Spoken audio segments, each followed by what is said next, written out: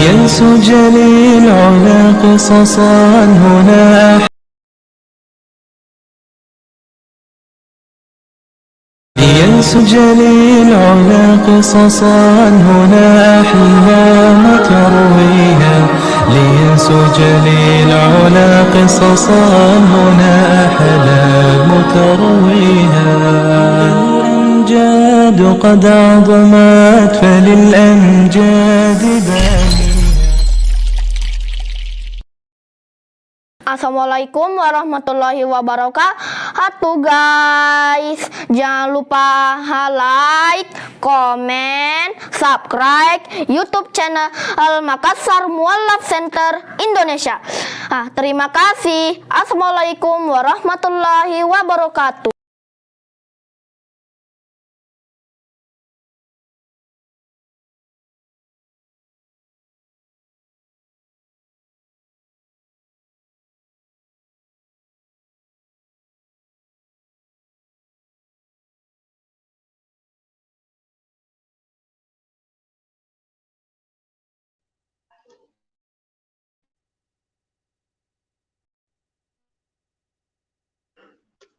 Oke, bismillahirrahmanirrahim. Assalamualaikum warahmatullahi wabarakatuh. Kembali lagi di The Arena edisi Kamis 20 Januari 2022. Tema kita pada malam hari ini adalah siapakah Nabi palsu itu? Baik, untuk di The Arena pada malam hari ini tentu saja seperti biasanya kita akan ada dua narasumber inti kita, yaitu ada Ketua Umum Makassar Mualaf Center Indonesia, yaitu gurunda kita Zulkifli M. Abbas, dan tentunya ada juga Ustadz Alwan. Baik, sebelum kita mulai The Arena pada hari ini, saya ingin mengingatkan kepada para pemirsa sekalian untuk jangan lupa di subscribe YouTube channel Makassar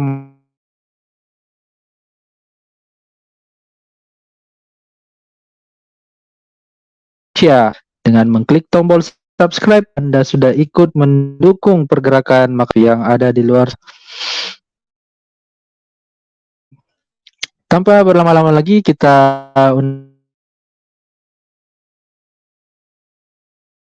nomor kita ada Zulkifli.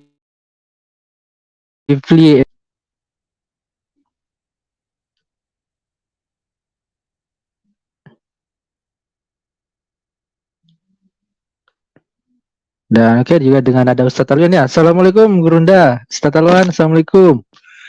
Waalaikumsalam warahmatullahi wabarakatuh. Masya Allah.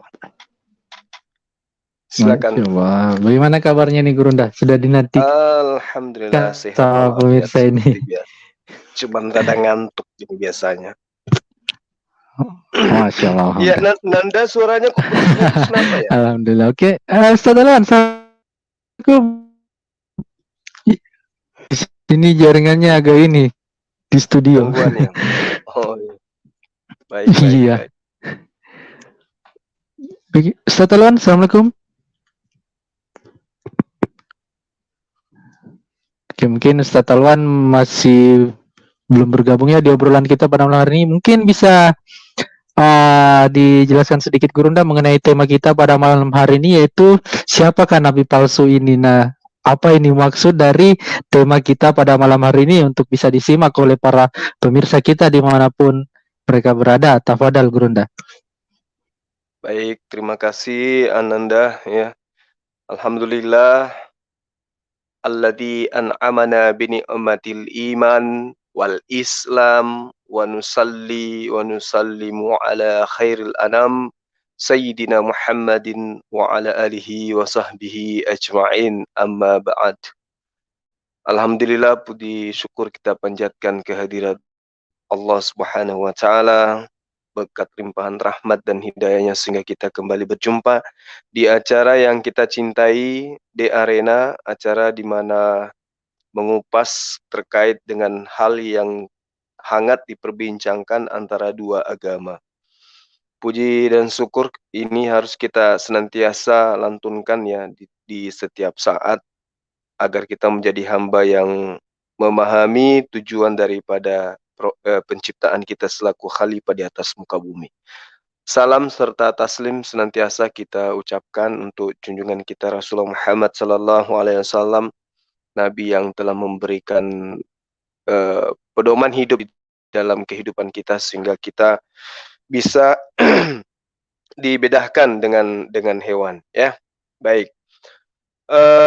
Tema kita kali ini adalah membahas tentang siapakah nabi palsu yang sering-sering dibicarakan antara Islam dan Kristen. Saya mengawalinya dengan sebuah ayat di dalam Al-Qur'anul Karim. A'udzubillahi minasyaitonirrajim. Bismillahirrahmanirrahim. Ma kana Muhammadun aba ahadin min rijalikum walakin Rasulullah wa khataman nabiyyin wa kana Allahu bikulli syai'in alima. Masya Allah, jadi Al-Quranul Karim itu dengan nyata mengatakan bahwa Muhammad itu bukanlah bapak dari seseorang di antara kita, tetapi beliau Rasulullah Muhammad SAW dinyatakan oleh Al-Quran adalah utusan Allah dan penutup para nabi. Dan Allah mengetahui segala sesuatu. Artinya bahwa Al-Quran itu sendiri menerangkan bahwa Rasulullah Muhammad SAW itu adalah seorang Rasul dan juga merupakan penutup para nabi. Nah, kalau kita melihat dari Al-Quranul Karim, itu sudah sangat nyata bahwa Rasulullah Muhammad SAW itu adalah Nabiullah. Nah, nanti kita akan mengulas ya kajian selanjutnya terkait dengan benarkah beliau ini adalah seorang nabi dengan menjadikan kitabnya Teman Kristen sebagai bahan penilaian terhadap baginda Rasulullah Muhammad SAW. Begitu juga sebaliknya, kita jadikan Al-Quranul Karim ini sebagai wadah ya atau materi atau bahan untuk menilai siapakah nabi palsu yang kemudian memplesetkan semua ajaran para nabi, di mana ajaran para nabi terdahulu itu mengajarkan menyembah hanya kepada Allah.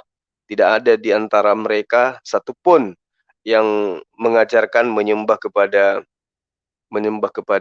makhluk berupa manusia, meskipun status manusia itu adalah seorang Mesias, seorang nabi atau seorang rasul.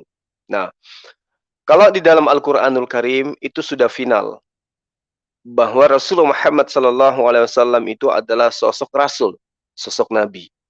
Jadi Al-Quran menceritakan kerasulan beliau, Al-Quran menceritakan kenabian beliau. Allah dalam hal ini ya sang pemilik kalam menerangkan bahwa Rasulullah Muhammad SAW itu adalah sosok rasul dan sosok khatan nabiyyin, penutup para nabi. Artinya ini sudah klop Al-Quran dan Rasulullah, Rasul dan Al-Quran, Rasul dan umat Islam, Rasulullah dan juga Al-Quran itu sendiri.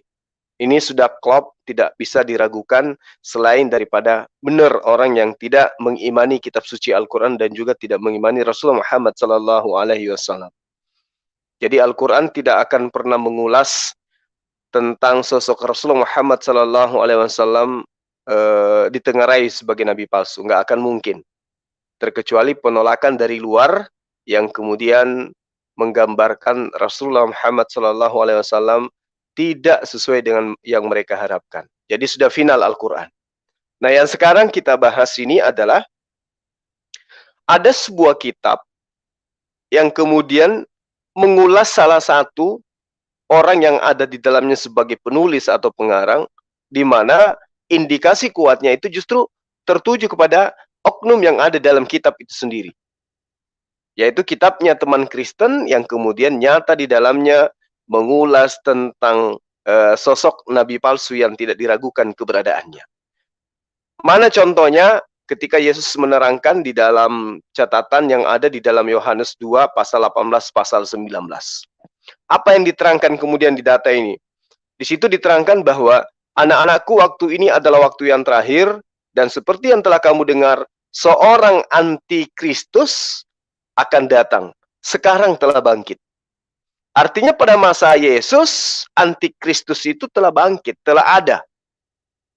Lalu kemudian Yesus mengatakan, banyak antikristus, itulah tandanya bahwa waktu ini benar-benar waktu yang terakhir. Nah, di pasal 19 di Yohanes 1 Yohanes 2 ini diterangkan, memang antikristus ini berasal dari antara kita. Tuh, berarti ada oknum yang berasal dari tengah-tengah Yesus yang merupakan antikristus yang adalah nabi palsu. Kata Yesus, memang mereka berasal dari antara kita. Tetapi mereka tidak sungguh-sungguh termasuk pada kita. Sebab jika mereka sungguh-sungguh termasuk pada kita, niscaya mereka tetap bersama-sama dengan kita. Tetapi hal itu terjadi supaya menjadi nyata bahwa tidak semua mereka sungguh-sungguh termasuk kita.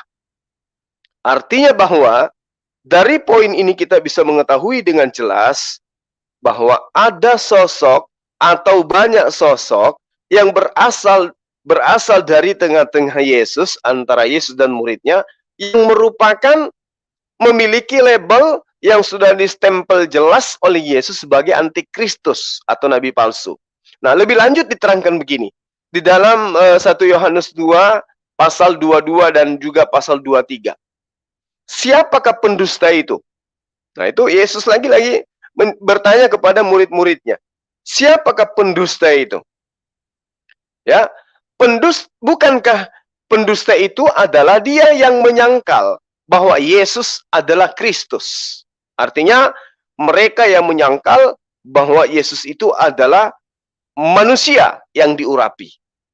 Dia itulah antikristus, yaitu dia yang menyangkal baik Bapa maupun anak. Artinya menyangkal bahwa Bapa itu satu-satunya Tuhan yang benar, dan menyangkal bahwa anak itu adalah benar-benar utusan Allah 100%.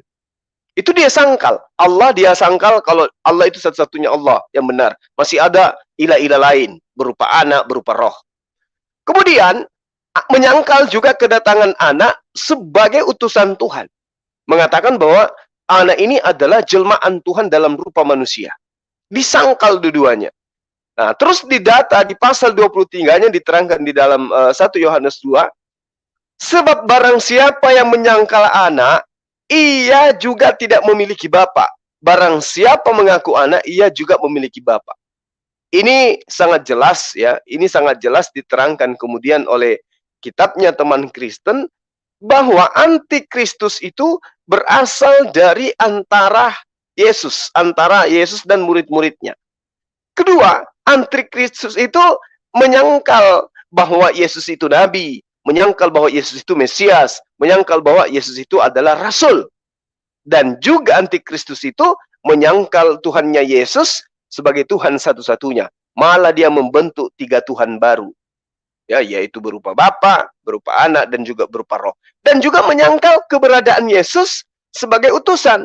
Bahkan dia mengatakan Yesus itu adalah Bapa itu sendiri yang nuzul menjadi manusia. Jadi sudah nyata di sini siapa nabi palsu yang kemudian dinyatakan oleh Yesus dalam nubuatan kepada teman-temannya atau kepada muridnya, bahwa antikristus itu memang berasal dari kita, tapi dia tidak sungguh-sungguh berasal dari kita. Ya, itu satu poin. Nanti poin-poin selanjutnya akan kita uraikan siapa kemudian yang dinubuatkan menjadi serigala dan apa serigala ini. Ini juga perlu dibahas, apa serigala ini. Ya, saya harus mengupas ini lebih detail lagi supaya kita lebih paham, supaya kita ngerti gitu loh. Kenapa kemudian ada pernyataan Yesus, ya, waspadalah kepada serigala-serigala yang menyamar domba. Kenapa ada ungkapan ini? Domba ini apa? Serigala ini apa? Ya, saya kira begitu untuk sementara. Teman-teman yang mungkin sedikit mau belajar tentang kristologi, ambil pulpen, ambil catatan, nanti kita akan urai apa itu serigala, siapa nabi palsu itu, dan bagaimana kemudian tipikal serigala yang nyamar menjadi domba. Demikian untuk sementara, saya kembalikan kepada Ananda. Silakan. Baik, terima kasih Gurunda atas penjelasannya tadi. Mungkin dari Ustadz Alwan ada tambahan, silakan Ustadz. Ya, bismillahirrahmanirrahim. Assalamualaikum warahmatullahi wabarakatuh. Assalamualaikum buat Gurunda dan admin sama Persatuan Islam Channel ya. Sebelumnya saya ingin mengajak netizen untuk sama-sama mendoakan ya penasehat kita, ayah kita yang sementara ini masih terbaring lemah, masih dalam keadaan yang diberikan ujian oleh Allah Subhanahu wa taala. Kita berdoa semoga setiap ujian sakit ini bisa bernilai pahala di sisi Allah. Jadi tidaklah ujian yang menimpa kita itu kemudian kita bersabar, pastilah kita akan mendapatkan ganjaran yang baik di sisi Allah. Itulah indahnya menjadi seorang mukmin atau seorang muslim, seluruhnya baik. Jadi dalam keadaan yang ditimpa musibah, maka ketika dia bersabar dia mendapat pahala, dan ketika dia mendapatkan nikmat juga dia bersyukur. Jadi seluruhnya baik. Ya, kita doakan semoga beliau lekas sembuh, beliau lekas sehat dan kembali bisa mengayomi kita lagi ya, semuanya. Nah, terkait dengan judul saya tidak bisa tambahkan banyak karena kita nanti akan mendengarkan pemaparan dari gurunda kita, pemaparan soal siapa sih sebenarnya nabi yang dibuatkan palsu lah, kira-kira seperti itu. Kalau saya yang bisa tambahkan sedikit adalah bahwasanya memang kalau kita lihat jumlah daripada yang dikanon, yang dikanonisasi dari Biblos itu, kita lihat porsi yang besar justru dimiliki oleh Paulus. Menarik bagi saya karena waktu saya coba menggali informasi kenapa sih sebenarnya di antara sekian banyak konsep atau list yang dibuat oleh bapak-bapak gereja soal siapa dan yang mana yang harus dijadikan sebagai kanon atau kitab suci, scripture, maka mereka jatuhnya kepada yang punya Athanasius. Sementara bapak-bapak gereja yang lain yang saya tidak bisa sebutkan karena setiap bapak gereja punya versi Biblos tersendiri, itu tidak dipakai ya semata-mata karena Athanasius ini berhasil memperoleh kedudukan dari Konstantin ya. Yang lebih lanjut kita pelajari, oh ternyata si Athanasius ini punya standar baku dalam menentukan mana yang masuk sebagai kanon, mana yang tidak masuk sebagai kanon. Yang masuk sebagai kanon ini diberikan standar khusus, katanya haruslah semua kitab suci yang menjadi kanon itu harus berkesesuaian dengan ajaran Paulus atau ajaran Saulus dari Tarsus. Nah inilah yang kemudian nanti akan kita gali informasi ini sembari juga mungkin apa yang dijabarkan Bang Zuma. Nah, kalau misalkan standarnya itu harus yang menjadi kanon atau scripture itu adalah berkesesuaian dengan ajaran Paulus, maka kita tidak mungkin heran bagaimana bisa tulisan-tulisan Paulus itu mendapatkan porsi dan ruang yang lebih besar di dalam Biblos itu sendiri. 27 kitab perjanjian baru, tulisan Paulus itu sangat kalau bisa kita katakan mendominasi, ya. Makanya kita akan dapati doktrin-doktrin yang sama sekali nggak diajarkan di dalam gospel, ya, Luke, Mark, John, ya, dan Matius, Lukas, Markus, dan Yohanes itu tidak ada ajaran-ajaran seperti itu.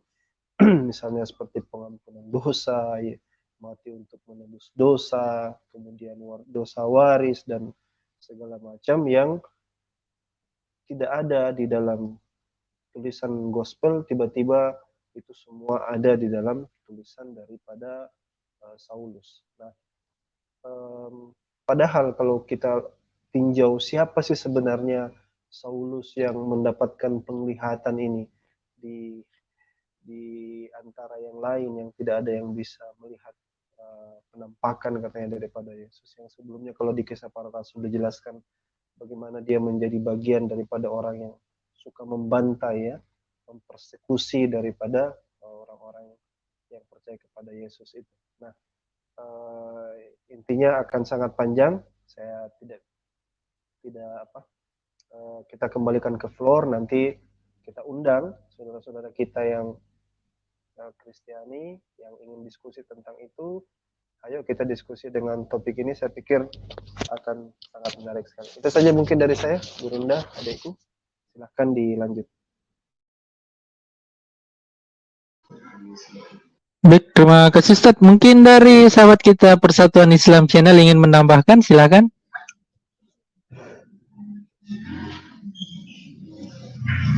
Ya. Assalamualaikum buat Gurunda Zuma, ada Ustadz Alwan, dan buat admin ya. Ya, saya juga bingung mau nambahin apa karena sudah panjang. Waalaikumsalam warahmatullahi wabarakatuh.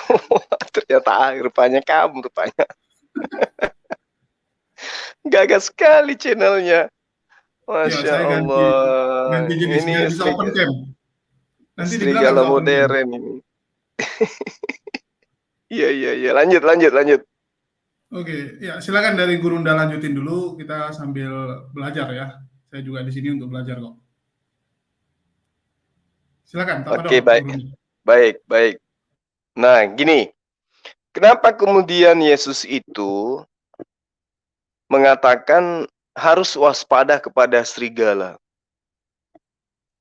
Kenapa enggak bilangnya waspada kepada kepada harimau, waspada kepada buaya, waspada kepada anjing dan seterusnya. Tapi dia malah bilangnya serigala. Kenapa rupanya? Ternyata serigala di sini adalah binatang yang gemar kemudian itu membuat sesuatu yang tidak baik nampak seperti baik gitu loh. Jadi selain dia buas, dia juga jahat, dia juga kejam, sadis, licik, rakus, ya. Dan ternyata binatang ini, serigala ini memang lihai, pintar dalam hal menyamar. Nah, lalu kenapa kemudian Yesus menyebut domba? Ternyata domba itu identik dengan Bani Israel. Identik dengan keturunan Yakub, domba itu. Jadi kalau berbicara mengenai domba, berarti berbicara mengenai keturunan daripada Yakub atau Ishak. Nah, artinya Yesus mewanti-wanti kepada muridnya si domba-domba ini supaya berhati-hati terhadap yang bukan domba, tapi menyamar seperti domba. Yang bukan domba menyamar seperti domba ini ternyata serigala, itu loh. Makanya diterangkan di dalam data yang saya bacakan tadi, 1 Yohanes 2 pasal 18 pasal 19, serigala itu memang berasal dari antara kita, gitu loh. Jadi serigala ini memang berasal dari kalangan Bani Israel, tapi tidak sungguh-sungguh termasuk daripada pengikut Yesus. Sehingga kesempatan itu kemudian dijadikan sebagai momentum untuk nyamar sebagai pengikut Yesus. Seperti yang saya terangkan tadi, ya, antikristus sang pendusta ini itu menyangkal terhadap Yesus. Yesus datang mengajarkan dirinya nabi. Yesus datang mengajarkan dirinya adalah utusan Allah. Segala aspek yang diperlihatkan oleh Yesus kepada Bani Israel, cakupannya secara menyeluruh, endingnya adalah mengajarkan Bani Israel kalau dia itu adalah utusan Tuhan. Tetapi sang serigala ini merubahnya menjadi Tuhan itu sendiri. Nah, ini yang perlu dipahami. Jadi istilah serigala nyamar domba itu cakupannya ya pengikut Yesus yang kemudian di tengah-tengahnya ada yang menyamar, yang merusak tatanan daripada ajaran Yesus. Kemudian yang kedua, serigala ini dia menyangkal keberadaan sang Bapa. Di mana sang Bapa ini kalau di dalam konsep kita adalah pencipta alam semesta. Dialah yang memiliki kodrat ilahi yang kemudian tidak memiliki kodrat makhluk. Nah, dialah sang Bapa ini. Tapi kemudian lagi-lagi disangkal. Diajarkan bahwa bukan Bapa satu-satunya Tuhan. Masih ada Tuhan lain berupa anak, berupa roh. Disangkal bahwa Bapa itu bisa menjelma menjadi makhluk. Padahal data sebelumnya di kitabnya Bani Israel, ya, sang Elohim atau Yod-Heh-Vav yang mereka sebut dengan sebutan pencipta alam semesta, itu tidak akan pernah bisa berubah wujud menjadi apapun. Tetapi sang antikristus ini memoles, merubahnya dengan mengatakan bahwa Yesus yang disalibkan itu telah dijadikan Tuhan oleh Allah. Nah, ini celakanya orang-orang yang tidak menggunakan akal di dalam memahami konsep yang diajarkan kemudian oleh Yesus, sehingga dia mukul rata. Dianggapnya bahwa yang mereka imani ini adalah benar ajaran Yesus yang datang kepada mereka. Nah, sangat penting untuk kita ketahui bahwa kenapa kemudian Yesus itu membawa kata serigala dan kemudian dikaitkan dengan domba. Menggunakan perumpamaan serigala yang lentinya berbulu domba. Ya. Artinya bahwa ketika Yesus menobatkan sang pembuat kejahatan dengan serigala, nyata bahwa perbuatan sang penjahat ini itu nantinya memperlihatkan sisi kepura-puraan. Jadi dia pura-pura baik, pura-pura bertaubat, serta ngaku-ngaku sebagai domba, ngaku-ngaku sebagai pengikut Yesus. Orang jahat ini begitu. Padahal kata Yesus, dialah antikristus. Dan hatinya lebih jahat daripada iblis yang kemudian pernah mencobai Yesus. Kalau kemudian kita jauh lebih mau memahami hal ini, ya saya sangat saya lebih mengutamakan kemudian di dalam menjabarkan hal ini agar teman-teman itu mengutamakan analisa data di dalam kitabnya teman-teman Kristen. Orang luar bangsanya Yesus memaksanya Yesus dengan terang ya memaksa mereka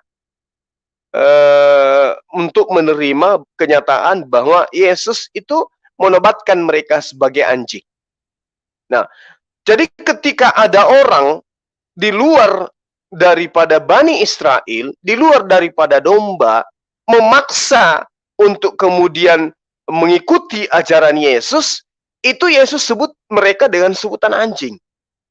Jadi kalau ada orang non-Yahudi yang memaksakan dirinya untuk menjadi pengikut Yesus pada masa itu, pada masa Yesus masih hidup di dunia, maka Yesus menobatkan orang-orang itu sebagai anjing.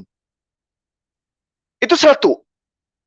Kedua, kalau orang yang mau mengikuti ajarannya saja, tidak mau merusak ajarannya, cuman ikut kepada ajarannya, tapi dia bukan Yahudi disebut sebagai anjing, maka apatah lagi orang-orang yang bukan Yahudi yang mau mengikuti, memaksakan dirinya sebagai pengikut, tapi pada dasarnya ajarannya tidak berdasar terhadap pengajaran Yesus.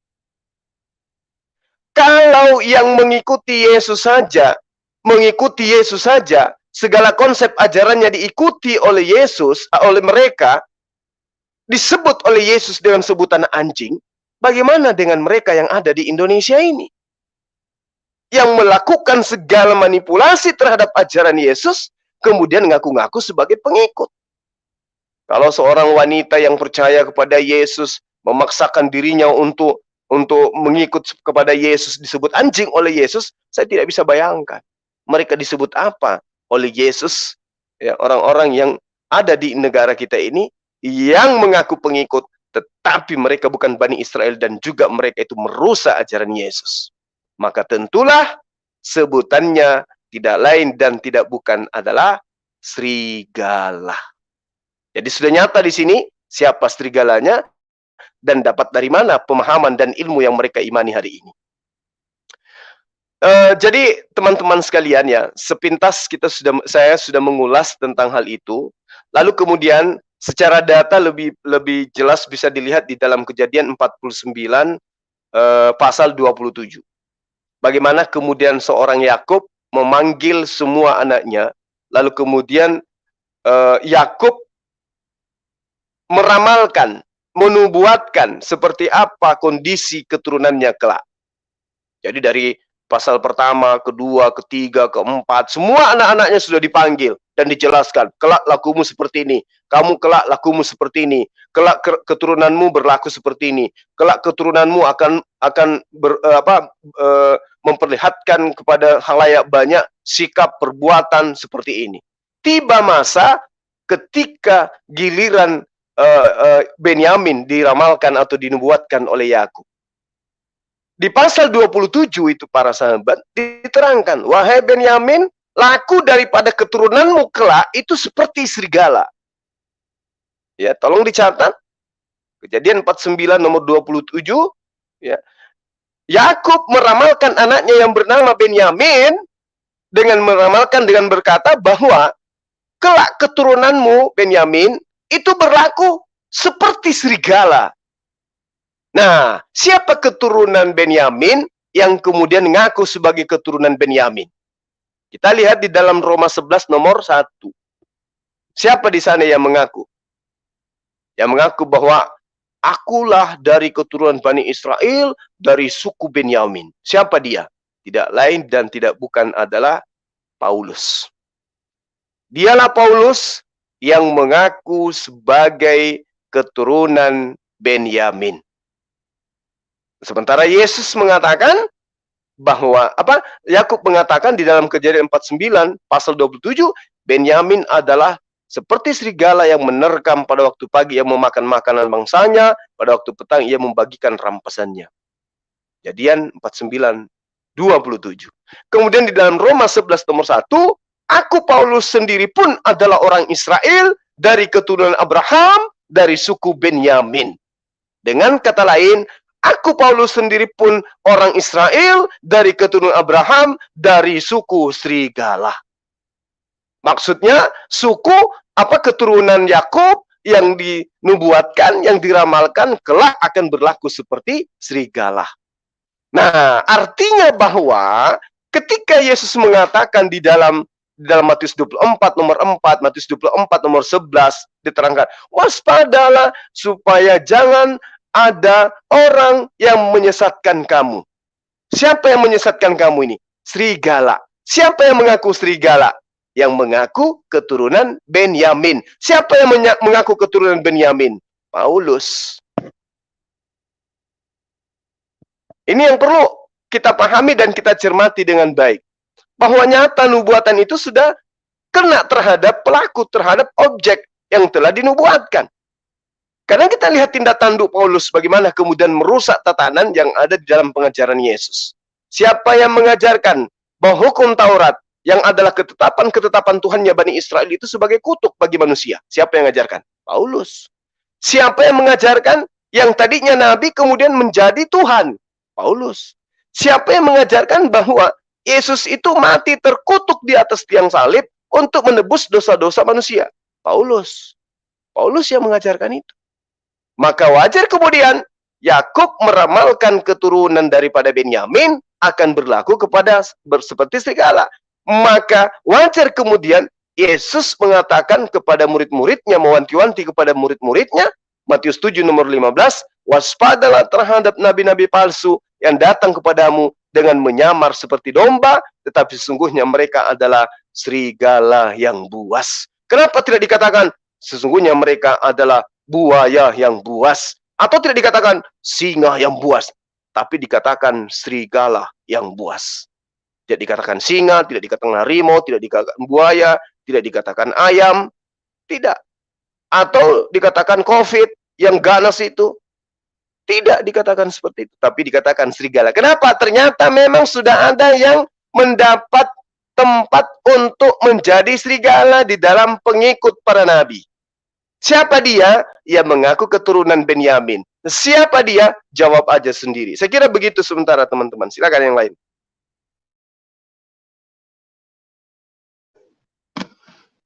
Baik, mungkin pemateri kita malam hari ini ingin menambahkan pernyataan dari Gurunda tadi sebelum admin undang. Ada penanya kita ya.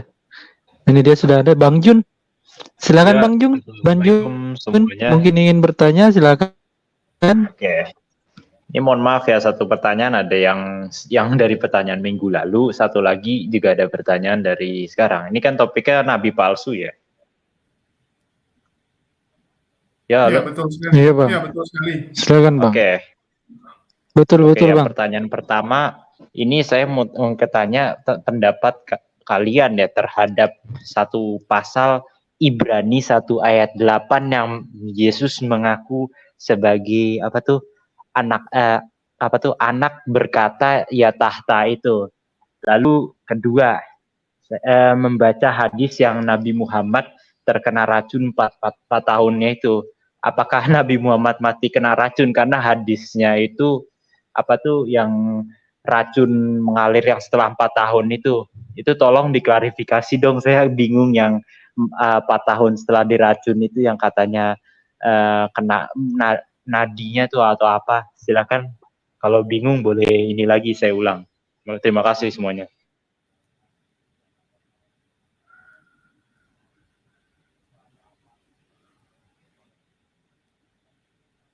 Oke, silakan. Baik, Nanda, silakan. siapa Mungkin diarahkan? Gurunda. Mungkin Ya. Ustaz Talon barangkali Atau Ustaz mau Alwan jawab. mungkin. Ustaz Alwan. Silakan Ustaz.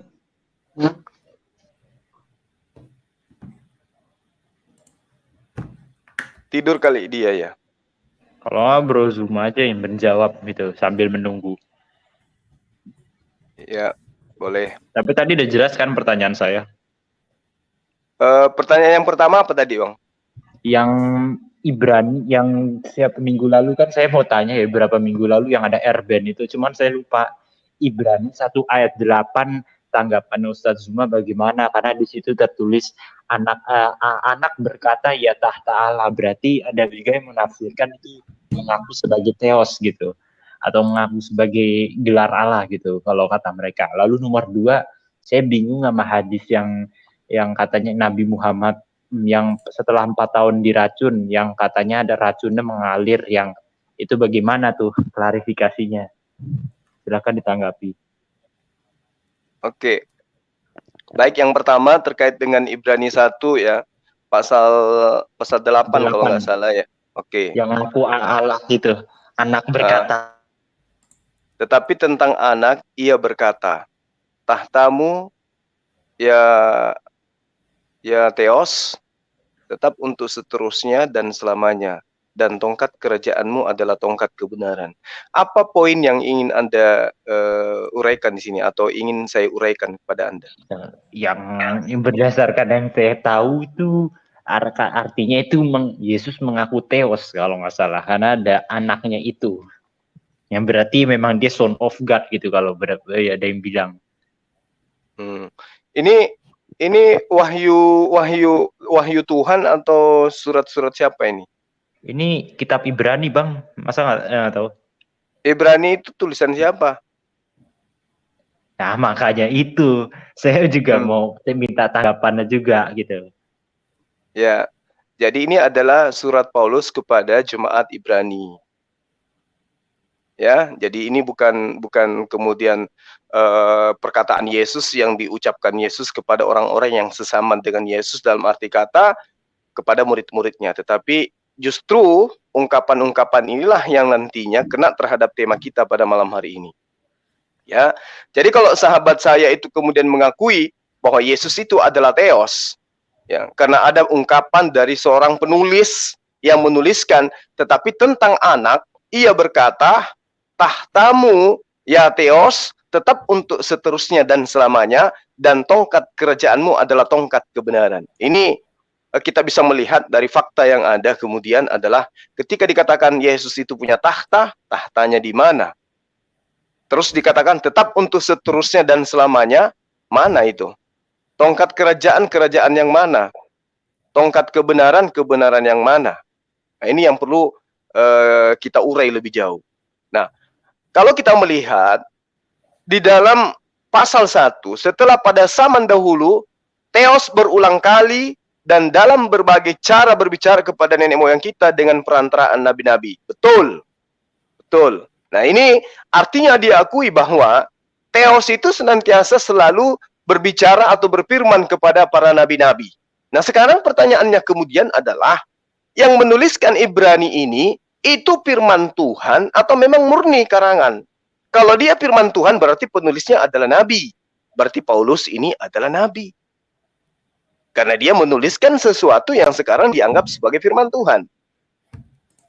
Berarti Anda harus tidak mau, suka ataupun tidak, Paulus itu adalah nabi. Karena dia menuliskan sebuah tulisan yang kemudian mengatasnamakan Tuhan. Kecuali kita ingin mengatakan bahwa ini adalah tulisan orang biasa, kemudian menuliskan apa yang diinginkan dia tulis sebagai orang bodoh yang ingin berkarya, ya, yang ingin bermegah, kemudian dianggap sebagai firman Tuhan oleh orang belakangan. Saya kira jelas di sini ya. Tetapi tentang anak ia berkata, tahtamu ya Theos tetap untuk seterusnya dan selamanya, dan tongkat kerajaanmu adalah tongkat kebenaran. Kalau sang anak kemudian mengatakan tentang Tuhan, yaitu yang disembah, yang mengutus dia, ini sudah benar. Tapi kalau yang dirujuk kepada Yesus itu sendiri, saya rasa keliru besar. Karena Yesus tidak memiliki kerajaan. Oke, kemudian terkait dengan apa tadi? Hadits apa yang kemudian sahabat saya tadi itu ungkap tentang tahun setelah diracun itu, yang kena nadi itu, yang sempat itu. Ini saya bingung tuh maksudnya apa gitu. Oh, yang ya. Sama Aisyah itu. Saya lupa nama hadisnya, tapi cuman ingat sekilas saja. Nah, itu silakan. Baik. Terkait dengan apa yang kemudian menjadi tulisan dari situs FFVI ya, mereka menuliskan bahwa Rasulullah Muhammad SAW itu nabi palsu, terbukti dia mati diracun.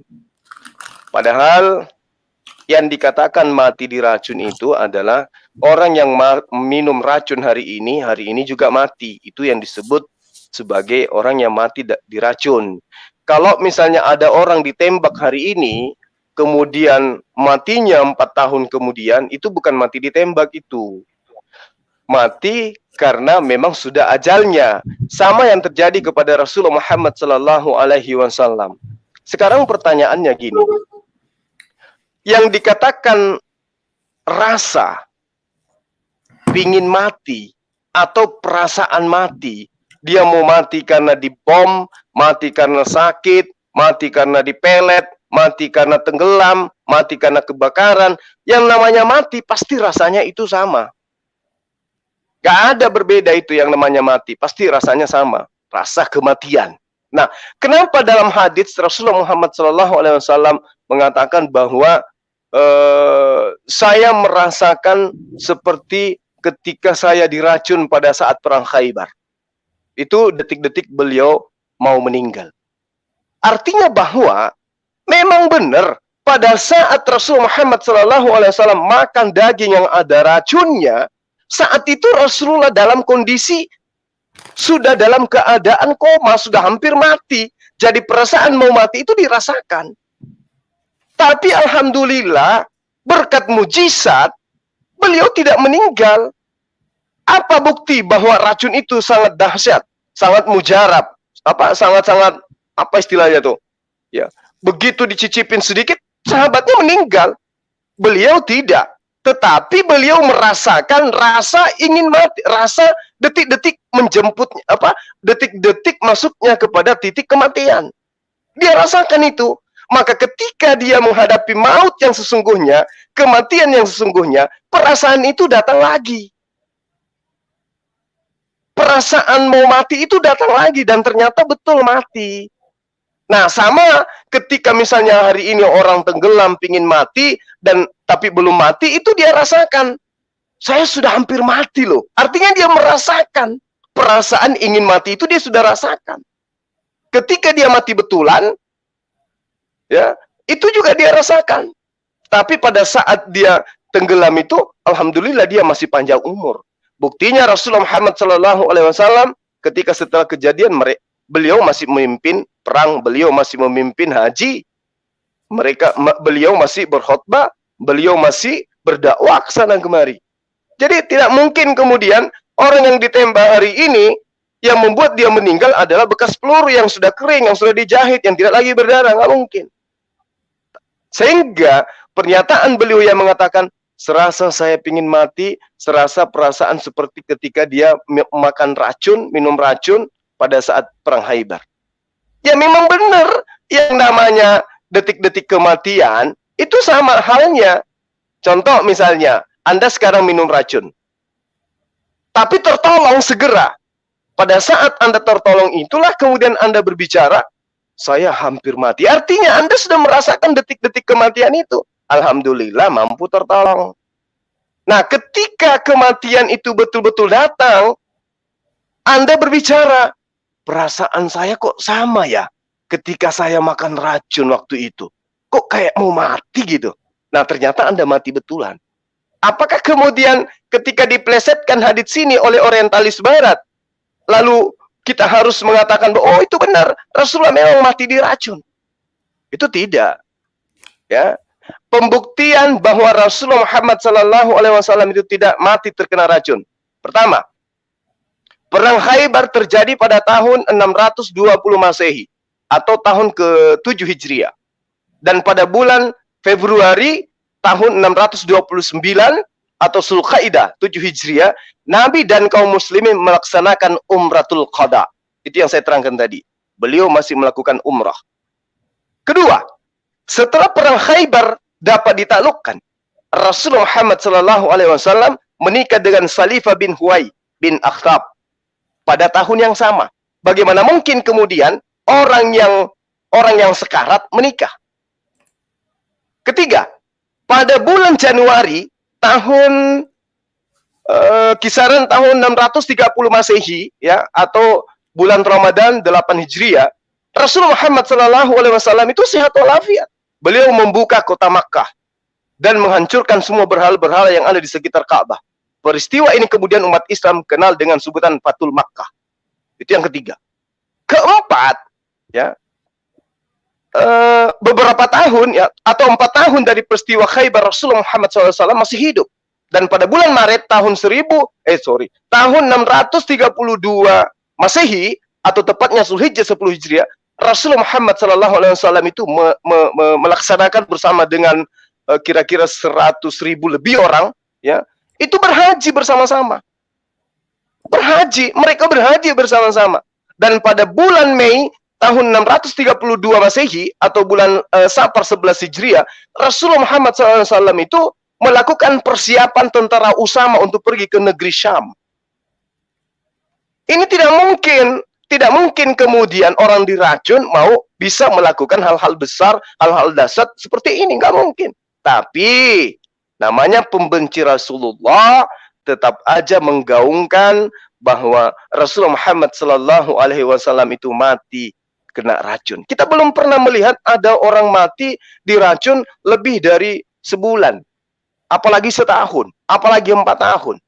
Ya, karena kenapa? Racun itu punya rasa, punya masa gitu loh. Dan yang dikatakan racun yang sangat-sangat kuat, ya, itu tidak akan mungkin tubuh kita itu mampu seperti cyanida misalnya. Tidak mungkin tubuh kita ini mampu untuk menahan racun itu. Tidak mungkin. Makanya di dalam kitab Anda disebutkan orang percaya itu minum racun pun tidak apa-apa. Kenapa racun dijadikan identik? Karena racun itu memang membunuh sifatnya. Tapi Rasulullah Muhammad SAW makan dan masuk ke dalam tubuhnya, alhamdulillah beliau tidak meninggal. Tapi sahabatnya di sampingnya meninggal saat itu juga. Beliau tidak. Inilah mukjizatnya. Ya, inilah mukjizatnya. Jadi tuduhan bahwa Rasulullah Muhammad SAW meninggal akibat diracun itu salah total itu. Itu plesetan hadits yang mana itu sengaja diurai, sengaja digaungkan supaya kepercayaan umat Islam terhadap Rasulullah Muhammad SAW itu pudar. Namun alhamdulillah umat Islam ya itu memahami tentang risalah kenabian, mereka tahu tentang sirah nabawiyah, bagaimana kemudian Rasulullah Muhammad SAW menjalani hari demi hari di dalam berdakwah mengajarkan Islam. Jadi bahasa saya cemen kalau hadis-hadis kayak begini yang dijadikan sebagai acuan. Hadis-hadis yang sudah dipotong-potong kemudian disambung-sambungkan antara satu hadis dengan hadis yang lain, kemudian di dalamnya ada 2 perawi. Saya kira begitu. Mungkin ada tambahan dari Adinda Alwan. Silakan. Oke. Mungkin saya tambah dulu ya. Oh ya, silakan. Kita tahu ya, kalau orang-orang saat terakhir itu, saat mau sakratul maut, itu biasanya ingatan dia itu flashback-nya cepat sekali dan memorinya itu bekerja.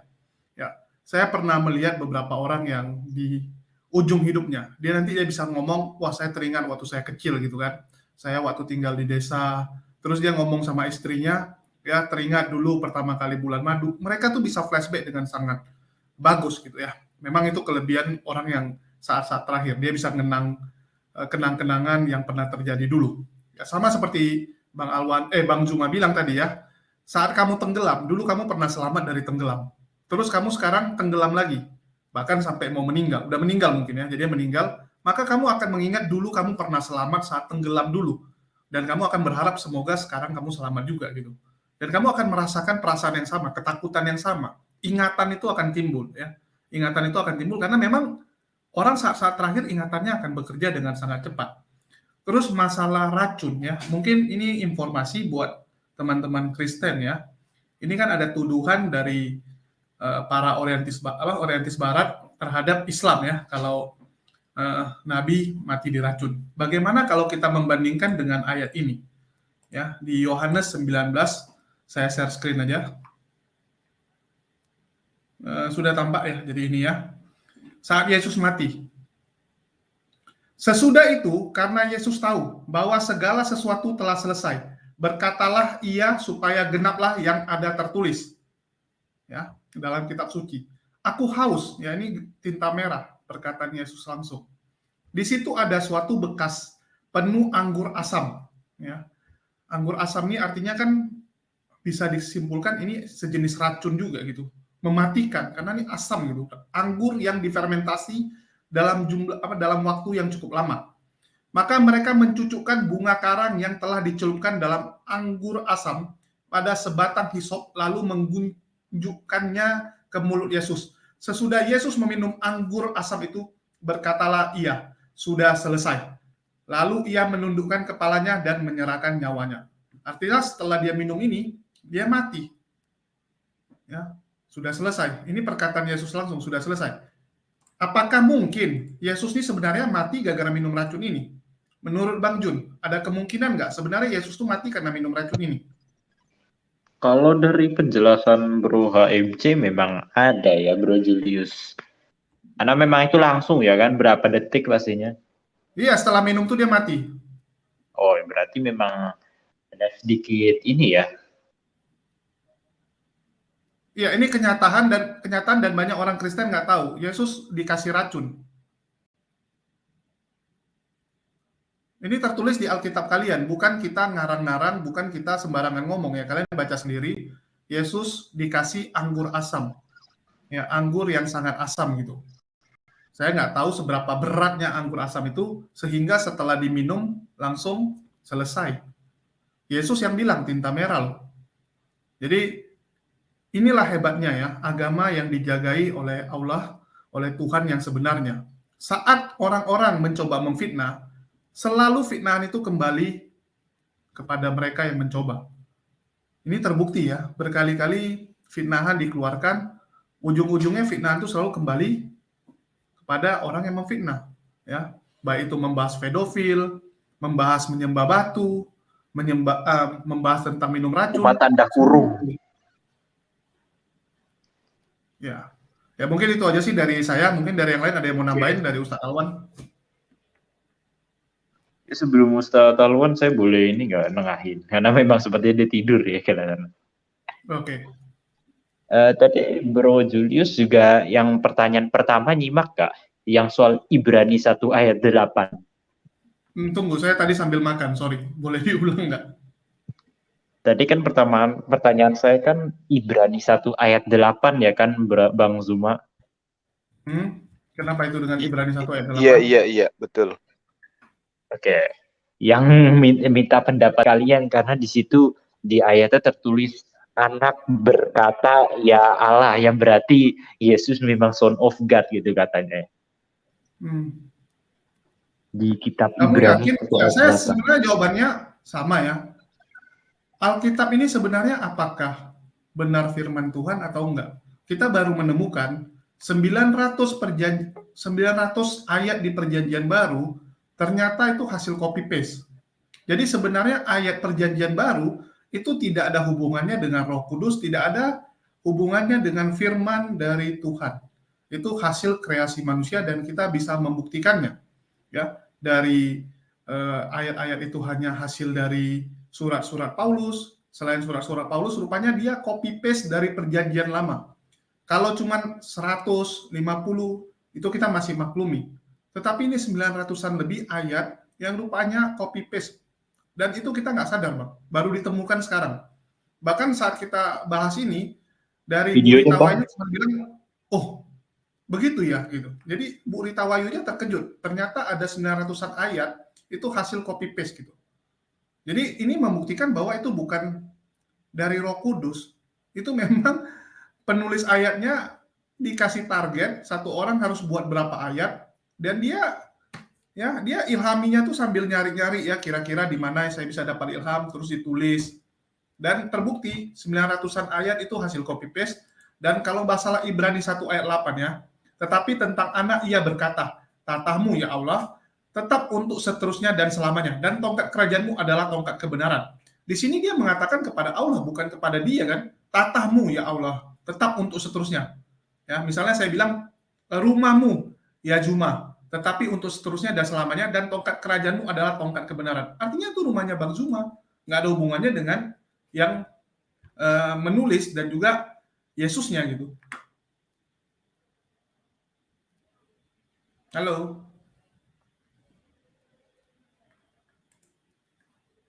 Ya, jadi jelas sekali ya. Jadi nggak ada hubungannya dengan Yesus. Jadi di mana hubungannya dengan Yesus itu Tuhan gitu. Halo. Ya, dengar, masih nyimak. Oke.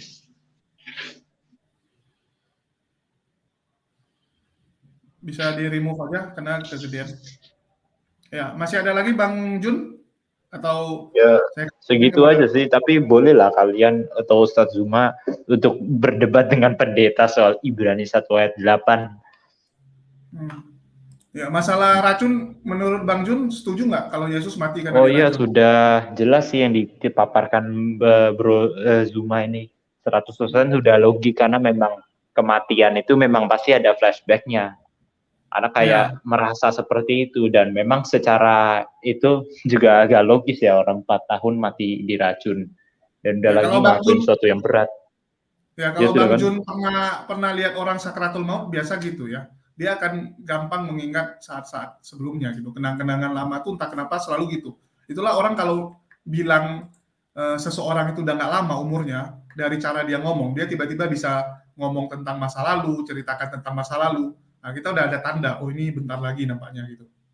Bahkan begini ya, sebentar Bro Julius, untuk saya ini.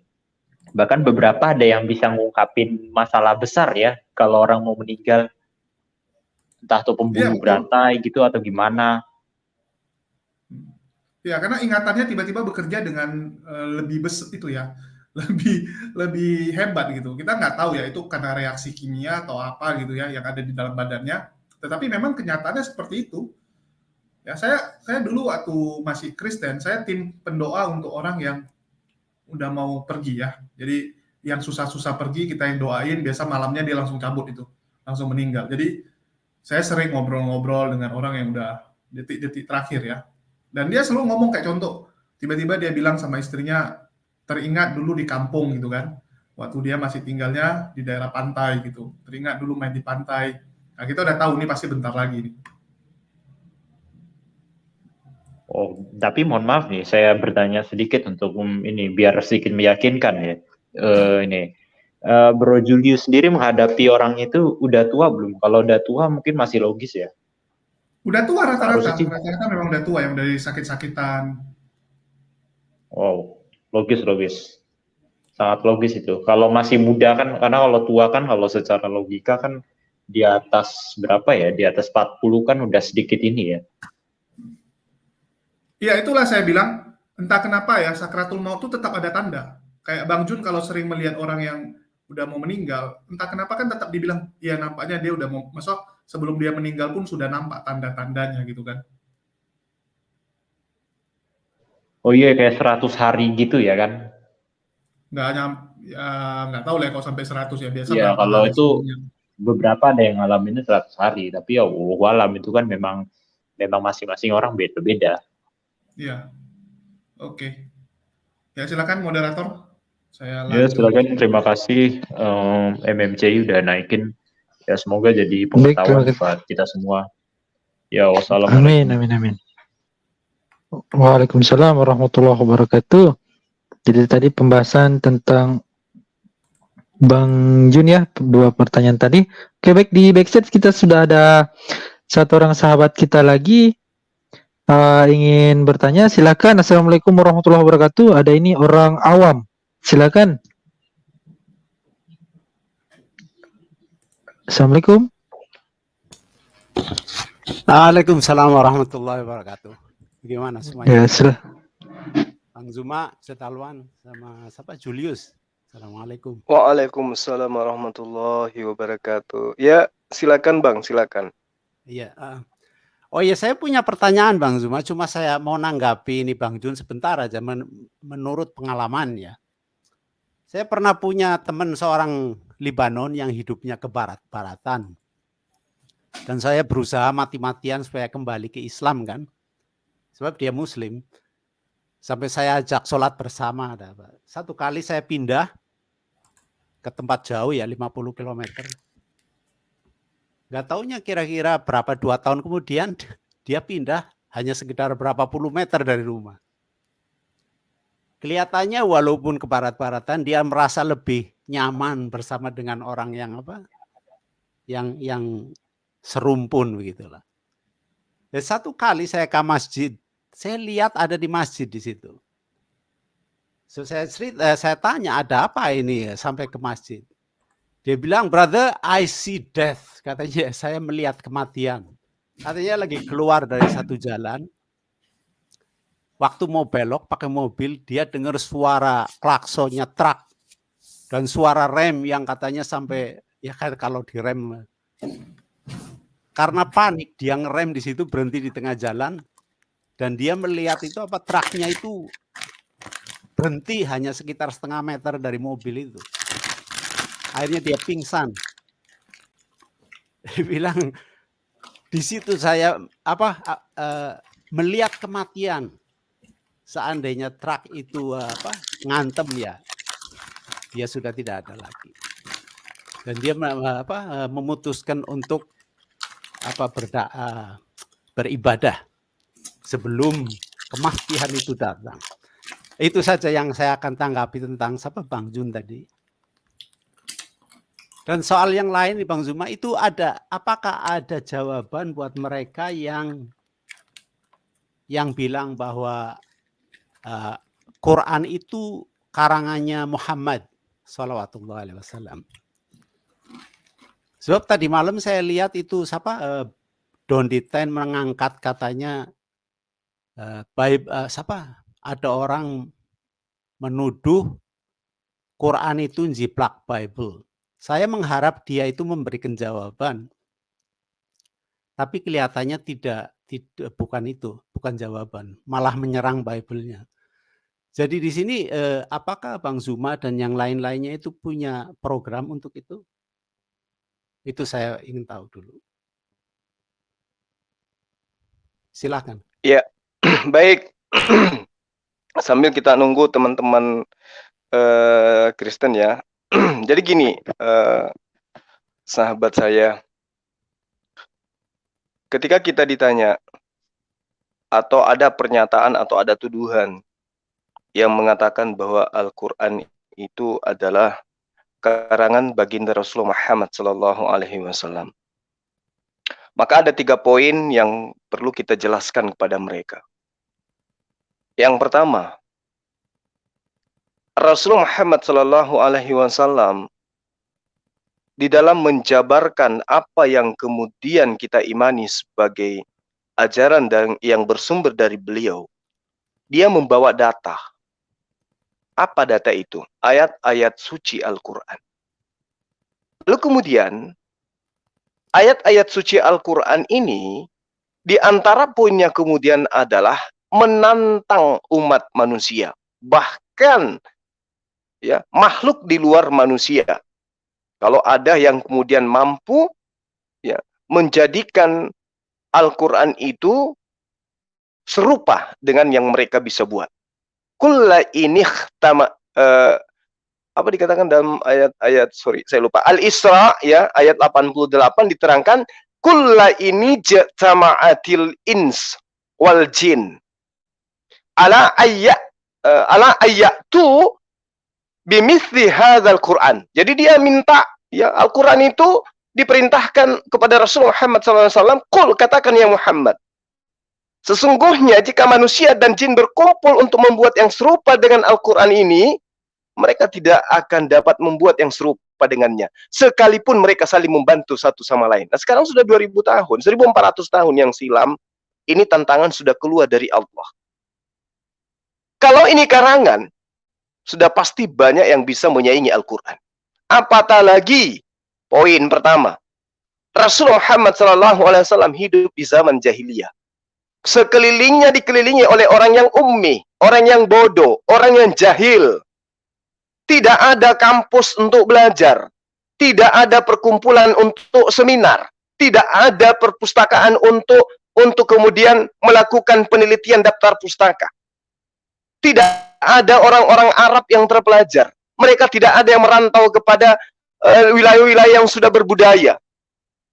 Lalu bagaimana mungkin kemudian sosok Rasul Muhammad SAW seorang diri mampu mencipta sebuah karya yang sangat luar biasa, di mana poin per poin baru diurai oleh ilmuwan yang notabene-nya hidup di zaman digital. Mereka berpendidikan, mereka kuliah, bahkan sampai level profesor, baru menemukan sesuatu yang kemudian sudah terdata di dalam pengajaran Rasul Muhammad SAW 1400 tahun silam. Apakah ini karangan? Apa iya ini karangan? Sedangkan kitabnya mereka ya dituliskan 40 orang kurang lebih menurut pemahaman mereka, dituliskan kurang lebih 1700 tahun lamanya, direvisi, masih juga nampak kekurangan. Dikatakanlah singa makan jerami, makan rumput dan seterusnya. banyak hal yang kemudian ya menggilakan logika ketika kita kaji. Padahal mereka sudah melakukan muktamar, sudah melakukan seminar, bahkan konsili-konsili mereka lakukan berkali-kali untuk menentukan sebuah data di dalam kitab mereka. Nyatanya kecolongan juga. Buktinya terubah-ubah, satu sama lain saling bertentangan. Al-Quran hanya datang dari seseorang bernama Rasulullah Muhammad SAW, bukan orang terpelajar, dan dia hidup bukan pada lingkungan yang sudah populer dalam segi keilmuan. Satu, ini pembuktian sederhananya. Allah menantang itu. Kedua, Allah setelah menantang kepada manusia dan jin untuk membuat semisal Al-Quran, dan ternyata tantangannya itu tidak terjawab, Allah menurunkan level tantangannya itu. Yang tadinya satu kitab Al-Quran, Allah menurunkan menjadi 10 surah saja. Kalau tadi tidak ada yang mampu menjawab tantangan Allah satu kitab, Allah turunkan levelnya 10 surah. Di dalam Al-Quran diterangkan ya, maka datangkanlah 10 surah seumpamanya dan panggillah orang-orang yang kamu sanggup selain Allah. Coba. Jadi disuruh berkumpul semua profesor, semua cendekiawan, semua ilmuwan untuk membuat 10 surah semisal Al-Quran. Tapi tidak mampu. Lagi-lagi tidak mampu. Lalu kemudian setelah itu, Allah menantang satu kitab, silakan Anda buat, wahai jin dan manusia, berkumpullah kalian, bersatulah kalian, untuk melawan apa yang diwahyukan kepada Rasul Muhammad SAW. Tidak ada yang mampu. Kemudian diturunkan tantangannya, 10 surah. Tidak ada juga yang mampu.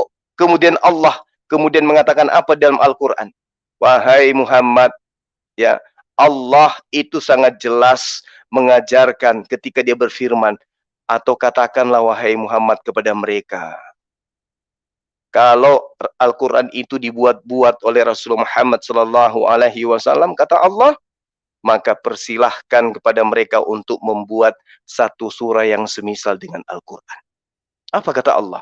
Am yakulu naftara kul fa'tu bi suratim mithli wad'u man istata'tum min dunillah in kuntum sadiqin. Jika kamu orang-orang benar, kata Allah, maka ajaklah siapapun di antara kamu orang yang mampu membuat satu surah sama seperti yang Allah berikan kepada Rasulullah Muhammad SAW. Satu surah.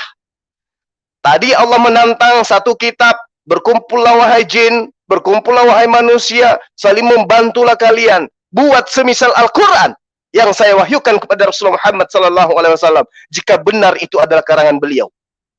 Setelah gugur tantangan ini, setelah tantangan ini tidak bisa digugurkan, Allah menurunkan levelnya, buat 10 surah. Gugur lagi mereka yang ditantang, Allah kembali mengatakan, am yaqulu naftara kul fa'tu bi suratin mithlih wad'u man istata'tum min dunillah in kuntum shadiqin. Silakan buat satu surah. Dan apakah sudah ada yang bisa membuktikan? 1400 tahun ada yang mampu kemudian menjawab tantangan Allah yang datang dari sebuah kitab yang diwahyukan kepada Rasulullah Muhammad SAW. Subhanallah. Tidak ada manusia di atas muka bumi ini yang mampu kemudian membuat itu. Inilah bukti terlalu ejakulasi dini mereka yang menuduh bahwa Rasulullah Muhammad SAW adalah pengarang Al-Quranul Karim.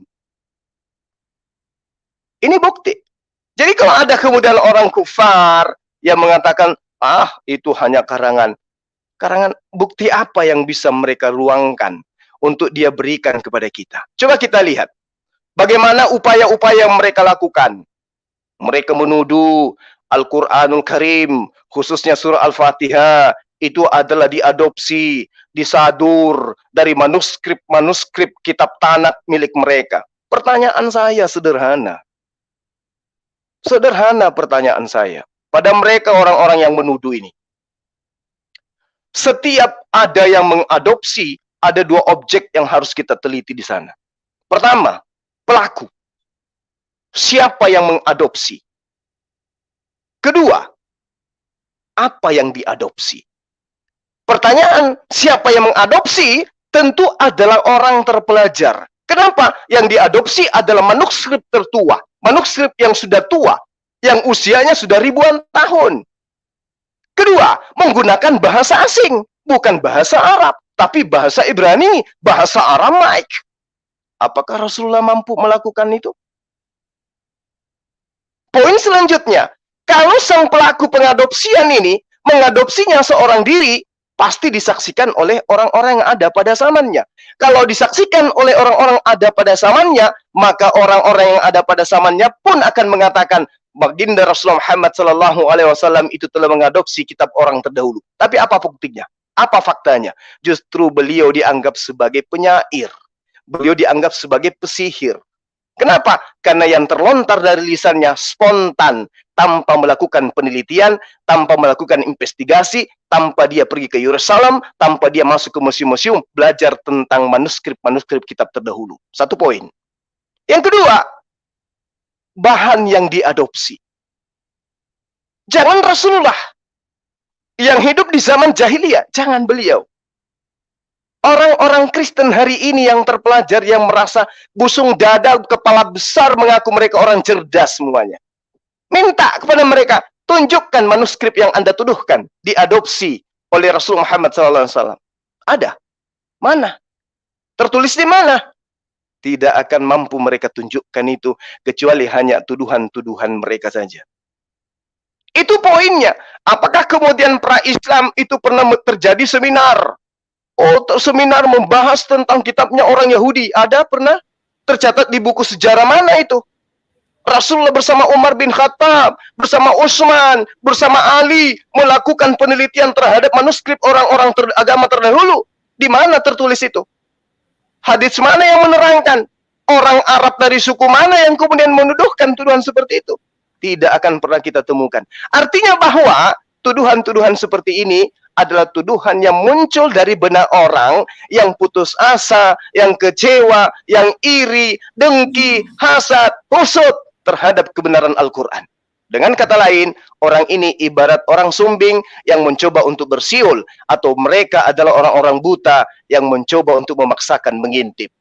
Yang ada adalah mustahil mereka bisa menemukan kebenaran. Dan mustahil mereka akan menemukan kesalahan terhadap Al-Quran. Demikian sementara.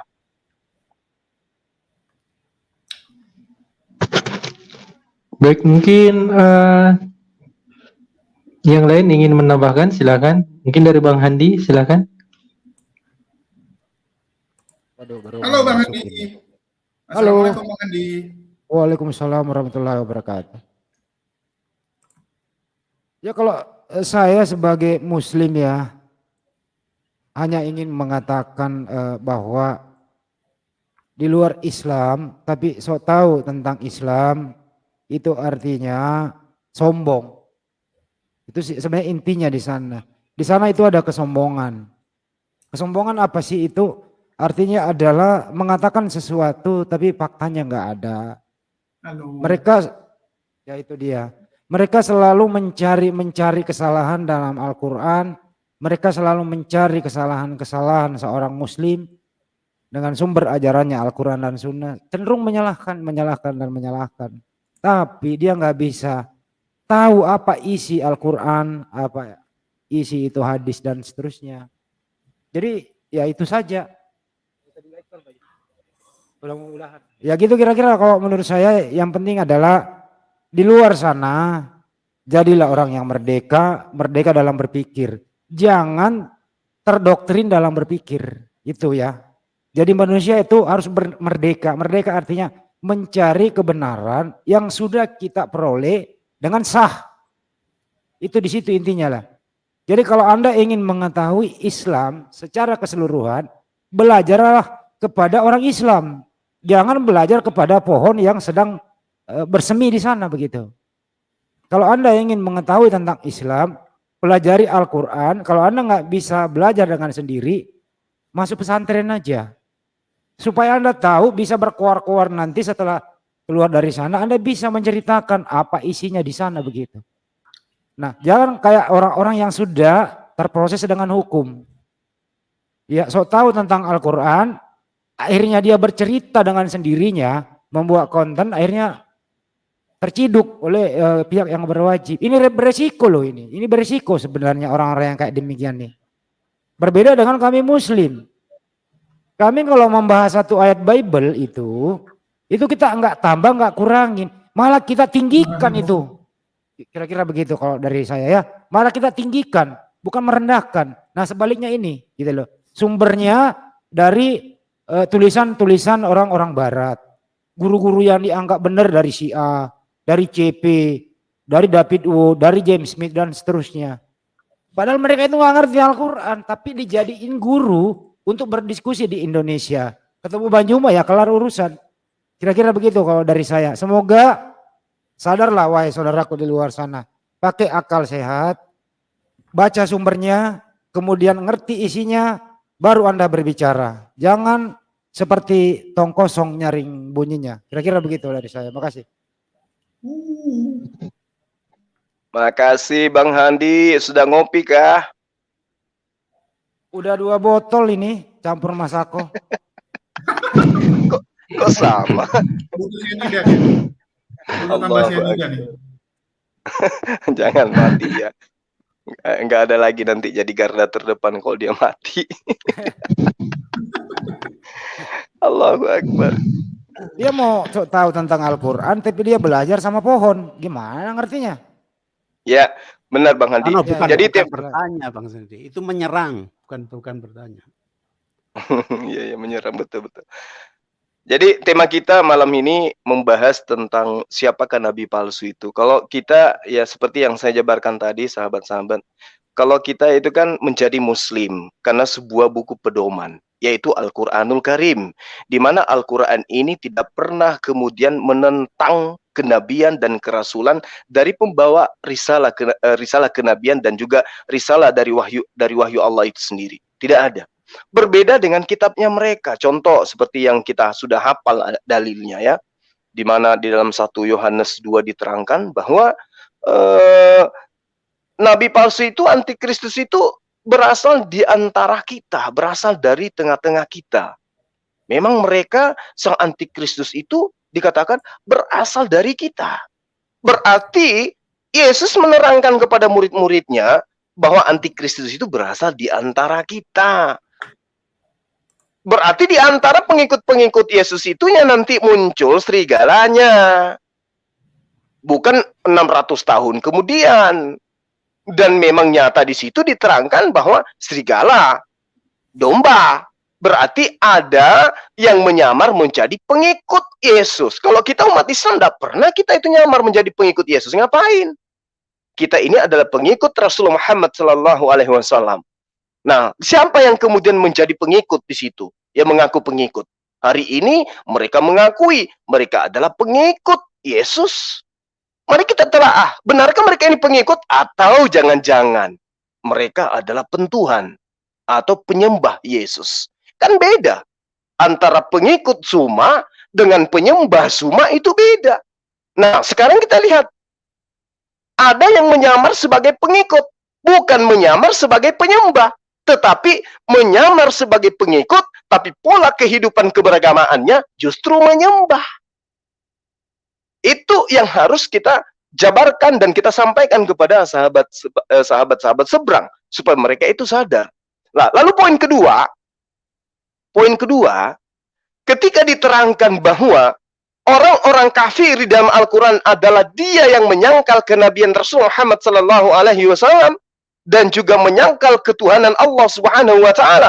Mereka disebut kafir, maka Yesus menyebutnya orang-orang ini sebagai orang antikristus atau sekaligus mereka disebut sebagai penyesat. Nah, di data yang ada di dalam kitab mereka tenteng setiap saat tapi mereka nggak paham isinya. 1 Yohanes 2 pasal 22 pasal 23 terang benderang dijelaskan di situ. Siapakah pendusta itu?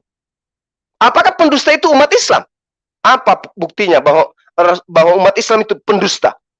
Oh, dia katakan di dalam data itu, bukankah dia yang menyangkal adalah pendusta? Menyangkal siapa? Menyangkal Yesus adalah Kristus. Sejak kapan umat Islam menyangkal kalau Yesus itu adalah Nabiullah? Sejak kapan umat Islam menyangkal kalau Yesus itu adalah bukan Rasul untuk Bani Israel? Islam mana yang menyangkal itu? No, tidak ada umat Islam yang menyangkal kenabian dan kerasulan daripada Yesus. Dalam arti kata, sosok nabi yang diutus kepada Bani Israel. Tidak ada umat Islam yang menyangkal itu. Berarti umat Islam terbebas dari nubuatan yang Yesus ucapkan di tengah-tengah Bani Israel. Poin selanjutnya dikatakan begini. Mereka atau dia, si antikristus itu adalah satu, menyangkal Bapa. Siapa Bapa? Bapa adalah esensi yang mengutus Yesus. Kok disangkal? Apakah orang-orang Kristen itu nyangkal? Buktinya dia mengakui Bapa itu Tuhan. Betul. Tetapi apa yang diajarkan oleh Bapa kepada Bani Israel? Saya ambil istilah Bapa karena kita berbicara mengenai kitab mereka. Apa yang Bapa ajarkan kepada Bani Israel? Bapa mengajarkan, engkaulah saksi-saksiku. Tidak ada Tuhan yang dibentuk sebelum aku, dan tidak ada Tuhan yang dibentuk setelahku. Mereka kemudian menyangkal itu. Apa buktinya? Mereka membentuk Tuhan dalam bentukan manusia. Terbukti kan? Terbukti. Berarti mereka menyangkal Bapa. Umat Islam menyangkal enggak? Bahwa yang mengutus Yesus itu adalah satu-satunya Tuhan? Tidak. Umat Islam memahami dan mengimani tidak ada Tuhan selain Tuhan yang telah mengutus Yesus. Kedua, antikristus itu adalah menyangkal anak. Apakah sahabat Kristen hari ini menyangkal bahwa Yesus itu adalah utusan Tuhan? Mulutnya mengatakan tidak, tapi faktanya dia menyembah Yesus. Artinya ketika mereka menyembah Yesus, dia sudah lari dari ajaran Yesus. Kenapa? Karena Yesus datang mengajarkan cukup menyembahnya kepada Allah. Ya mereka sebut dengan sebutan Bapa. Jangan menyembah kepada yang lain. Jangankan menyembah kepada Yesus. Yesus disebut baik aja, Yesus nggak mau. Apalagi menyembah. Berarti yang kena terhadap nubuatan dan perkataan Yesus bahwa antikristus jelas adalah tetangga kita. Mereka menyangkal Bapa satu-satunya Tuhan dan menyangkal anak yang hanyalah utusan Tuhan. Nah, itulah makanya saya katakan bahwa ini harus kita sampaikan kepada teman-teman yang masih awam tentang ajaran mereka, tapi hanya di doktrin dan di dogma, agar mereka terus bisa terselamatkan dari lingkaran doktrin dan dogma. Demikian sementara. Silakan yang lain.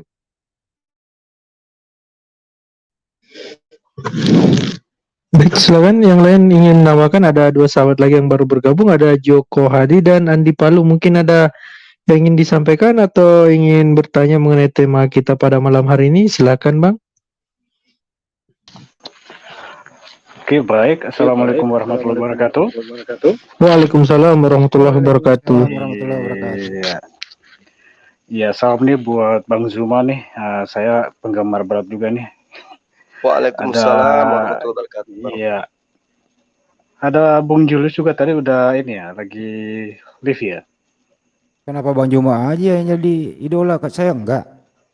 Idola juga, Bang. Ya, makanya baru-baru disinggung Handi Handi Selebes tadi saya udah ketawa di room sebelah gitu loh. Udah sakit perut. Iya. Ya, saya mau tanyakan dulu nih. Maunya mau. Iya. Ya, mau tanyakan. Ini topiknya tentang nabi. Nah, ini kan kalau nabi ya, kalau di Islam kan beda dengan di Kristen. Jadi apakah nanti kita bisa menyinggung tentang rasul di situ, rasul-rasulnya gitu loh yang di Kristen? Iya, justru ini ditanya ke saya atau ke Bang Handi? Bang Handi dulu, Bang Handi. Atau Bang Handi lah, atau Bang Zuma terserah. Maksudnya karena topiknya kan masalah nabi ya. Nah, karena aja deh ke murid saya aja. Jelas. Biar murid saya aja, jangan saya lah. Ini tentang rasul juga nggak yang di kekristenan gitu loh. Jadi gimana? Ya, bisa kita kaitkan ke sana nantinya. Oke, siap. Jadi sebentar lagi saya saya sementara mungkin untuk Mas Joko dulu ya. Oke, siap Mas Joko ya. Mas Joko. Gimana Mas Joko? Mungkin ingin bertanya? Ya, waalaikumsalam warahmatullahi wabarakatuh. Silakan Mas Joko. Ya, tadinya mau nanya, cuman topiknya masalah itu mungkin nggak ada hubungannya, jadi saya nyimak aja.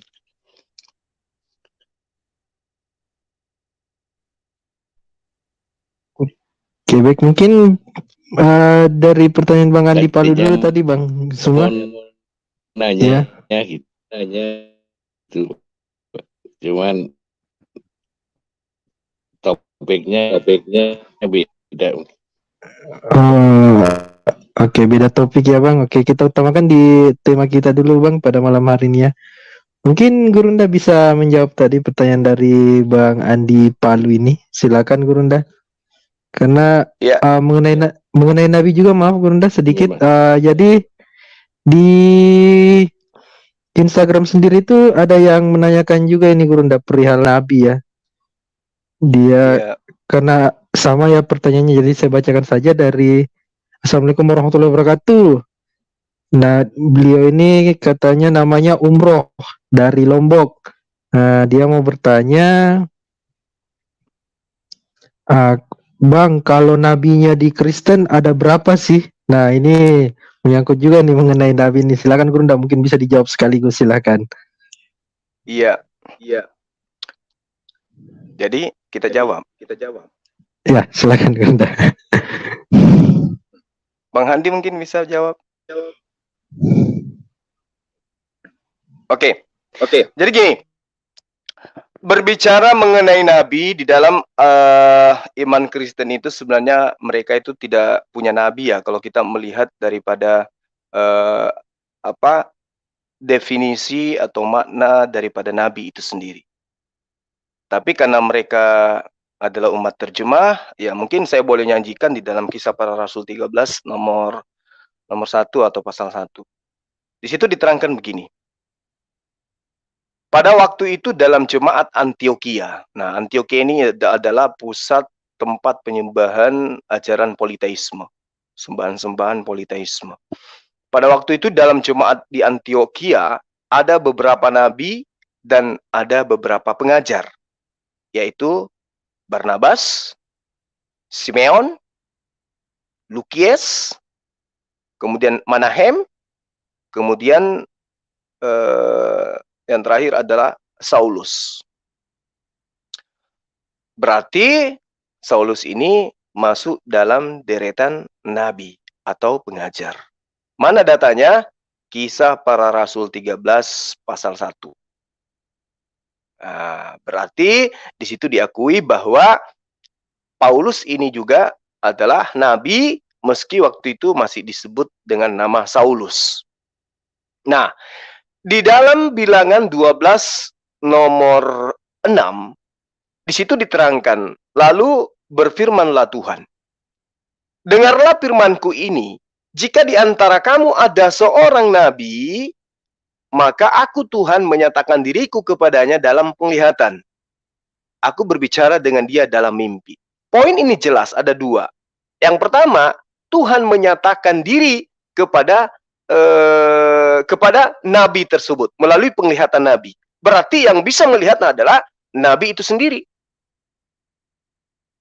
Bisa dipahami ya, bahwa ketika di dalam data ini kita jadikan sebagai sandaran untuk kemudian berbicara mengenai nabi, maka terang dikatakan bahwa mata seorang nabi lah yang melihat sosok ya yang datang kepada dia, apakah itu utusan Tuhan atau itu adalah wahyu dari Tuhan.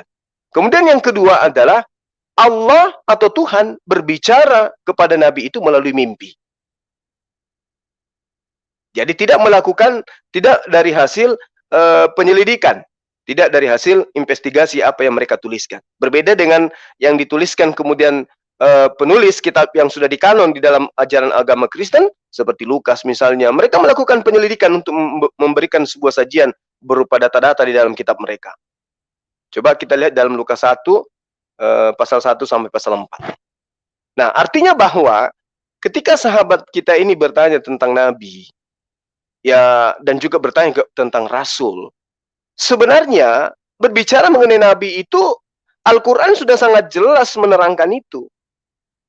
Bagaimana kemudian ketika terkait dengan tuduhan bahwa Rasulullah Muhammad SAW itu dikatakan mati karena diracun ya. Tadi ada yang mengatakan itu Rasulullah Muhammad SAW mati karena diracun. Itu justru pembuktiannya jelas. Dengan pertanyaan itu kita mampu membuktikan bahwa Rasulullah Muhammad SAW itu adalah nabi. Kita mampu membuktikan kepada sahabat kita bahwa justru karena tuduhan mereka Rasulullah Muhammad SAW itu mati karena diracun, ya, kita bisa mengulas itu berdasarkan data yang mereka gunakan dari tuduhan orientalis barat. Apa itu? Mereka mencoba untuk menyambung-nyambungkan hadits yang diriwayatkan oleh Siti Aisyah dengan Al-Quran surah Al-Haqqah. Sayangnya mereka tidak teliti pada saat mereka memberikan sebuah tuduhan. Mereka hanya mengambil ayat 42-nya. Mereka lupa bahwa umat Islam itu belajar sejak mereka itu mampu mengenal huruf Al-Quran sampai ke liang lahat. Jadi Islam itu belajar dari taman kanak-kanak sampai kepada taman makam pahlawan. Itulah umat Islam. Nah, mereka mengatakan bahwa Rasulullah Muhammad SAW itu adalah nabi palsu. Kenapa dia nabi palsu? Karena diterangkan di dalam Al-Quran bahwa walau taqawwala alaina ba'dal aqawil, dan sekiranya dia Muhammad mengada-ngadakan sebagian perkataan atas kami, ya, la akhazna minhu bil yamin, pasti kami pegang dia pada tangan kanannya. Lalu kemudian summa laqata'na minhul watin, kemudian kami potong pembuluh jantungnya. Nah, inilah yang mereka ambil ayat ini, kemudian mereka kaitkan dengan hadits yang menerangkan bahwa serasa mau mati laksana ketika saya minum racun pada saat perang Khaybar. Nah, ini yang mereka jadikan acuan. Padahal justru ini adalah bumerang bagi mereka. Kenapa? Al-Haqqah ini membuktikan bahwa Al-Quran itu justru Rasulullah Muhammad SAW itu adalah seorang nabi. Apa buktinya? Di situ diterangkan la ya'kulu illal khati'un. Tidak ada yang memakannya kecuali orang-orang yang berdosa. Fala uqsimu bima tubsirun, maka aku bersumpah demi apa yang kamu lihat. Wa ma la tubsirun, dan demi apa yang tidak kamu lihat. Allah bersumpah. Apa sumpahnya? Kemudian Allah menerangkan innahu laqaulu rasulin karim.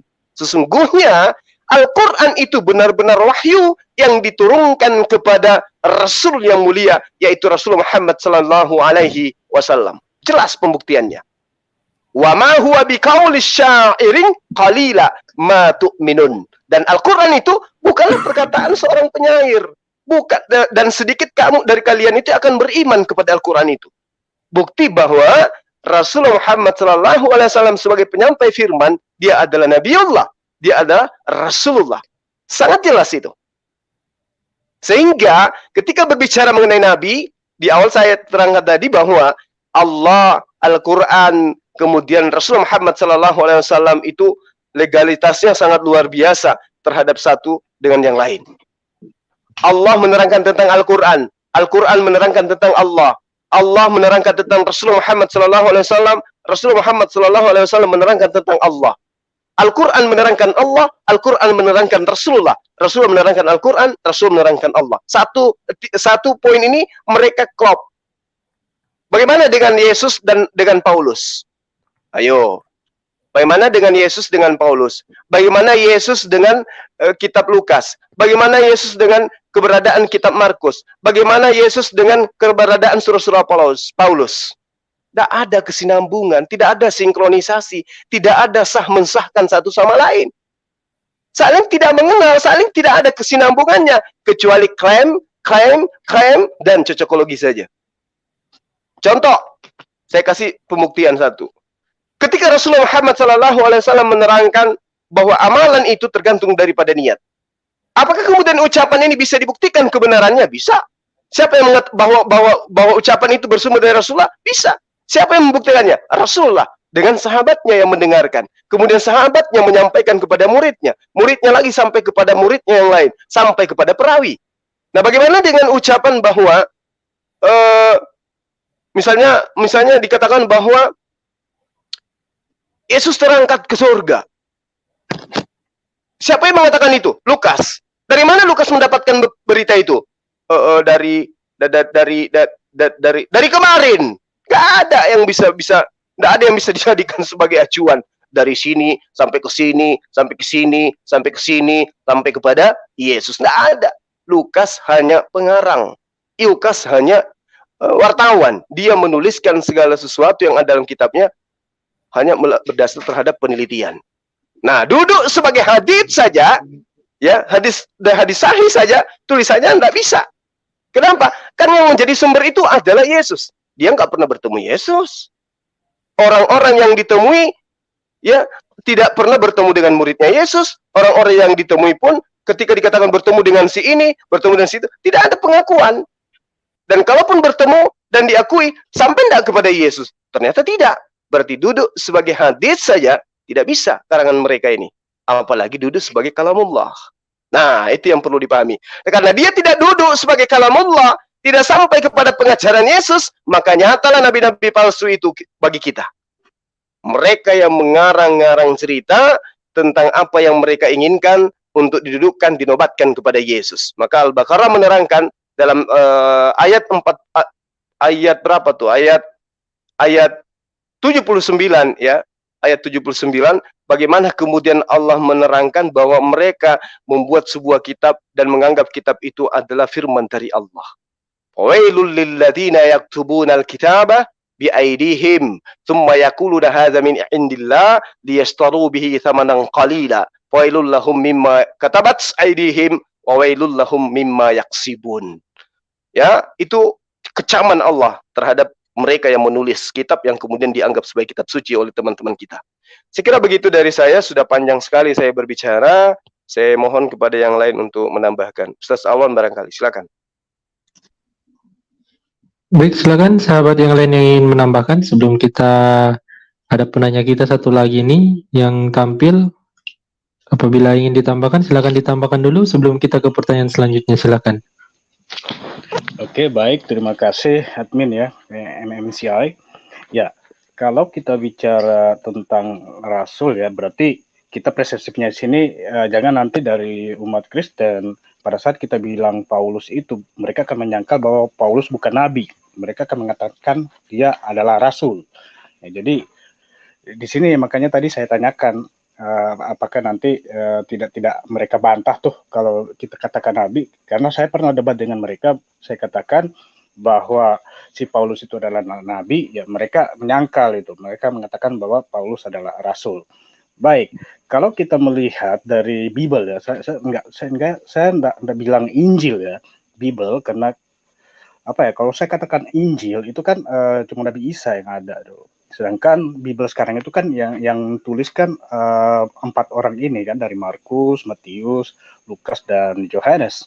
Nah, di sini kan kita lihat di antara para rasul ini sudah terjadi pertentangan, sudah saling mencurigai. Nah, kalau kita perhatikan di Bible ya, ada di 2 Yohanes. Bentar ya. My God. Oke, 2 Yohanes. Di Wahyu 2. Bukan 2 Yohanes, Wahyu 2, ya. Ayat 2 ya. Aku tahu segala pekerjaanmu, baik jerih payahmu maupun ketekunanmu. Aku tahu bahwa engkau tidak dapat sabar terhadap orang-orang jahat, bahwa engkau telah mencobai mereka menyebut dirinya rasul. Tetapi yang sebenarnya tidak demikian, bahwa engkau telah mendapati mereka pendusta. Nah, di sini saja Yesus ya, ini kan firman-Nya Yesus kepada Yohanes ya. Nah, di sini saja Yesus sudah meragukan itu loh. Mereka yang dikatakan para rasul itu adalah pendusta. Nah, ini mungkin harus dilihat juga oleh para umat Kristiani ya, bahwa rasul yang mereka percaya sekarang itu saja, Yesus sudah mengatakan dengan Yohanes bahwa kau dapatkan mereka adalah pendusta gitu loh. Nah, inilah yang membuat saya tidak pernah mengatakan bahwa Bible itu adalah Injil. Selalu saya katakan Bible karena itu adalah merupakan tulisan-tulisan oleh 4 orang ini, termasuk nantinya Saulus dengan surat-suratnya ke Roma ya. Nah, itulah. Mungkin cuma itu dulu saya tambahkan sedikit ya. Kalau ada sanggahan nanti mungkin dari umat Kristen juga ya silakan. Terima kasih banyak admin. Baik, terima kasih Bang Andi. Kita sudah ada sahabat lagi satu, Yoga Prastama. Silakan Bang Yoga, ingin bertanya silakan. Ya, assalamualaikum. Waalaikumsalam warahmatullahi wabarakatuh. Saya Yoga Prastama dari Banjarmasin, ingin bertanya ini sama Pak Ustadz Gurunda Zuma yang saya kagumi. Masya Allah, saya sangat mengagumi Ustadz Gurunda Zuma sehingga saya mengikuti terus gitu debat-debatnya. Saya dari kubu Islam ini. Saya ingin bertanya, kenapa sih di dalam Alkitab itu semua nama-nama nabinya itu beda dengan nabinya orang Islam gitu. Sedangkan di Islam saja kan umat Kristen itu menyebut nabi kita sebagai Tuhan. Bahkan dia sangat mengagung-agungkan sekali gitu kepada Nabi Isa. Dan dia dibenci oleh orang Israel, tapi dia tetap kayak gimana gitu sama orang-orang Israel. Dia tetap respect, tapi orang Israel saja nggak respect sama dia. Nah, saya minta penjelasannya dari Pak Gurunda Zuma gimana itu, Pak? Baik, jadi yang pertama terkait nabi ya. Iya. Sebenarnya apa yang saya uraikan tadi bahwa mereka sebenarnya itu tidak ngerti apa itu nabi. Jadi nabi itu kan jelas ya bagi umat Islam orang yang menerima wahyu dari Allah. Kan begitu. Nah, Iya. begitu juga di dalam perspektif iman orang Yahudi, praktisi orang Yahudi, praktisi Yudaism maksud saya. Nefi itu adalah orang yang mendapatkan tersingkapnya ilham dari Yothifafe atau mereka sebut dengan Hasem. Nah, kalau berbicara mengenai perbedaan antara Islam dengan orang Kristen, ya ini saya menguraikannya begini. Nabi-nabi yang ada di dalam pengajaran kitab mereka, nabi-nabi yang diimani kita sebagai seorang Muslim, itu tidak dianggap sebagai nabi oleh mereka. Mereka menganggapnya bahwa orang-orang yang dianggap nabi di umat Islam itu mereka anggap sebagai orang pendosa. Mereka katakan mereka itu bukan nabi, tapi mereka adalah raja. Kenapa? Karena mereka tidak ngerti apa itu nabi.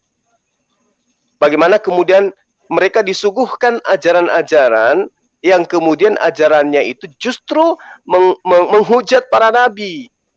Mereka mengatakan bahwa Daud itu adalah seorang raja, tapi bukan nabi.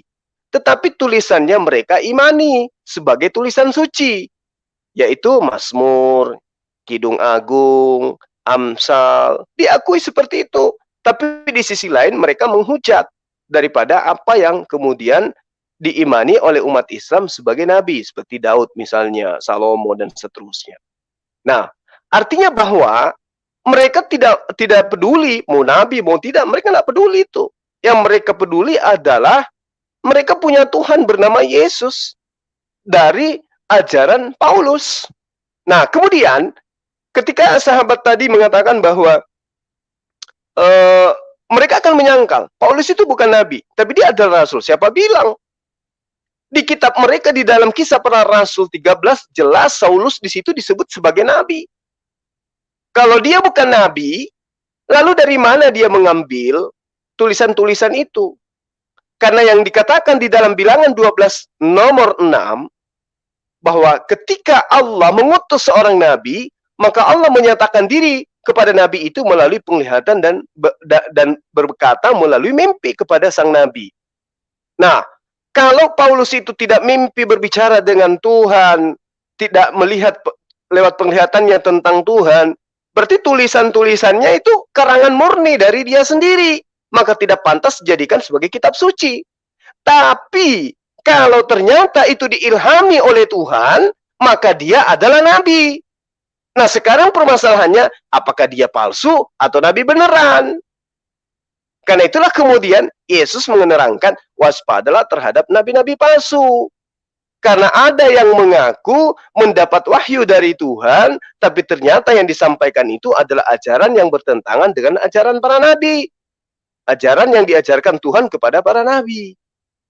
Nah, makanya di awal tadi saya menerangkan bahwa ada yang kemudian dinubuatkan oleh Yakub, keturunannya kelak berlaku seperti serigala. Dan itu diakui. Makanya Al-Quran menerangkan bahwa mereka ingin menipu Allah, mereka ingin menipu manusia, tetapi Allah membalas tipu daya mereka itu. Mereka ingin mengajarkan bahwa dia adalah rasul, dia adalah sosok yang mulia, dia sudah bertaubat, tetapi Allah memutarbalikkan itu melalui kitab mereka sendiri. Bagaimana kemudian muncul upaya yang sangat nyata bahwa Paulus sendirilah yang menerangkan dirinya itu adalah nabi palsu itu sendiri dengan mengaku bahwa dia adalah keturunan dari Benyamin. Sementara Benyamin yang adalah anak dari Yakub yang diramalkan kelak keturunannya berlaku seperti serigala. Nah, ini yang kemudian mereka sembunyikan. Jadi yang serigala itu adalah perusak ajaran para nabi yang menginjak-injak wajah nabi, menginjak-injak derajat kenabian dan menghapus hukum Taurat yang merupakan ketetapan Tuhan kepada Bani Israel. Siapa dia? Ya kita lihat aja. Dia adalah Paulus. Berpura-pura bertaubat, mengaku sebagai orang yang suci, dipilih oleh Yesus agar orang-orang yang tidak memahami dengan baik, alias orang yang ummi, alias orang yang jahil, ya bisa ditipu dengan ajaran yang dibuat-buatnya. Kita bisa lihat di dalam Kisah Para Rasul 9 nomor 6, Kisah Para Rasul 22 pasal 10 sampai pasal 11, Kisah Para Rasul 26 pasal 15 pasal 16, 1 Timotius 1 nomor 13, Kisah Para Rasul 26 nomor 20 dan seterusnya. Jadi di situ dia terangkan bagaimana kemudian dia bertobat, kemudian dia mengajarkan suatu kebenaran, tapi lagi-lagi mengajarkan bahwa ketetapan Tuhan yang datang kepada Bani Israel, yang datang terlebih dahulu kepada umat terdahulu, itu dianggap sebagai sebuah kutukan. Apa iya Tuhan menurunkan sebuah pengajaran kepada para nabi, ternyata itu adalah kutukan bagi manusia. Sehingga harus ada oknum Tuhan baru yang datang untuk menyerahkan nyawanya di tiang salib, menebus dosa-dosa itu. Nah ini yang ingin saya katakan kepada sahabat saya. Bahwa ketika dia mengatakan bukan nabi, faktanya di Kisah Para Rasul 13, Saulus disebut nabi. Kalau dia bukan nabi, lalu dari mana dia mendapatkan pengajarannya? Sementara kalau dia dikatakan rasul, tunggu dulu. Rasul itu orang Arab sebelum Islam tidak mengenal kata rasul. Nanti muncul Islam, datang Rasulullah, barulah ada kata rasul. Jadi kalau Al-Quran bercerita mengenai rasul, berarti Al-Quran bercerita tentang sosok yang diutus oleh Allah. Contoh, Muhammadur Rasulullah walladzina ma'ahu asyidda'u 'alal kuffar hama'u bainahum. Itu data, dalil ada. Muhammadur Rasulullah.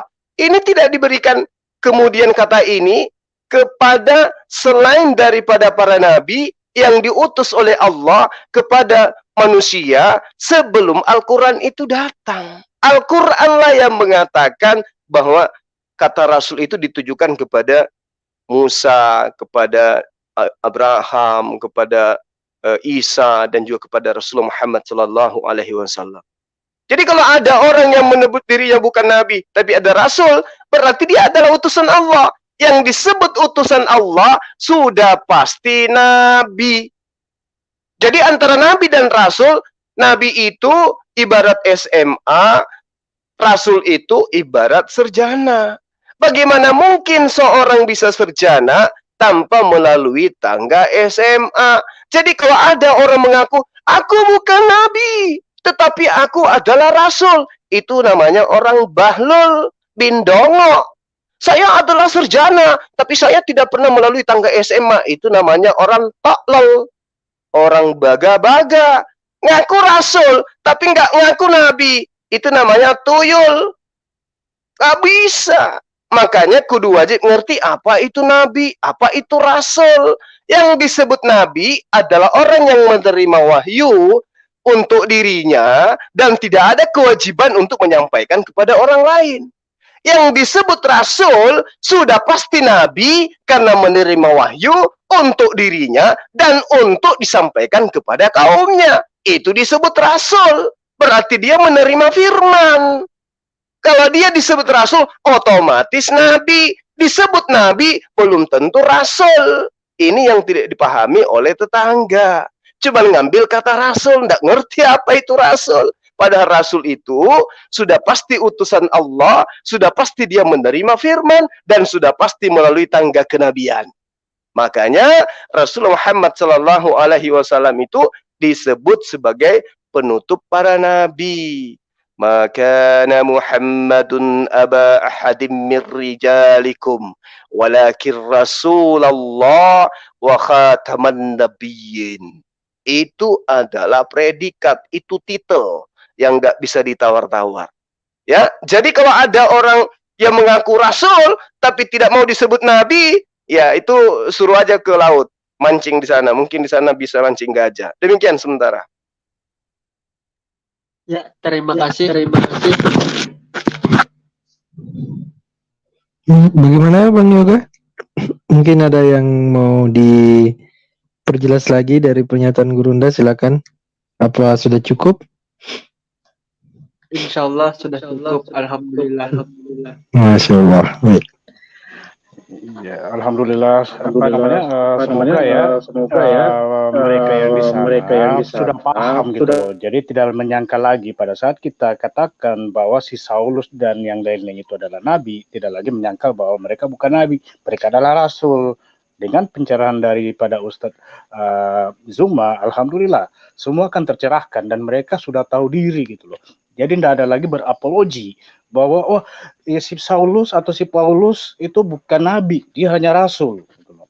Ya itu saja, terima kasih banyak.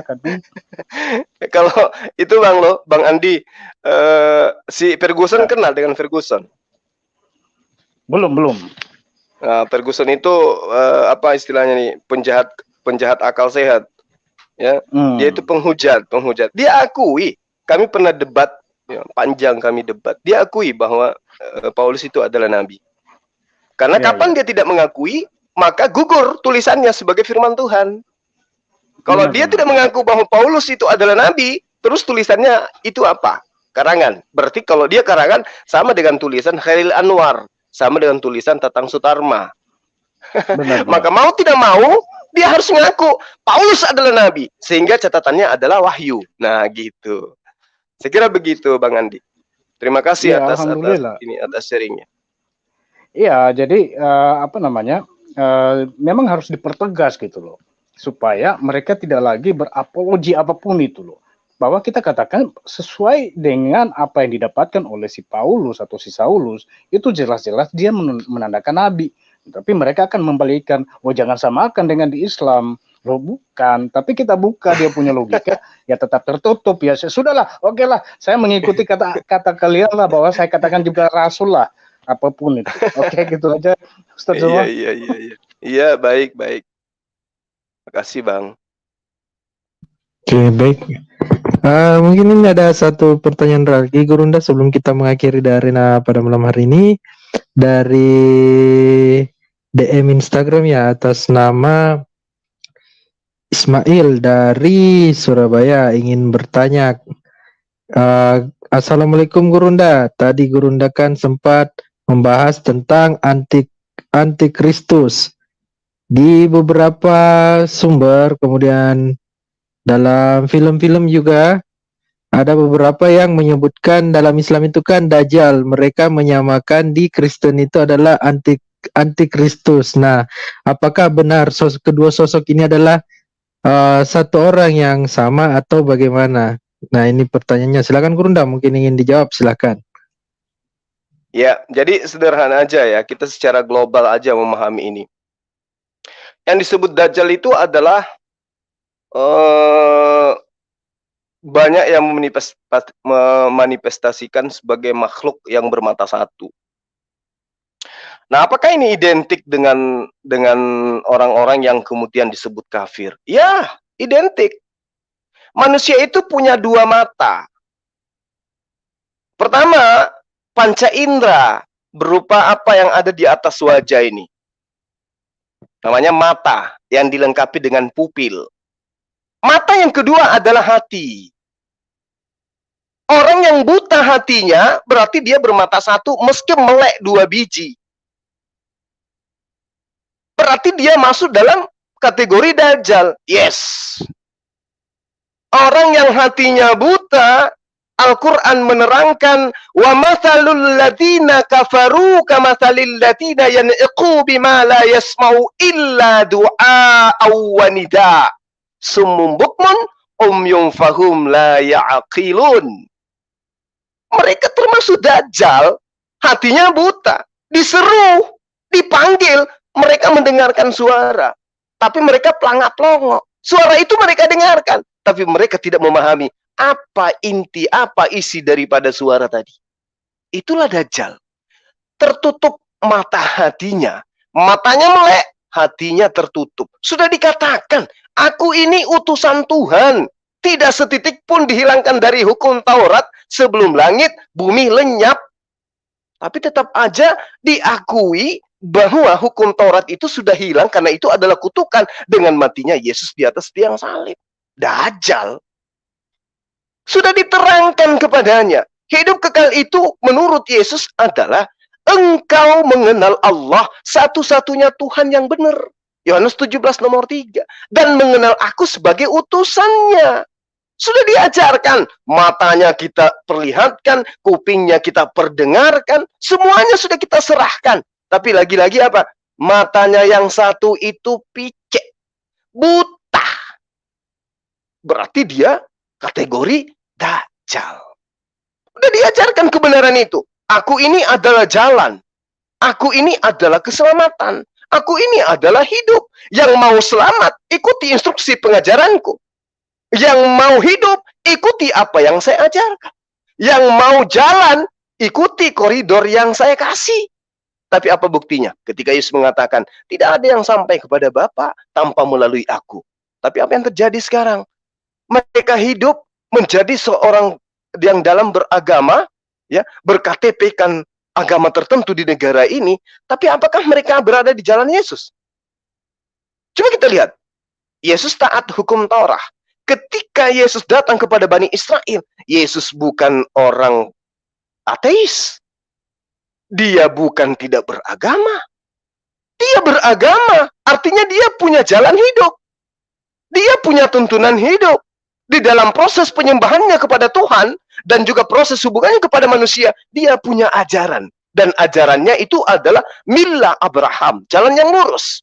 Dia bukan ateis, bukan juga politeisme, bukan Helenisme tua, dan dia bukan Kristen. Yesus itu, tetapi dia adalah penganut tauhid sejati. Artinya bahwa yang menjadi pengikut, ya harus mengikuti jalan itu. Apa itu? La ilaha illallah, Yesus Rasulullah. Itu poinnya. Kalau ingin mengakui bahwa Yesus itu jalan, maka Yesus kudu dijadikan sebagai jalan, bukan tujuan. Makanya diterangkan dalam Matius 7 diterangkan bahwa kelak banyak orang yang menyeru kepada Yesus, Tuhan, Tuhan. Bukankah kami menyeru, mengusir setan dengan menggunakan namamu? Apalagi bermujizat dengan menggunakan namamu. Apalagi bernubuat demi namamu. Semua dilakukan demi nama Yesus. Tapi apa kata Yesus? Enyahlah kalian. Aku tidak mengenal kalian. Sungguh kalian ini pembuat kejahatan. Kenapa bisa seperti itu? Karena Yesus mengatakan bahwa tidak ada yang sampai kepada Bapa kalau mereka tidak melakukan kehendak Bapakku yang telah mengutus aku. Nah, sekarang mereka menjadi Kristen atas kehendak siapa? Menyembah Yesus atas kehendak siapa? Meninggalkan hukum Taurat atas kehendak siapa? Mereka tidak bersunat atas kehendak siapa? Mereka makan babi atas kehendak siapa? Semua atas kehendak bapaknya. Siapa bapaknya? Paulus. Makanya Yesus menerangkan dalam Yohanes 8 ya. Iblislah yang menjadi bapakmu dan kamu mau melakukan keinginan-keinginan bapakmu. Siapa yang pernah mengaku sebagai bapak? Paulus. Di mana diterangkan itu? Di kitabnya mereka. Apa yang dikatakan oleh Paulus? Akulah yang menjadi bapakmu di dalam Yesus Kristus. Selesai. Berarti nyata.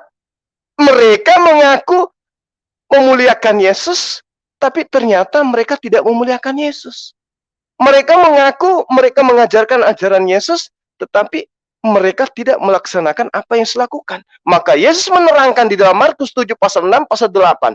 Jawab Yesus kepada mereka, benarlah nubuatan ramalan Yesaya tentang kamu, hai orang-orang munafik. Sebab ada tertulis, bangsa ini memuliakan aku dengan bibirnya, padahal hatinya jauh daripada aku. Percuma mereka menghormat kepadaku, sedangkan ajaran yang mereka ajarkan adalah perintah manusia. Perintah Allah kamu abaikan untuk berpegang pada adat istiadat yang diajarkan manusia. Nah, ini jelas nubuatan Yesus bahwa mereka ini adalah orang yang kemudian disuruh sebagai munafik, disebut sebagai antikristus, disebut sebagai penjahat. Itu data, dalil. Jadi kita tidak ngada-ngada. Demikian sementara. Kasih.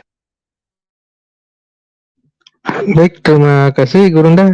Nah, kita ada satu sahabat lagi nih, Andika. Silakan Andika, ingin bertanya kepada Gurunda, silakan. Selamat malam semuanya. Sebelum saya bertanya, saya ingin tegaskan dulu satu hal ya, sangat penting di sini, karena tadi ada pernyataan dari Bang Suma ataupun dari banyak orang di sini tadi yang mengatakan bahwa Alkitab telah dipalsukan.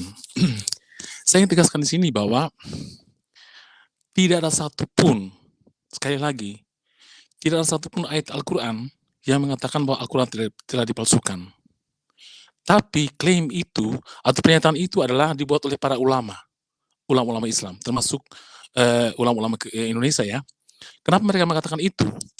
Karena mereka tidak mau atau tidak berani menjelaskan kenapa isi Al-Quran berbeda dengan isi Alkitab. Kenapa isi Injil berbeda dengan Al-Quran? Karena apa? Karena isi Al-Quran berasal dari kitab-kitab palsu, dari Injil palsu. Kisah Isa Al-Masih dibawa dari Injil palsu, sehingga Al-Quran itu ada isinya palsu. Nah, untuk melindungi Al-Quran, makanya para ulama membuat klaim bahwa Alkitab telah dipalsukan. Tapi Al-Quran tidak ada satupun ayat dalam Al-Quran yang mengatakan bahwa Alkitab telah dipalsukan. Itu dulu. Ya. Terus yang kedua, saya ingin tegaskan tadi, si Suma selalu mengatakan bahwa Isa Al-Masih adalah Yesus. Saya ingin tegaskan juga di sini bahwa Isa Al-Masih tidak sama dengan Yesus. Berbeda, banyak perbedaannya. Termasuk misalnya tentang kematiannya. Yesus yang kami imani adalah Yesus yang mati di salib dan bangkit. Sementara Isa Al-Masih tidak mati. Itu.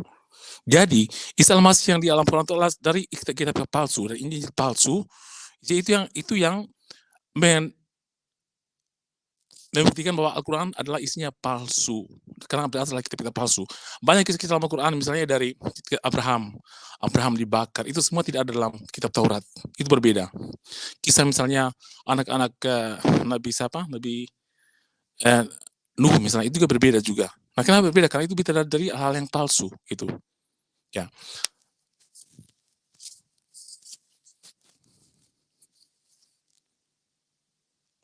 Jadi saya tegaskan di sini bahwa tidak ada satupun dalam Al-Quran yang mengatakan bahwa Alkitab telah dipalsukan, tapi itu hanya dibuatan para ulama karena mereka tidak takut atau berarti tidak menjelaskan kenapa isi Alkitab berbeda dengan isi Al-Quran.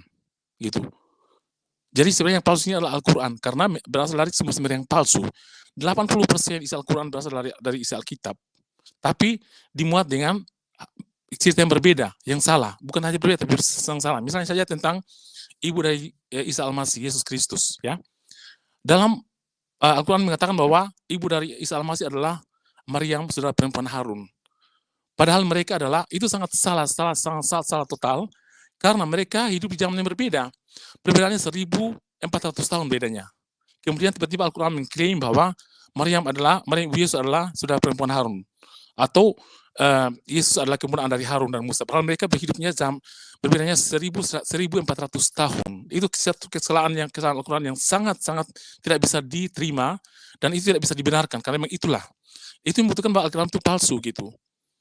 Terus yang kedua, apalagi tadi yang dikatakan oleh Suma tadi tentang perbedaan Nabi dengan Rasul ya. Nabi dan Rasul itu kan, Nabi itu zaman sebelum Tuhan Yesus. Jadi sebelum Tuhan Yesus kan, itu memang sebetulnya sebagai Nabi. Utusan Tuhan memang sebagai Nabi Musa, Nabi yang lain.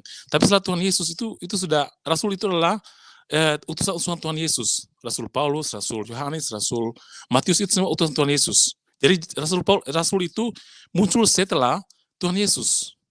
Sebelum Tuhan Yesus semuanya Nabi, memang tidak Rasul tapi Nabi. Begitu. Itu saja dulu dari saya. Baik, terima kasih Bang. Silakan Gurunda, langsung saja dijawab. Baik. Ya. Yang pertama tadi membahas tentang Al-Qur'anul Karim tidak pernah menyebutkan bahwa Alkitab itu sudah dipalsukan atau Alkitab itu di dalamnya ada tidak ada satupun ayat di dalam Al-Quran yang kemudian mengatakan bahwa Injil, Taurat itu sudah dipalsukan. Memang nggak ada, betul itu. Tapi Al-Quran menerangkan fawailul lilladzina yaktubuna al-kitaba biaidihim tsumma yaquluna hadza min indillah. Ya, ada orang-orang yang menulis kitab dengan tangan mereka sendiri, kemudian mereka berkata ini dari Allah.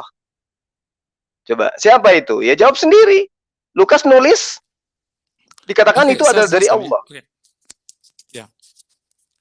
Markus menulis, dari mana dia menulis? Paulus itu nulis, apa yang dia tulis? Ini yang diterangkan oleh Al-Quran. Mereka menuliskan sebuah kitab dengan tangan mereka sendiri, kemudian mereka menganggap itu dari Tuhan. Dalam bimbingan Roh Kudus, kata mereka. Kan itu. Itu satu poin. Saya jawab dulu, nanti Anda tanggapin. Kedua, tentang Anda menuduh bahwa Al-Quran itu palsu dan kitab Anda lah yang asli. Oh, tunggu dulu. Anda menilai kitab saya dengan kitab terjemahan Anda.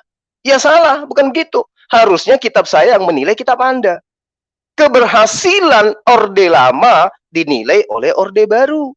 Keberhasilan Orde Baru, salah benarnya Orde Baru dinilai oleh Reformasi. Begitu juga kitab Anda. Kitab Anda melakukan kesalahan, Al-Quran yang memperbaikinya. Kalau kemudian Anda mengatakan kitab saya itu palsu karena karena mengambil dari Injil-Injil yang palsu. Dari mana Anda bisa mengatakan bahwa Injil ini asli, Injil yang satu palsu? Tulisan Thomas salah, tulisan Paulus benar. Tulisan Barnabas salah, tulisan Paulus benar. Dari mana? Apa yang menjadi dasar pijakan Anda untuk menilai itu? Tidak ada kan? Semata-mata karena Anda mengimani kitab Anda hari ini. Itu dua. Ketiga, berbicara mengenai Maria saudara Harun. Anda keliru lagi. Sama di dalam kitab Anda dikatakan, Yesus itu anak Daud. Berapa tahun jaraknya Daud kepada Yesus? Kok disebut Yesus itu anak Daud? Atau dikatakan, engkau adalah keturunan ular beludak. Sejak kapan ada ular melahirkan manusia? Jadi itu hanya sindiran orang-orang Yahudi kepada Maria yang adalah orang suci, di mana orang suci pada masa itu disebut keturunan Harun. Mengapa kemudian Maria ini hamil padahal dia belum menikah? Makanya dikatakan begitu loh. Kok kamu ini keturunan, kau saudara Harun, tapi kok kau bisa berzina? Itu tuduhan orang Yahudi. Jadi itu majas dalam Al-Quran. Apalagi poinnya yang tadi yang Anda tuduh, yang Anda sanggahkan. Oke, kita tidak usah tulis semua dulu, satu dulu. Jadi iya, tadi terlalu banyak Anda bawa. Silakan. Ya, makanya tentang Maryam saudara perempuan Harun, itu memang kesalahan total. Itu bukan majas, itu bukan sindiran. Karena Harun dan Musa juga mereka punya saudara perempuan bernamanya Miriam, begitu. Nah, situlah kesalahan Muhammad. Karena Muhammad menganggap Maria itu adalah Maryam yang saudara perempuan Musa dan Harun itu adalah Maria ibu Yesus. Dari mana Anda tahu? Dari mana Anda tahu? Dari mana Anda tahu? Dari kitab Taurat. Emang seperti itu. Nah, Al-Quran, tunggu dulu. Anda yang menuduh saya harus luruskan. Al-Quran menyebut nama ibunya Yesus itu adalah sebagai Maryam. Terus apa yang salah? Saudara perempuan Harun. Iya, memang Harun memang punya saudara Maryam, tapi kebetulan ibu dari Yesus itu memang namanya Maryam dalam Al-Quran. Emang apa yang salah? Terus kemudian Maryam memang keturunan Harun. Itulah salah satu apa yang salah? Al-Quran. Ya itu menurut Anda, karena memang Anda menganggap Al-Quran itu salah. Cara hidup antara Bagaimana dengan Daud? Bagaimana dengan Daud? Bagaimana dengan Daud dengan Yesus? Tolong tunjukkan kepada saya data. Itu keturunan betul. Itu keturunan betul karena itu sudah dibuat. Ya sama. Ketika disebut sebagai Maryam keturunan Harun itu sama. Maryam ini katakan Maryam saudara perempuan Harun. Itu saudara perempuan Harun itu tegas sekali itu. Dan itu kesalahan total yang tidak bisa Kenapa salah? Apakah Anda Salah. menyangkal bahwa Maryam ibunya Yesus itu adalah keturunan Harun? Anda sanggah itu? Muhammad dalam hal ini membuat kesalahan total karena Itu menurut Anda. Maryam, Itu menurut Maryam Anda. perempuan Harun itu adalah ibu Yesus, padahal itu tidak, karena mereka hidupnya zaman 1400 tahun berbeda. Iya, Itu kesalahan kalau total. Maryam yang Sehingga- Anda anggap itu adalah, aduh, nggak bisa. Kamu itu nggak bisa berdialog. Kalau kau anggap itu Maryam, Kamu tidak mengerti, kamu tidak paham, karena saya sudah jelaskan tadi bahwa Harun dan Musa juga punya saudara bernama Maryam. terus? Ya, tapi Terus? itu bukan ibu Yesus. Itu saudara mereka juga tidak ada hubungan dengan Sekarang, Yesus, karena mereka hidupnya. sekarang saya ini tanya 1600 samamu. 1600 Sekarang tahun. saya tanya samamu. 1600 tahun, ya. Sekarang saya tanya samamu. Ya. Ibunya Silakan. Yesus dalam Al-Quran siapa namanya? Maria. Maryam. Nah, apakah Maryam itu tidak punya keturunan? Apa Harun tidak punya keturunan nanti bernama Maryam? Tidak ada. Itu tidak ada hubungannya dengan itu, karena begini. Disitulah errornya kamu. Yang salah itu kamu. Kamu seakan-akan menganggap ya ibunya Yesus itu adalah saudaranya Harun. Itulah salahnya kamu. Iya, emang di situ karena jelas-jelas saudara perempuan Ya Harun. sudah, kalau kau akui kau salah. Jadi Maryam itu dianggap Muhammad itu adalah saudara perempuan Harun. Jadi mereka itu pemahaman kamu. Padahal itu beda. Itu pemahaman kamu.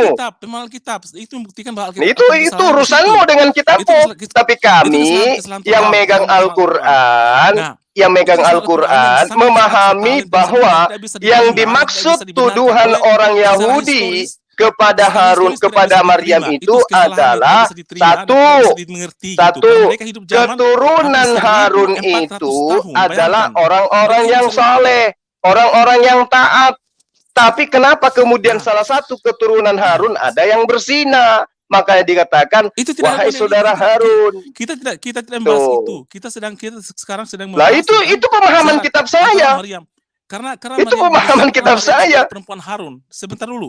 Kamu harus paham dulu. Maryam ibu Yesus bukanlah saudara perempuan Harun karena mereka hidup zaman berbeda. 1400 tahun bedanya tuh. Kira-kira. Iya, kalau Maryam yang kau anggap itu adalah saudara kandungnya. Sekarang gini, kalau kau disebut sebagai saudaranya Suma, boleh nggak? Saudara karena begini, kamu tahu boleh nggak? Harun dan Musa juga punya saudara perempuan bernama Maryam. Iya, gitu loh. Saya tahu. Tidak ada yang membantai itu. Kamu aja yang picik di dalam berpikir karena kau mencari kesalahan. Gitu loh. Itu salah gitu. Kamu tidak mungkin itu salah. Nah, sekarang coba kau buktikan kepada saya. Buktikan kepada saya bahwa Yesus itu betul-betul adalah anaknya Daud. Buktikan kepada saya. Loh, itu bahasa keturunan, itu kan keturunan. Nah, makanya Maria tidak dikatakan sebagai keturunan Daud, malah dia disebut sebagai anak Adam. Tapi ayo. Mereka tidak hidup zaman, itu keturunan. Ya sama. Tapi kalau Maria, kenapa giliran Al-Quran kau ngotot, giliran kitabmu mengatakan saudara perempuan Harun, dibilang saudara perempuan. Lah memang dia saudara perempuan Harun. Harun adalah laki-laki. Betul. Sementara Maryam adalah perempuan. Nah, yang kau pahami Maryam itu adalah saudara kandungnya. Tidak dikatakan saudara kandung di situ. Harun dan Musa punya saudara perempuan bernama Maryam. Betul. Kami umat Islam paham itu. Kami ngerti itu. Kamu yang tidak memahami Quran. Kamu yang tidak memahami Quran. Kamu memaksakan untuk membenarkan satu yang salah. Yang memaksakan siapa? Yang memaksakan siapa? Kamu yang memaksakan. Al-Quran mengatakan ketika kamu bahwa Al-Quran zaman berbeda, 1400 tahun berbeda, itu seharusnya kamu tahu bahwa mereka bukanlah oknum yang sama gitu. Ya, mengerti ya? Nah, sekarang coba kau terangkan kepada saya, Yesus disebut anak Adam.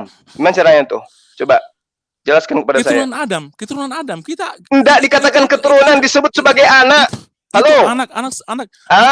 Tidak disebut sebagai anak. Tidak disebut sebagai keturunan, tapi disebut sebagai anak Adam. Ayo. Itu ikasnya berbeda. Sejak kapan Hawa melahirkan Yesus? Ya kapan? Sebentar dulu. Ya, gini ya. Kita semua adalah keturunan Adam dan Hawa. Tapi bukan keturunan langsung. Yesus disebut sebagai anak Adam.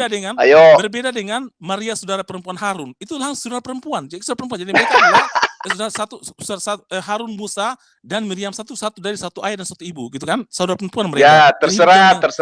Terserah itu pemahaman kamu, terserah. Muhammad dalam Al-Quran mengklaim bahwa itu terserah itu pemahaman kamu. Yang tidak bisa diterima pemahaman bahlul, pemahaman bahlul, pemahaman dongo yang tidak ngerti. Sekarang begini. Sekarang begini. Jelas-jelas kesalahan. Jangan nangis dulu, santai aja, jangan nangis. Jangan nangis. Kamu bukan siapa-siapa. Jangan nangis. Tolong bacakan ayatnya. Tolong bacakan ayatnya dalam Al-Qur'an. Tolong bacakan ayat dalam Al-Qur'an. Kamu baca sendiri. Tapi saya bisa baca. Nenekmu kiper. Kau bawa tuduhan sementara membacanya saja kau tidak bisa. Oh, ada Al-Qur'an kamu. Coba bacakan. Bacakan dong. Bacakan dong. Tidak tahu dong kalau begitu. Ya. Iya, saya tidak tahu. Bacakan dong. Ada. Kau bawa Al-Quran kan? Berbicara mengenai Al-Quran berarti berbicara mengenai kitab umat Islam. Iya, bacakan dong. Bacakan biar saya terjemahkan. Bacakan baru saya terjemahkan. Kau kan umat terjemah. Saya harus terjemahkan ke kamu. Bacakan. Al-Quran kamu ada tuh baca Al-Quran. Iya, di mana? Coba bacakan. Kamu Google saja, itu bisa, itu ada itu. Nenekmu kiper. Kau yang menuduh, kamu yang keluar sendiri.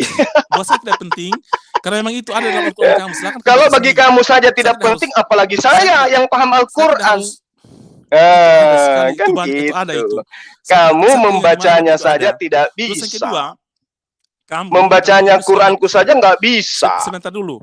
Saya katakan orang yang mengkritik sebuah buku yang tidak bisa dia baca itu orang gila. Saya sudah jelaskan tadi ya. Kamu mengkritisi sebuah buku, tapi kamu membacanya saja tidak bisa. Itu artinya gila. Sekarang begini, yang mengkritik kamu. Apa dasarmu mengkritik Quran? Membacanya saja tidak bisa. Jangan malu enggak? Malu tidak? Saya dengan Isa Al-Masih kamu. Malu tidak? Jangan. Karena apa? Karena Isa Al-Masih kamu itu bukan Yesus. Itu adalah tokoh itu dari kitab-kitab palsu yang kemudian dikutip oleh Muhammad. Ya. Itu siapa yang lebih tahu tentang Yesus? Siapa yang lebih tahu tentang Yesus? Bani Israel atau Kristen?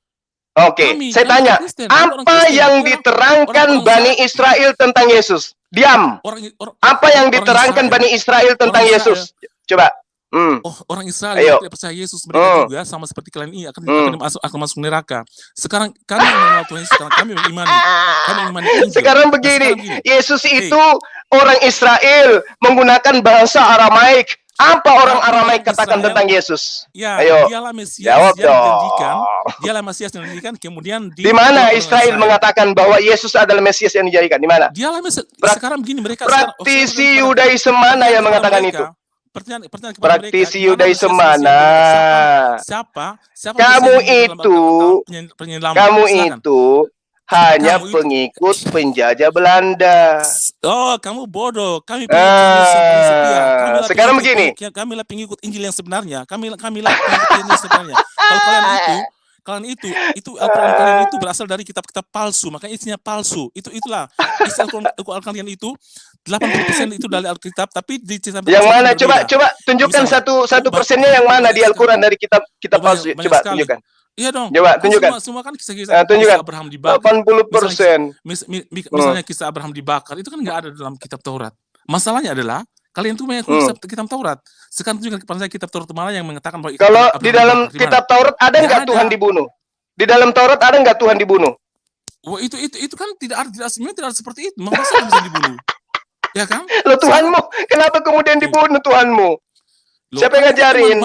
Itu kan manusianya yang mati. Itu kan masih manusianya yang mati. Jadi Tuhan itu punya sisi kemanusiaan toh. Baru tahu saya. Di mana di kitabnya Bani Israel disebut bahwa Tuhan punya sisi kemanusiaan? Loh, banyak sekali Tuhan Yesus. Di mana? Kitab Yesaya ada kitab itu banyak sekali itu. Saya dari tadi kau melawak. Kamu tidak tahu apa-apa tentang bahas itu ya. Itu sudah dimuat di kitab Yesaya misalnya. Dalam banyak kitab itu banyak sekali. Saya tidak bisa satu persatu. Saya sudah sering berikut dengan kamu semua. Jadi kamu nggak usah terlalu berbicara tentang. Sekarang gini, kamu itu kalau kamu berbicara tentang kitab Taurat, silakan kamu berbicara dengan si Yitzhak atau itu. Saya nggak peduli, karena itu bukan kitab saya ya. Saya hanya berbicara tentang Injil saya. Kan saya percaya Tuhan Yesus. Tuhan Yesus. Sejak kapan Yesus jadi Tuhan? Iya dong, Tuhan dari dulunya. Tuhan memang kan Tuhan Yesus. Di mana? Siapa yang ngajarin? Siapa yang ngajarin kamu bahwa Yesus itu Tuhan? Siapa? Ya memang, Siapa yang memang siapa? Tuhan Oh. sendiri. Tuhan sendiri. Aku Di mana? Di mana? dia, aku. Di mana Iya loh, ada Tuhan banyak menjadi sekali. manusia? Di mana? Banyak Ajaran apa banyak itu? sekali.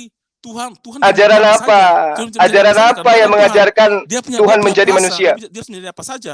Ya, bisa sekali, kenapa tidak bisa? Dia bisa Jadi bisa menjadi kucing juga? Bisa menjadi kalau kucing? Kalau dia mau bisa. Kalau dia mau bisa. Tapi dia tidak pernah seperti itu. Tuhan tidak pernah. Jadi Tuhanmu bisa jadi ayam? Dia bisa kalau dia mau. Dia kan dimensinya lebih tinggi dari kita. Dia bisa menjadi apa saja kalau dia bisa. Terus kenapa dia mau menjadi manusia? Kenapa Tuhanmu bisa menjadi manusia? Kenapa dia mau jadi manusia? Kan dia berjanji akan menebus dosa sendiri. Dia menebus dosa. Kemanusiaannya itu menebus dosa. Di mana dia menebus dosa? Iya dong. Di mana dia janjikan itu? Di mana? Di mana di perjanjian lama dituliskan bahwa Tuhan akan menjadi manusia, mati di tiang salib untuk menebus manusia? Di mana dituliskan di kitab Tanakh? Di mana? Dia terpujilah Allah penebusku. Yesus Allah sendiri yang menebus. Menebusnya itu kemanusiaannya itu. Yesusnya itu menjadi manusia karena dia firman-Nya itu menjadi manusia. Berarti domba-domba yang dipakai Bani Israel untuk menebus dosa juga Tuhan. Kemudian kemanusiaannya yang menjadi yang menebus dosa gitu loh. Yang mati di salib. Mana ada Tuhan? Mana ada Tuhan menjadi manusia? Ajaran dari mana pula itu? Nah itulah. Siapa yang ajar? Kenapa Al-Quran itu menurut saya itu palsu? Karena apa? Kalau Al-Quran itu berubah, berbeda. Gitu. Isinya berbeda dengan. Kamu membacanya saja tidak bisa. Lalu kemudian kau katakan palsu. Alkitab. Itu namanya gila. Dalam kau bercerita tentang Al-Quran. Tetapi membacanya saja kamu tidak bisa. Tapi Al-Quran berubah dengan amal kebajikan. Itu perbedaan, itu beda sekali. Karena dalam perjanjian lama. Ya beda lah. Yang satu bukan firman Tuhan, yang satunya firman Tuhan. Pasti beda dong. Tuhannya beda dong. Tuhan beda nih kalau gitu kan. Berarti kan, kenapa? Ya memang beda. Tuhanmu manusia, saya Tuhanku adalah yang menciptakan Tuhanmu. Gimana sih? Tuhanmu berdoa kepada Tuhanku. Tuhanmu diciptakan sama Tuhanku, ya beda lah. Gimana sih? Tuhanku adalah ya buktinya? Tuhan. Dialah Tuhan. Buktinya Yesus diciptakan. Buktinya Yesus dilahirkan. Itu menurut kamu, tidak ada penciptaan. Bukan menurut saya, itu fakta. Tidak ada. Itu fakta. Tidak ada, itu menurut kamu. Faktanya Yesus dilahirkan. Yesus dijadikan manusia. Yesus manusia. Yesus memang firman menjadi manusia, Allah menjadi manusia. Pada mulanya firman adalah firman bersama-sama dengan Allah, dan firman itu adalah Allah sendiri. Kemudian firman itu menjadi manusia. Nenek mana yang ngajarin? Siapa yang mengatakan bahwa Tuhan itu menjadi manusia? Dalam Injil dari Al-Quran, di mana sekarang Injil yang sudah Ali Imran 3? Di mana Injil itu? Kalau kamu tidak percaya. Tunjukkan dulu mana segala firman yang diwahyukan Allah kepada Yesus, mana? Dalam Injil ini. Tunjukkan dulu. Injil yang sampai ke ini. Nah sekarang nenekmu kiper. Sejak kapan Yesus bertemu dengan Lukas? Kapan? Memang tidak pernah bertemu. Siapa bilang? Yesus mengatakan. Berarti itu hanya karangan Lukas dong. Bukan karangan Lukas, gini. Lukas itu menulis dengan mewawancarai para murid Yesus. Dia memang dan ada yang ya betul di kelas dia tidak menulis sendiri, tapi dia siapa murid Yesus yang bertemu dengan Lukas? Siapa coba? Siapa murid Yesus yang bertemu Lukas? Ya siapa? Masa kayak begitu? Masa begitu cara jawabnya? Siapa yang bertemu dengan si Lukas? Banyak. Siapa namanya? Bukul, Mandra, Peter Pan. Semuanya. Di mana dituliskan itu? Di mana? Coba tunjukkan dalilnya. Lukas bertemu dengan itu tidak dijelaskan secara detail. Lalu dari mana kau dapat? Lalu dari mana? Dari mana kau ngarang itu? Injil, dengar ya. Injil yang asli itu pertama ditulis oleh murid Tuhan Yesus langsung. Dengar dulu. Hey, antar terjemahan saja di Indonesia. Tabrak menabrak satu sama lain. Jadi gini, kriteria Injil asli itu dengar. Pertama ditulis oleh murid langsung Tuhan Yesus. Misalnya Yohanes. Iya, siapa murid Yesus yang menulis Lukas? Ayo. Kemudian Siapa? Lukas bukan Karangan murid Tuhan Yesus. Lukas itu Lukas, dituliskan murid Bahlul, Yesus di kamu dengar mana? dulu, kamu dengar dulu, kamu jangan ngomong terus. Jadi gini, Lukas itu bukan murid Ya, langsung Tuhan Yesus, dengar ya. silakan. Tapi dia mewawancarai sendiri murid-murid Tuhan Yesus yang saksi mata. Iya, yang siapa saksi Tuhan muridnya Yesus. yang diwawancarai oleh Oh, Lukas? banyak. Siapa? Tidak Siapa? jelaskan satu Contoh, persatu. contoh. Tidak Satu jelaskan aja, satu aja. siapa. Satu Tidak aja, jelaskan satu aja, satu aja. Satu Misalnya, aja. Siapa yang Andreas diwawancarai Lukas? Misalnya Andreas. Apa? Misalnya Di mana Thomas, dituliskan Thomas itu? misalnya. Itu banyak. Itu Nah, di semua mana itu dituliskan? semua ada. Dalam Injil itu adalah hasil Di mana? wawancara dia. Dengar dulu. Oh, Itu hasil wawancara beliau. berarti surat dengan kabar para dong murid ya? Tuhan Yesus. Jadi Berarti itulah tulisan Injil yang asli. berarti tulisan Kemudian, daripada Lukas itu surat dulu. kabar. Sebentar dulu. Setelah Surat itu, kabar. Itulah kita Injil asli. Saya sudah jelaskan ya. Pertama Injil ditulis asli. langsung oleh Tuhan Yesus. Kau Kemudian- sendiri yang menjawab bahwa Sebentar dulu, catatan Lukas Hey, itu adalah hasil kamu- ya, hasil tanya jawab terhadap murid. Berarti bukan firman Tuhan. Itu adalah tulisan wartawan, hasil investigasi. Kesaksian langsung dari para murid Tuhan Yesus gitu loh. Lah, Saksi mata yang Kalau bersama dengan Tuhan Yesus. kesaksian-kesaksian itu Nah, bukan firman Tuhan, itu perkataan nah, manusia, itu kesaksian manusia. kamu dengar dulu. Yang dikatakan Kamu dengar dulu kesaksian manusia itu bukan firman Tuhan. Ya, Aduh. kamu bisa membaca. Torah itu, Kamu bisa. Torah itu kesaksian orang. Hey, Torah Injil itu kesaksian bukan orang.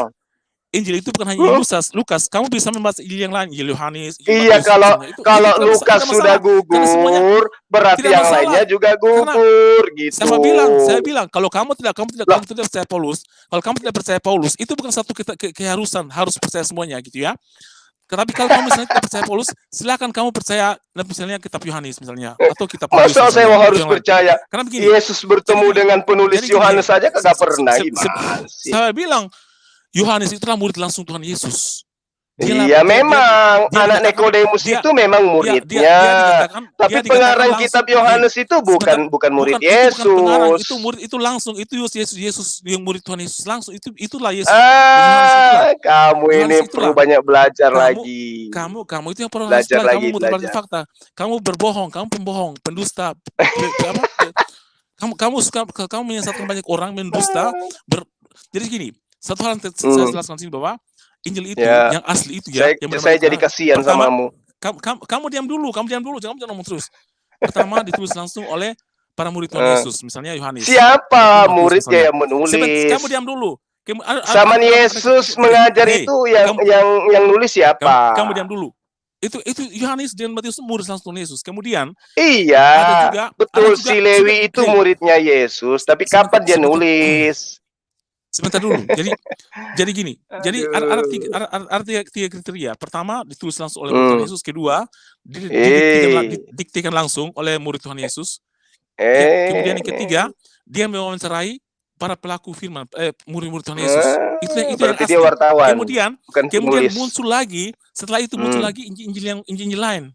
Itulah yang kemudian dikasih warning oleh Paulus, jangan kamu percaya pada Injil itu karena itu bukan Injil asli. Nah, Injil itu Paulus yang dipakai oleh Muhammad. Kenapa yang warning itu bukan Yesus? Kenapa harus Paulus? Yesus juga mengatakan seperti itu juga. Yesus mengatakan jika ada yang mengatakan Mesias, jika ada yang mengatakan Yesus di sana atau Mesias di sana, kamu jangan percaya. Itu Yesus sudah mengatakan seperti itu. Siapa yang mengatakan pernah bertemu Mesias? Kemudian ditegaskan lagi. Siapa yang pernah mengatakan pernah bertemu Mesias? Siapa? Banyak sekali Paulus pernah ngaku nggak? Setelah itu banyak sekali Mesias palsu. Paulus pernah mengaku nggak ketemu Mesias di padang gurun? Paulus itu memperingati. Nah, Injil palsu itulah yang dipakai oleh Muhammad ketika membuat aturan itu. Kok larinya Muhammad? Makanya Muhammad mengambil Injil palsu itu. Gitu. Kalau kau katakan Muhammad mengambil Injil palsu, di mana Muhammad bertemu dengan Injil? Ya, kan di mana? Kapan dia baca Injil? Kapan? Diharapkan Injil itu kan sudah beredar juga di Arab saat itu. Iya, kapan? Kapan Rasulullah? Dengar dulu. Waroka paman Muhammad juga menulis Injil. Waroka yang hidup 600 tahun kemudian menulis Injil juga. Paman Muhammad. Itulah paman Khadijah istri Muhammad. Paman Khadijah maksudnya. Tapi gigi saya jadi gatal. Iya, itu kan paman Khadijah istri Muhammad maksudnya ya. Heeh, Jadi dia juga menulis terus? Injil. Makanya Muhammad Hmm, mengetahui bahwa Warokah juga menulis Injil. hmm, Makanya dia dalam Al-Quran mengatakan itu ditulis tangan manusia itu hmm. dimasukkan kepada, kan dia tahu bahwa ada orang yang menulis Injil juga gitu loh. Nah, Kamu kayak Paulus, Injil itu pandai semua ngarang. palsu. Kamu Palsu kayak itulah yang Paulus, pandai palsu mengarang. itulah yang kemudian dibawa oleh Al-Quran Ya, si jadi Muhammad pengikutnya sebagai Paulus ketika gini membuat ceritanya. ketika membuat Al-Quran gitu loh. Isinya semua dari palsu Ya, semua itu. bisa interupsi Makanya ya, Andika, makanya Andika. jadilah Oke, Bung jadilah Andika. berbeda. Kera- Jadilah sekarang Bung Andika kerasukan coba Roh gini, Kudus dia. Bung Andika coba baca dulu di sebentar, 2 Wahyu ya. sebentar Dia nggak bisa Enggak, berdebat, ini Bang, nggak bisa. Jadilah. bicaranya kalau begitu itu kayak Sebentar perempuan dulu. gitu loh. Maksudnya Jadilah. jangan bicara Jadilah sekarang begini. Kenapa Dia isi Al-Quran kayak berbeda? Paulus gitu ngarang-ngarang. Kenapa kisah Hmm. Isa Al-Masih misalnya yang tidak disalib, atau misalnya Isa menciptakan Lah, burung, kenapa Isa yang kemudian itu semua Eh, dalam Injil kenapa kau palsu, menilai Al-Quran palsu. pakai kitab Itulah terjemahanmu? Tunjukkan dulu yang original Emang. teks kitabmu, tunjukkan Justru originalnya, sebenarnya, tunjukkan supaya kita bisa tahu apakah betul sesuai dengan terjemahan atau tidak gitu. Bisa kamu tunjukkan original teks kitabmu, bisa? Itu Bisa. Itu kan terjemahan. Bisa kau aslinya- tunjukkan aslinya original sama. teks kitabmu, bisa? Hanya berbeda kata, berbeda bahasa, tapi maksudnya sama, isinya sama gitu loh. Bisa nggak kamu Kamu munculkan seperti itu. original teks kitabmu, Jadi- bisa nggak? Jadi gini. Nah, kisah Isa Al-Masih itu Bisa tidak? diambil dari kitab-kitab palsu itu. Makanya isinya Kamu tidak sama. ngomong kayak pantat ayam. Makanya kisah Isa Al-Masih dan Yesus itu berbeda. Udah. Dari Kamu jadi palsu pelawak itu. aja. Udah, Jadi- makanya saya bilang jadi ya, Andika baca di Wahyu 2 gitu loh supaya paham bahwa apa yang ditulis di dalam Bible itu merupakan tulisan dari rasul-rasul yang palsu karena pendusta, karena Yesus sendiri yang mengatakan bukan umat Islam. Silakan dibaca di Wahyu itu loh. Kamu tidak paham. Jangan banyak dipaham. Jadi gini. Itu Jadi kan gini. firman Yesus itu. Makanya Baca kitabnya umat Islam nggak bisa. Baca kitabnya dalam original teks juga nggak bisa. dengar Jadi dulu, kamu sama bisa dengan Usman. apa? Dengar dulu. Jadi gini, selain Injil yang palsu yang kalian pakai ini juga kan saat itu juga beredar juga Injil palsu gitu loh. Termasuk sampai Dari mana kau bisa tahu? Dari mana bisa kau tahu mana yang asli, mana yang palsu? Apa yang menjadi filternya? Apa yang menjadi standarisasi asli palsunya? Coba. Saya sudah bilang tadi kan, itu kan Injil yang asli itu ditulis langsung oleh para muridnya. Itu harus pada zaman itu. Siapa Kemudian- murid Yesus yang menulis? Sebentar dulu. Yohanes dan Matius. Sebentar dulu. Kamu Saya bacakan Yohanes 21 mau? Mau saya bacakan?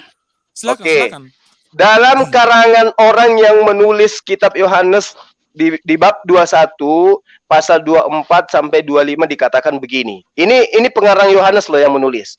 Dialah murid yang memberi kesaksian tentang semuanya ini dan telah menuliskannya, dan kita tahu bahwa kesaksiannya itu benar. Siapa yang dimaksud oleh penulis? Perkataan siapa itu? Itu pernyataan pengarang kitab Yohanes.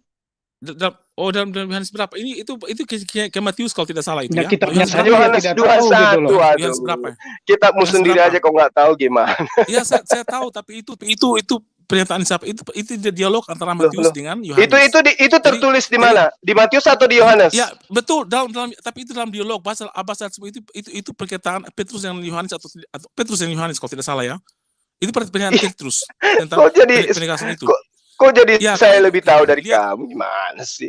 Maka kamu harus lihat dulu itu percakapan sebelumnya ketika Petrus berpaling. Loh, dia melihat ini pengarang yang- kitab Yohanes yang mengatakan dialah murid yang memberi Ya, itu kan- kesaksian tentang semua itu- ini.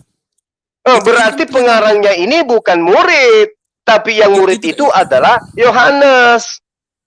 Ya, itu kan pernyataan dari Petrus menegaskan bahwa dialah itu menegaskan bahwa dialah Yohanes ini yang menulis kitab ini, dialah menulis Ini tulisan pengarang Yohanes. Betul, tulisan. Tapi Gimana kamu sih? lihat, kamu lihat aja sebelumnya murid yang disebut Yesus itu tentang pernyataan Petrus tentang Yohanes, ya. Jadi saya baca dari ayat 20-nya misalnya.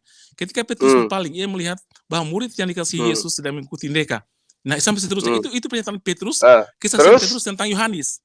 Itu pernyataan Petrus tentang Yohanes. Ya, ya semua. Jadi itu percakapan antara Petrus dan Yohanes, dan Petrus di sini meneguhkan Yohanes bahwa dia adalah betul, dia adalah murid langsung Tuhan Yesus yang dikasihi oleh Tuhan Yesus. Jadi kami bisa baca di ayat sebelumnya, ketika Petrus Lah, berpaling, itu yang sudah melihat sangat Paulus, nyata di situ dikatakan. Tetapi jikalau semuanya itu harus dituliskan satu persatu, maka agaknya dunia betul, ini tidak dapat memuat semua kitab betul, yang harus betul ditulis sekali. itu. Karena Nah, siapa yang menulis betul, di situ? karena Siapa yang menulis? ya, yang menulis adalah Yohanes, jelas Yohanes. Jadi ini Nah, itu yang dia. ya, Berarti betul kan? Yohanes, Betul kan? Jadi Yohanes betul. sedang menerima pemberitaan tentang Petrus dan juga Yohanes anak Bukan. Nikodemus, murid Petrus itu menegaskan Yesus bahwa dialah nggak bahwa bisa begitu. Aduh, ini kamu jangan dengar dulu, kamu dengar dulu. akal-akalan. Petrus ini sedang meneguhkan Yohanes sebagai murid yang Loh, menulis kok kitab ini. meneguhkan Murid yang- gimana sih? Ya, karena para murid mereka saling meneguhkan gitu. Makanya kitab ini asli. Ini kan kriteria asli kan kriteria asli kan semuanya harus sinkron gitu, antara murid yang satu dan lain semua sinkron. Kemudian ditulis pada zaman itu gitu ya. Jadi mereka saling meneguhkan, saling mengakui yang lain. Nah, kitab-kitab Injil yang setelah itu semuanya jadi palsu karena itu tidak ditulis pada zaman itu dan bukan ditulis oleh orang yang capable, orang yang betul-betul saksi sejarah saat itu, bukan. Jadi, nah itulah kitab-kitab itu yang dipakai oleh Muhammad ketika membuat tokoh Isa Al-Masih ini. Makanya Isa Al-Masih itu berbeda dengan Yesus Kristus.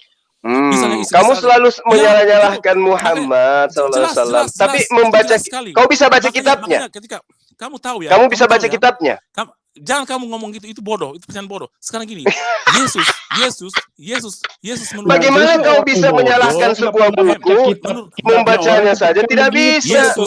Yesus menurut Injil kami adalah Yesus disalib. Sementara Injil menurut Al-Quran dari kitab-kitab palsu itu Yesus tidak disalib. Itu loh, Isa Al-Masih tidak disalib, gitu kan? Makanya iya kan itu salah satu perbedaan. Itu banyak sekali perbedaannya, banyak sekali. Misalnya Yesus berbicara berbicara dari lahir itu dari dalam kandungan itu nggak ada dalam kitab aslinya. Tidak, Yesus menciptakan burung itu nggak ada. Menciptakan burung itu dalam kitab palsu. Nah, terus kenapa kitab yang tidak jelas kau jadikan acuan untuk menilai Al-Quran? Kenapa? Tidak jelas gimana? Ini kan ini kitab asli yang pakai jelasnya coba saya minta kamu tunjukkan kepada saya. Dengar dulu Cumi. Coba kau tunjukkan kepada saya. Kamu dengar dulu. Ini kitab inilah yang asli yang ditulis oleh pelaku-pelaku saat itu yang saat kitabmu itu cuma terjemahan. Terjemahan dari mana itu kitabmu? Tidak masalah terjemahan itu istilahnya sama. Tidak masalah nih Mukiper. Dari mana kau tahu bahwa terjemahannya itu sudah benar sesuai dengan aslinya? Hanya beda bahasa, tapi iya nenek Mukiper, kitabmu bahasa Indonesia, Yesus bahasa Aramaik. Dari mana kau bisa tahu bahwa terjemahannya sudah benar? Dengar dulu. Itu benar sekali karena gini. Dari mana kau katakan benar itu Tuyul? Sementara kamu tidak pernah melihat yang aslinya, original teks aslinya. Dari mana kau bisa tahu itu benar? Bagaimana kamu tahu ini salah hanya karena berbeda bahasa? Kau menilai kitabku dengan kitab yang tidak jelas yang hanya terjemah itu. Tunjukkan dulu aslinya kitabmu mana? Mana aslinya? Mana aslinya kitabmu dulu tunjukkan. Original teks kitabmu itu mana? Mengakui adanya Injil. Mengakui adalah Injil. Sementara Injil isi. Oh iya memang Injil yang diakui. Injil yang diakui oleh Al-Quran adalah Injil yang diajarkan oleh Yesus. Di mana Injil? Di mana Injil itu? Ya, buktinya kau minta bukunya.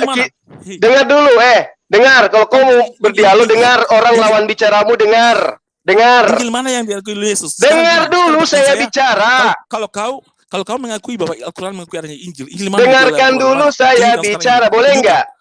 Makanya saya bilang. Wahai pemakan babi, dengarkan dulu saya bicara. Wahai pemakan lahap anjing, dengarkan saya bicara. Lagi dikejar. Wahai pemakan babi, manusia berkuluk, dengarkan saya. Saya mau bicara. Dengarkan saya, ya.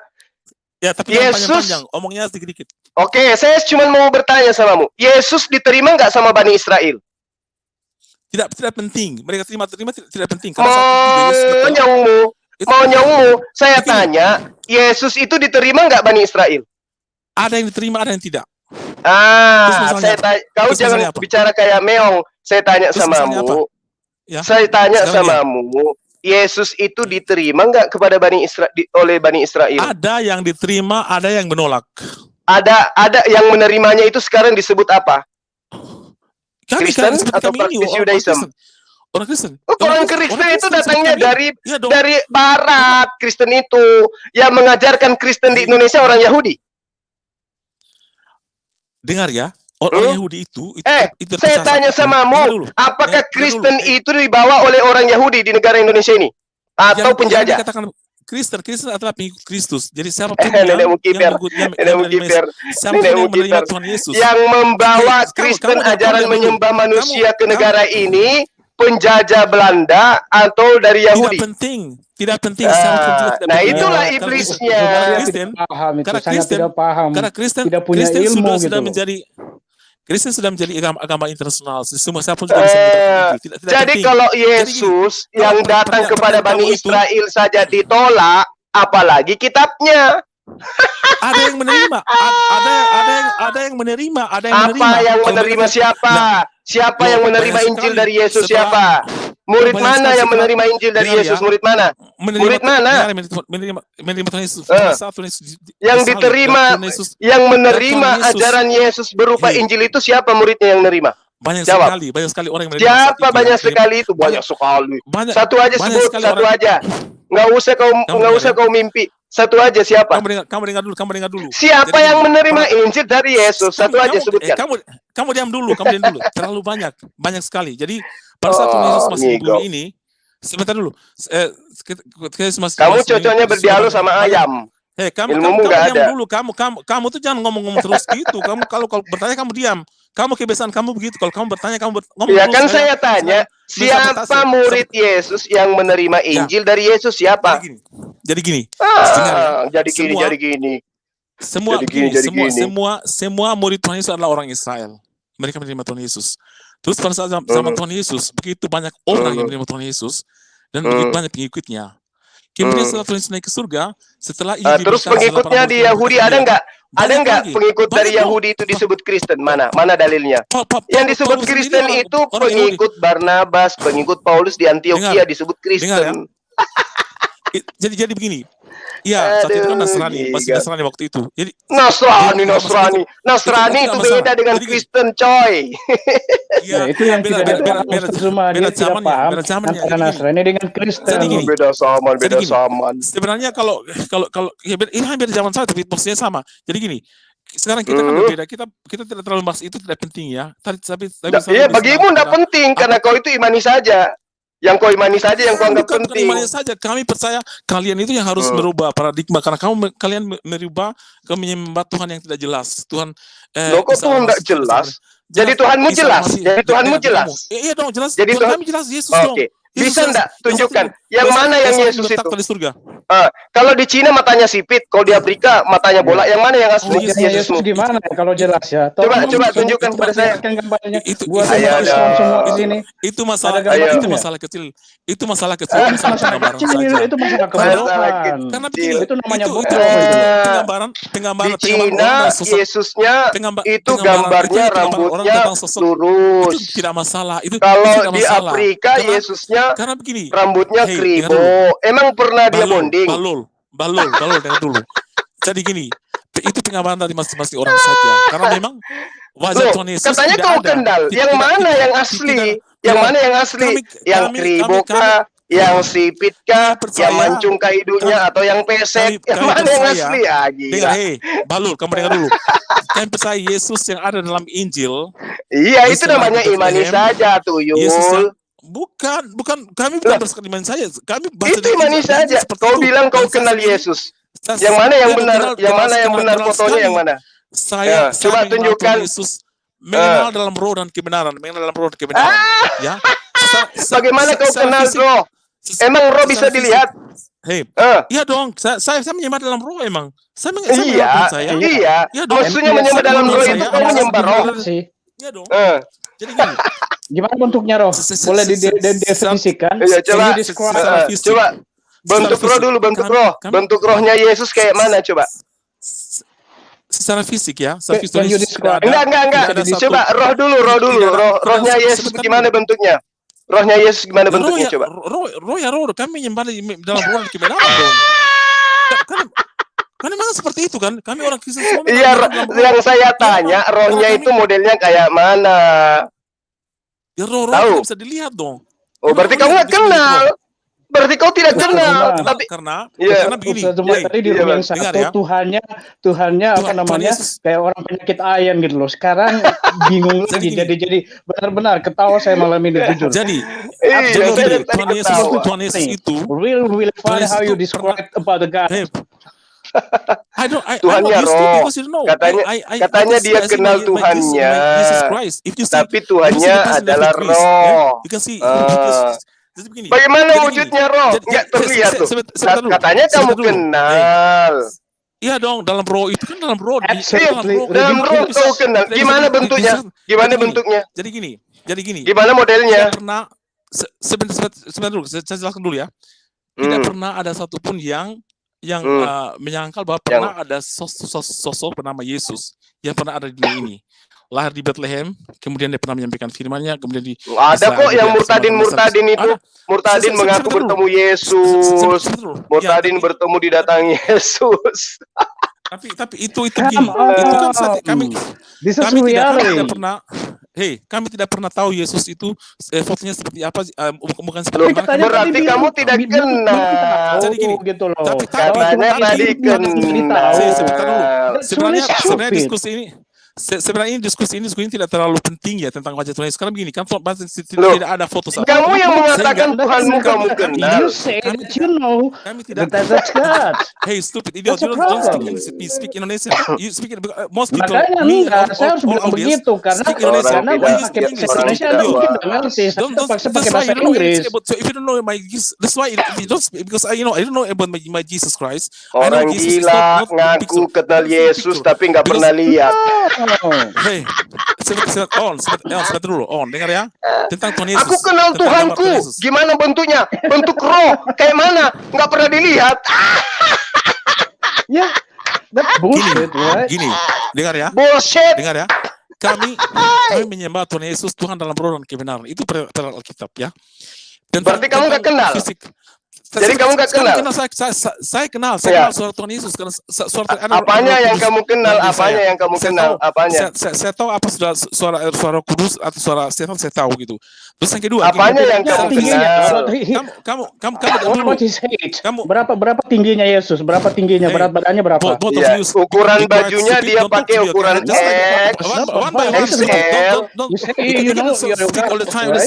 But you can speak at the same time, all of you. Ukuran sepatunya, ukuran sendalnya nomor berapa? Okay? Don't ask all the time. Don't speak all the time. 67. Stop to speak, right?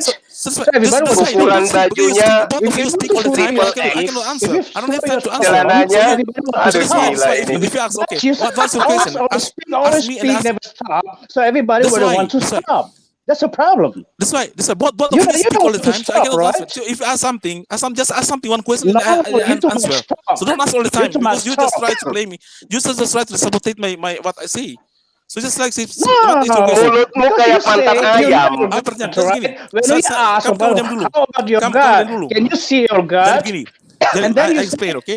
So see, you can also from spirit. Okay, aku mengenal Tuhanku. Jadi begini. Dia bentukan roh. Hei, Bahlul, kamu diam dulu. Kamu ngomong terus dari tadi. Jadi gini. Jadi kamu tamu di sini. Mulutmu nggak pernah berhenti bicara. Ini rumahku, kamu tamu di sini. Tapi kamu nggak pernah bicara. Kamu nggak pernah berhenti bicara. Mulutmu kayak pantat ayam, nggak pernah berhenti. Nggak mau berhenti. Mulutmu itu seperti mulut bencong. Jadi kamu kayak bencong. Suaramu itu nggak ada habisnya.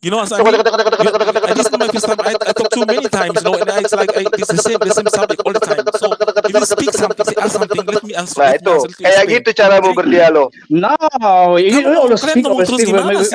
Ustaz Zuma ask you never question. You never give the answer, right? Even for the simple question, you never answer it. You never answer the question, right? Both of you talk all the time. That's about the disciple. Okay, who is the disciple? You never answer it.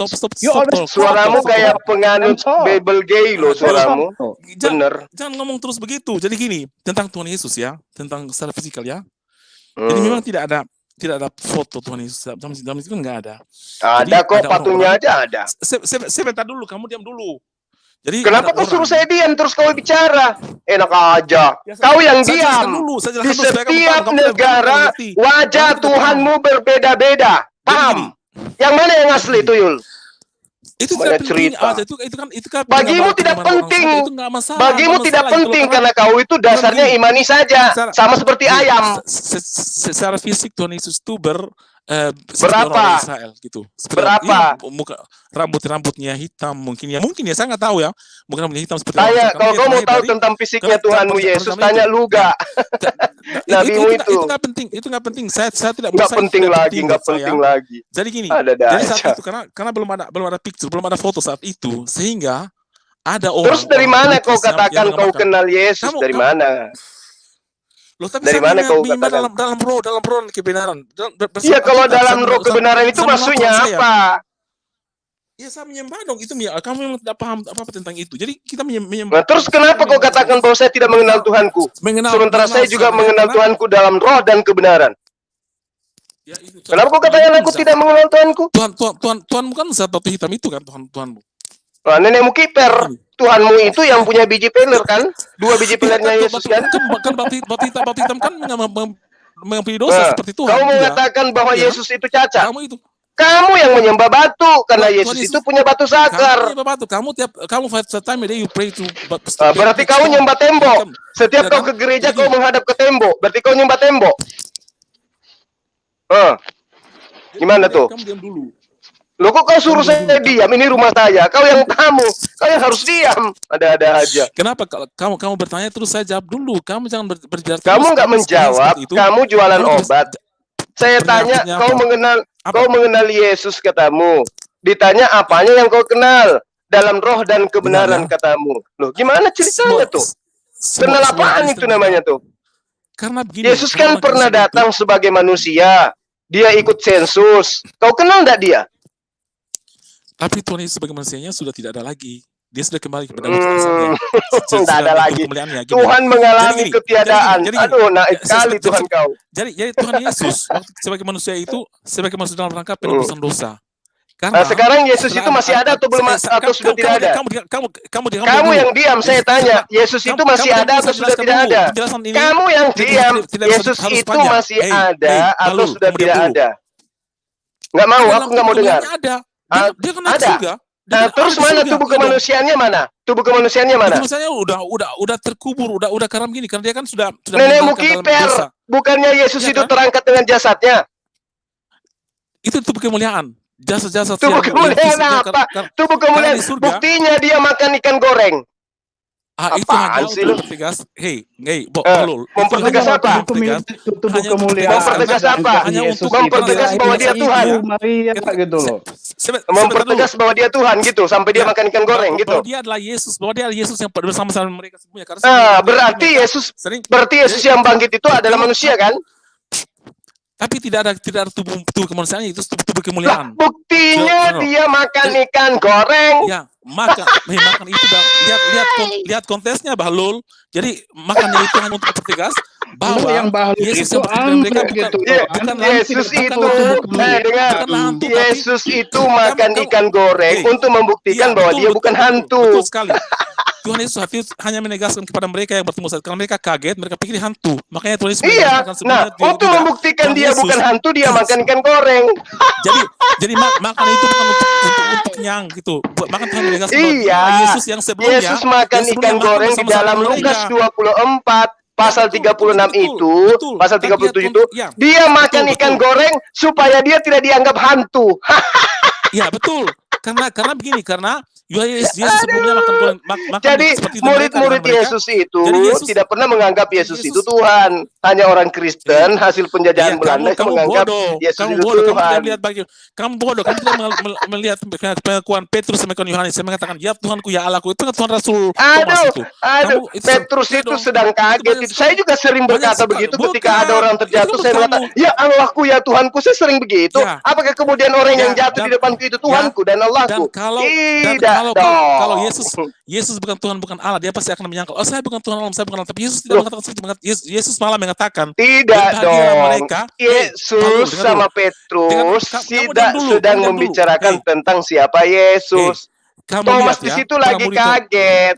para murid Tuhan Yesus memberitakan Injil dengan sampai mengorbankan jiwa raga. karena Injil mereka yang tahu Yesus itu mana? siapa, ya. Injilnya Dan Yesus ini yang mana? Ini yang kami pakai, Injil ini yang kami pakai sekarang mana? ini. Yang ini yang Ya sekarang itu kami bukan pakai Injilnya ini. Yesus. Itulah. Yang kau Yesus- pakai itu Yesus bukan Injilnya memberitakan Injil Yesus. inilah. Nah, sekarang Yang ini, kau gunakan Jadi- itu adalah jadi- hasil Hei, investigasi kamu- wartawan Jadi kepada saat itu- saksi-saksi. Kamu kan saat itu akui tadi. Dengar dulu, kamu dengar dulu. Saat itu Tuhan Yesus Enggak, Thomas aku lagi berteriak, tutup kuping. Yesus mengatakan, dia mengatakan, ya Tuhanku ya Allahku. Tuhan Yesus tidak mengatakan, aku bukan Tuhan, aku Tuhan. Tapi Yesus mengatakan, justru menegaskan, berbahagialah mereka yang tidak melihat tapi percaya. Seperti kami ini. Kami tidak melihat, kami percaya. Itulah berbahagia gitu loh. Makanya orang Kristen Percaya itu apa? banyak orang Kristen Percaya apa? kepada Tuhan Percaya Yesus. apa? Kepada Tuhan Yesus. Tuhan Yesus Siapa yang benar, ngajarkan?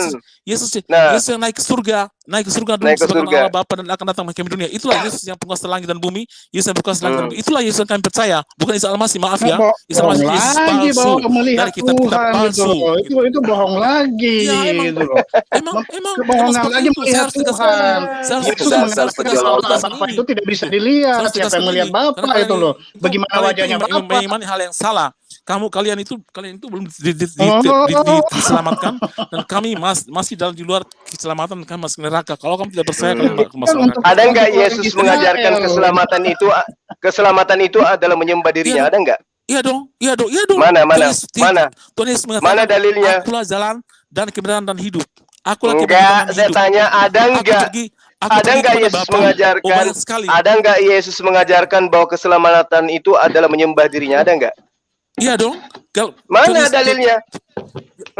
Tuhan Yesus mengatakan, jika tidak percaya kepadaku, akulah jalan kebenaran tidak sebelum sampai kepada Siapa Bapa. yang tidak percaya kepada Yesus? Kami percaya kepada Yesus. Kalian tidak percaya, kalian percaya pada Isa Al-Masih, maaf saja. Kalian Percaya kepada Yesus dong. Yesus Yesus Apakah kamu percaya mengaku bahwa- sebagai nabi begini, utusan hey, kepada Bani apakah Israel. Kami percaya. Apakah kamu percaya Yesus yang mati disalib dan bangkit? Percaya? Saya percaya bahwa yang mengajarkan Yesus itu disalib itu adalah Bukan yang mengajarkan, saya percaya. Seperti yang pertanyaan saya, apakah kamu percaya Yesus mati dan bangkit? Enggak, karena itu bukan ajaran Yesus. Karena itu bukan Yesus yang mengajarkan kamu itu. tidak percaya pada Yesus. Yesus Percaya yang mati dan bangkit. dong. Percaya. Kamu percaya pada Yesus yang Siapa yang palsu. mengajarkan Yesus Karena mati bangkit? itulah. Siapa? Siapa yang mengajarkan Yesus Yesus mengatakan, percaya bangkit? Jika ada yang mengatakan Mati Yesus di dan sana, bangkit. jika Siapa? ada Yesus mengatakan, Tuhan Yesus mengatakan, jika ada yang mengatakan Yesus di sana, kamu jangan percaya, karena itu palsu. Nah, yang siapa kamu yang percaya mengaku itu bertemu palsu. dengan Yesus di padang gurun? Siapa? Jadi Yesus Ayo, yang ayo. benar, Yesus yang dalam Ayo Injil Matius, Markus, dong. Lukas, Yohanes. Siapa Dan Yesus yang dari diberitakan tadi oleh Rasul Paulus, mengatakan Yesus yang bertemu mati dan dengan bangkit. Dan Yesus, itu kamu tidak percaya. kenal dengan Berarti kamu itu Yesus? berbohong. Kamu berbohong Siapa yang bahwa kamu mengenal percaya Yesus, tapi Yesus kamu tidak katanya mengakui Yesus tadi? mati dan Kan bangkit. kamu. Kamu berbohong, Kan kamu tadi. pembohong, kamu ustaz pembohong. Kamu tidak berani. Kamu mengatakan bahwa Yesus percaya Yesus, tapi ketika saya mengatakan kamu percaya Yesus yang mati dan bangkit, kamu bilang tidak. Enggak Itu dong, kan yang mengajarkan Yesus bangkit itu kan bukan Yesus. Percaya Yesus dong, kamu percaya Isa dong, begitu kan? Nenek Ya, Mukiper berarti kamu percaya yang Isa mengajarkan dong. Itulah Yesus Isa bangkit palsu itu kan bukan Yesus Yesus. itu Isa palsu. Isa itu Yesus palsu. Itu bukan Yesus yang Kalau sebenarnya. Yesus sebenarnya yang Yesus asli itu, Yesus yang sebenarnya, Yesus yang asli kalau itu, Yesus yang Yesus yang asli mati itu, sebagai manusia dan bangkit dan naik ke kalau surga Yesus yang dan duduk di asli sebelah kanan itu Bapa. Itulah Yesus yang sebenarnya. adalah Yesus yang akan datang. berdoa kepada Bapa supaya dia diselamatkan Sebagai dari manusia, maut. sebagai Diselamatkan manusia nggak? dia memberikan dia Diselamatkan sebagai nggak manusia Yesus? dan sebagai Di dalam contoh, Ibrani 5 sebagai nomor contoh, 7 itu diselamatkan nggak Yesus? Ayo. kamu tidak hanya bisa melihat satu sisi dari Yesus saja. Ketika Makanya saya mengatakan Yesus mati dan bangkit, kamu tidak percaya. Kamu berbohong. nggak dong ada kalau yang begitu kan. mengajarkan. Kamu percaya Yesus tidak pernah mengajarkan bangkit, nggak pernah. Kamu hanya percaya Yesus yang satu. Yang Yesus, kau Yesus percaya yang itu saja. Sementara adalah Yesus yang pengarang Tuhan, yang Yesus menuliskan Yesus mati dan bangkit. Itu yang kau percaya. Sementara Yesus berdoa mati-matian supaya diloloskan dari maut. Dan dia benar, doanya dikabulkan. Dia diselamatkan dari maut, berarti dia tidak mati. Yang mana yang lebih akurat? Apakah tulisan orang-orang yang bersama-sama dengan Yesus atau tulisan orang-orang yang tidak bersama-sama dengan Yesus? Sekarang Muhammad Lebih tidak ada akurat sama dia, pemberitaan tiba-tiba Allah dong, pemberitaan ya, Tuhan Allah yang maha mana? melihat. Allahmu itu nggak jelas. Muhammad aja tidak pernah bertemu dengan Allah. Di mana Muhammad bertemu dengan Allah? Nggak ada. Di mana Allah Paulus pernah bertemu dengan Yesus. Paulus. Iya. Lukas pernah bertemu Kenapa? Yesus. Oh ada kisahnya. Di mana Lukas bertemu Yesus di mana? Ya tapi saya bilang Lukas itu adalah penulis Injil. Dia memang udah. murid Tuhan Yesus.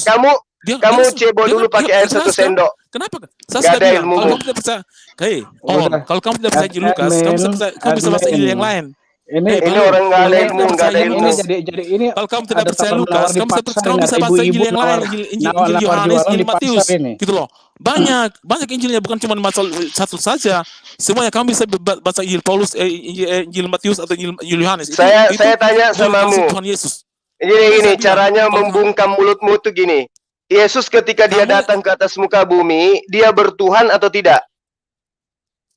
Tuhan dong. Dia bertuhan atau tidak? Sebagai manusia dia bertuhan. Sebagai manusia dia bertuhan. Absolut. Tuhannya dia sendiri. Kan? Iya, jadi Yesus begini. Kamu harus lihat Yesus dalam dua sisi naturnya. Natur kemanusiaan, natur keilahiannya. Jadi yang mati adalah Yesus sebagai manusia. Karena gini, kenapa Yesus sebagai manusia? Karena itu ada hubungannya dengan janji Allah untuk menurunkan Mesias yang mengangkat manusia dari dosa setelah kejatuhan alam Adam dan Hawa. Iya, Yesus kan tidak pernah bilang dia Tuhan gitu loh. Dia selalu bilang anak manusia kan? Ada dong. Banyak sekali di mana dia bilang dia Tuhan? Yesus misalnya jadi yang melantik Yesus Tuhan itu kamu. Banyak sekali itu. Yesus kamu sudah jawab. Terlalu banyak. Saya tidak. Kamu sudah menjawab. Berikan ayatnya mana bahwa Yesus menyuruh menyembah dirinya. Tolong dong. Jangan bilang banyak. Kalau hanya satu ayat saja. Dengar ya. Kalau Yesus mengatakan seperti itu menyembah. Kalau kamu mengakui Yesus adalah Tuhan, terus kau disembah dong. Masa kamu sembah manusia kan jelas. Ya itu kan tujuannya kan. Kalau dia Tuhan harus disembah kan. Iya kan, betul kan begitu. Pakai logika saja. Nah, jadi makanya berikan satu ayat Yesus mengatakan dia dirinya Tuhan dan sembahlah dia gitu loh, bukan sembahlah Tuhan yang lain. Berikan satu ayat saja gitu loh. Only one verse. Banyak sekali. Misalnya dalam terlalu banyak. Misalnya dalam Yohanes 13 ayat 13 misalnya Yesus mengatakan kamu menyebut aku guru dan Tuhan. Dan kata tepat disebut akulah guru dan Tuhan. Itu salah satu saja ya. Dan terlalu banyak sekali. Itu penerjemahan dari kata Tuhan dirubah menjadi Tuhan itu. That's a point. Loh, Tuhan gini. Hey. Bukan. Jadi saya minta yang original text dia mengatakan dirinya Tuhan dan sembahlah aku, bukan menyuruh menyembah Tuhan yang lain. Banyak sekali. Kalau cuma begitu saya juga bisa bikin gitu loh. Tapi pernyataan Yesus langsung bahwa dirinya Tuhan dan sembahlah dia, bukan menyuruh menyembah Allah. Sebagai Tuhan ya jangan begitu. Satu ayat saja mengatakan Yesus dirinya Tuhan dan sembahlah dia gitu loh. Tadi saya sudah jelaskan Yohanes 13. Kamu menyebut aku guru dan Tuhan. Dia menyuruh menyembah dia gitu loh. Supaya kan Tuhan kan disembah. Kalau dia mengatakan dia Tuhan, yang menyembah waktu itu kan orang yang kerasukan setan gitu loh, yang memanggil dia anak Allah. Tuhan kan memang harus disembah dong, gitu kan? Tidak harus makanya mana ayatnya mengatakan bahwa dirinya itu Tuhan untuk menyembah dia. Oke, sekarang gini, ada satu ayat ya dalam ayatnya gitu loh. Ketika Tuhan Yesus itu jelas sudah tadi saya sudah sampaikan. Terus yang kedua lagi, ada ayat yang mengatakan ketika Tuhan Yesus dicobai oleh setan di gurun itu, Tuhan Yesus mengatakan janganlah engkau mencobai Tuhan Allahmu, tapi aku harus menyembah Tuhan Allahmu. Itu ada. Andika, ya, jelas, kau mau nggak kita pindah ke Zoom CCC? Kita debat pakai timer. Saya gini. Saya Tuhan Allahmu gitu loh. Ya benar sekali. Itu ada sekali itu ketika Tuhan Yesus. Andika, mau nggak kita ke Zoom? Yang membawa dia adalah iblis itu. Kalau kamu percaya bahwa Yesus daripada kau kayak bencong di sini. Harus disembah dong. Bukan, karena kalian fakta. Kalian itu benar fakta. Sekarang gini seperti yang saya itu di mana Injil yang kalau kalian ngaku ini. Iya, karena emang seperti itu banyak sekali tentang Tuhan Yesus itu banyak sekali. Saya tidak bisa jelaskan satu-satu, banyak sekali itu yang sampai saking banyaknya saya bingung untuk memilih yang mana. Yang mengajarkan menyembah Yesus itu iblis. Oh, kamu salah. Kamu itu setan kan Muhammad yang bersekutu dari Injil dengan iblis. Lalu siapa yang mengajarkan menyembah Yesus? Siapa? Siapa? Sekali menyembah, Siapa yang mengajarkan menyembah Yesus? Jawab dong. ketika kamu mengatakan kita mengakui Yesus Saya tanya samamu, siapa yang mengajarkan menyembah Yesus? Jawab. Tuhan Yesus sendiri. Di mana Yesus mengajarkan menyembah dirinya? Loh, saya sudah sebutkan ketika Tuhan Yesus dicobai, dia mengatakan bahwa engkau bukan tidak mencobai, tapi engkau harus menyembah. Menyembah siapa? Menyembah siapa? Yang dicobai itu siapa? Yesus dong, karena yang dicobai itu kan Yesus. Kan? Iya kan? Yesus mengatakan, dan hanya kepada Dia saja. Dia siapa? Iya, Yesus. Dia siapa? Kepada Allah. jadi kamu lihat di ayat-ayat sebelumnya. Itu udah. Sudah kawan, sudah. Kamu nggak ada ilmu, Ibu-ibu, nggak ada ilmu. Terlalu banyak. Kalau kamu itu, Yesus, kalau kamu mengatakan, siapa yang mengajarkan menyembah Yesus? Yesus. Mana dalilnya? Ente. Gini. Kalau kau udah. Kalau kamu punya ilmu, gimana kalau kita debat pakai timer? Gimana? Kalau kamu, saya tidak bisa sekarang. Kebetulan saya juga tidak punya waktu untuk berdebat. Kapan kamu punya ada waktu? Tapi gini, kita pakai timer. Kalau kayak begini saya nggak bisa layani kamu. Kalau begini, justru pakai timer itu, saya sudah lihat kamu pakai timer itu. Kalau kamu ngeyotos terus tanpa batas, tapi tidak ada yang tidak kan bisa. kita sudah diatur oleh waktu. Saya mau sampai robek kupingmu juga nggak apa-apa, karena kita punya masing-masing waktu. Did you understand what is timer? Saya tidak mau ribut kayak begini. Dibatasi oleh waktu. Because I know more than you. I don't know. I just know today, but I know him this person like long time ago, maybe 2 years ago. I know Suma. So terus kapan? Kapan mau? Kapan? Ya kapan saja. Ya waktumu kapan? Saya ikuti waktumu. Jadi gini, tentang Tuhan Yesus itu tidak bisa lagi diperdebatkan. Kamu nggak perlu ngajarin saya satu hal. Kamu itu umat terjemahan yang tidak tahu apa-apa tentang Yesus. Paham? Tidak masalah. Kamu justru tidak tahu apa-apa. Sama sekali kamu yang kamu tahu itu ada Isa Al-Masih. Kamu mengatakan bahwa kamu percaya Yesus. Anda ada urusanmu dengan itu. Saya ngerti kitabku. Kamu nggak ngerti kitabku dan kau nggak ngerti kitabku. Bukti, saya tanya, siapa yang ajarin kamu menyembah Yesus? Apa yang kau katakan? Yesus. Mana dalilnya? Iya dong. Gini. Mana dalilnya Yesus mengajarkan menyembah dirinya? Mana? Ketika Yesus mengatakan aku dan Bapa adalah satu. Yesus mengatakan itu aja terus. Sebentar dulu. Kamu diam dulu. Ketika Yesus mengatakan barang siapa telah melihat aku dia telah melihat Bapa. Nah, jadi barang siapa yang membunuh aku? Barang siapa yang membunuh aku? Yesus kan situ. Barang siapa yang membunuh aku, dia telah membunuh Bapa. Nah, kalau engkau mengakui Yesus sebagai Allah, harus disembah dong. Itu tidak perlu disuruh. Siapa yang menyuruhmu untuk mengakui? Siapa yang menyuruhmu untuk mengakui Yesus itu adalah Allah? Siapa? Kan Yesus mengatakan, aku datang dan keluar dari Bapa. Aku adalah firman Allah, ya kan? Dia keluar sama lagi, sama-sama. Di mana Yesus mengatakan bahwa aku adalah firman Allah? Di mana? Kau jangan nipu. Di mana Yesus mengaku sebagai firman Allah? Di mana? Ada dalam apa? Dalam karung. 1 ayat 8 itu ada itu. Aku lah Omega, firman Tuhan Allah.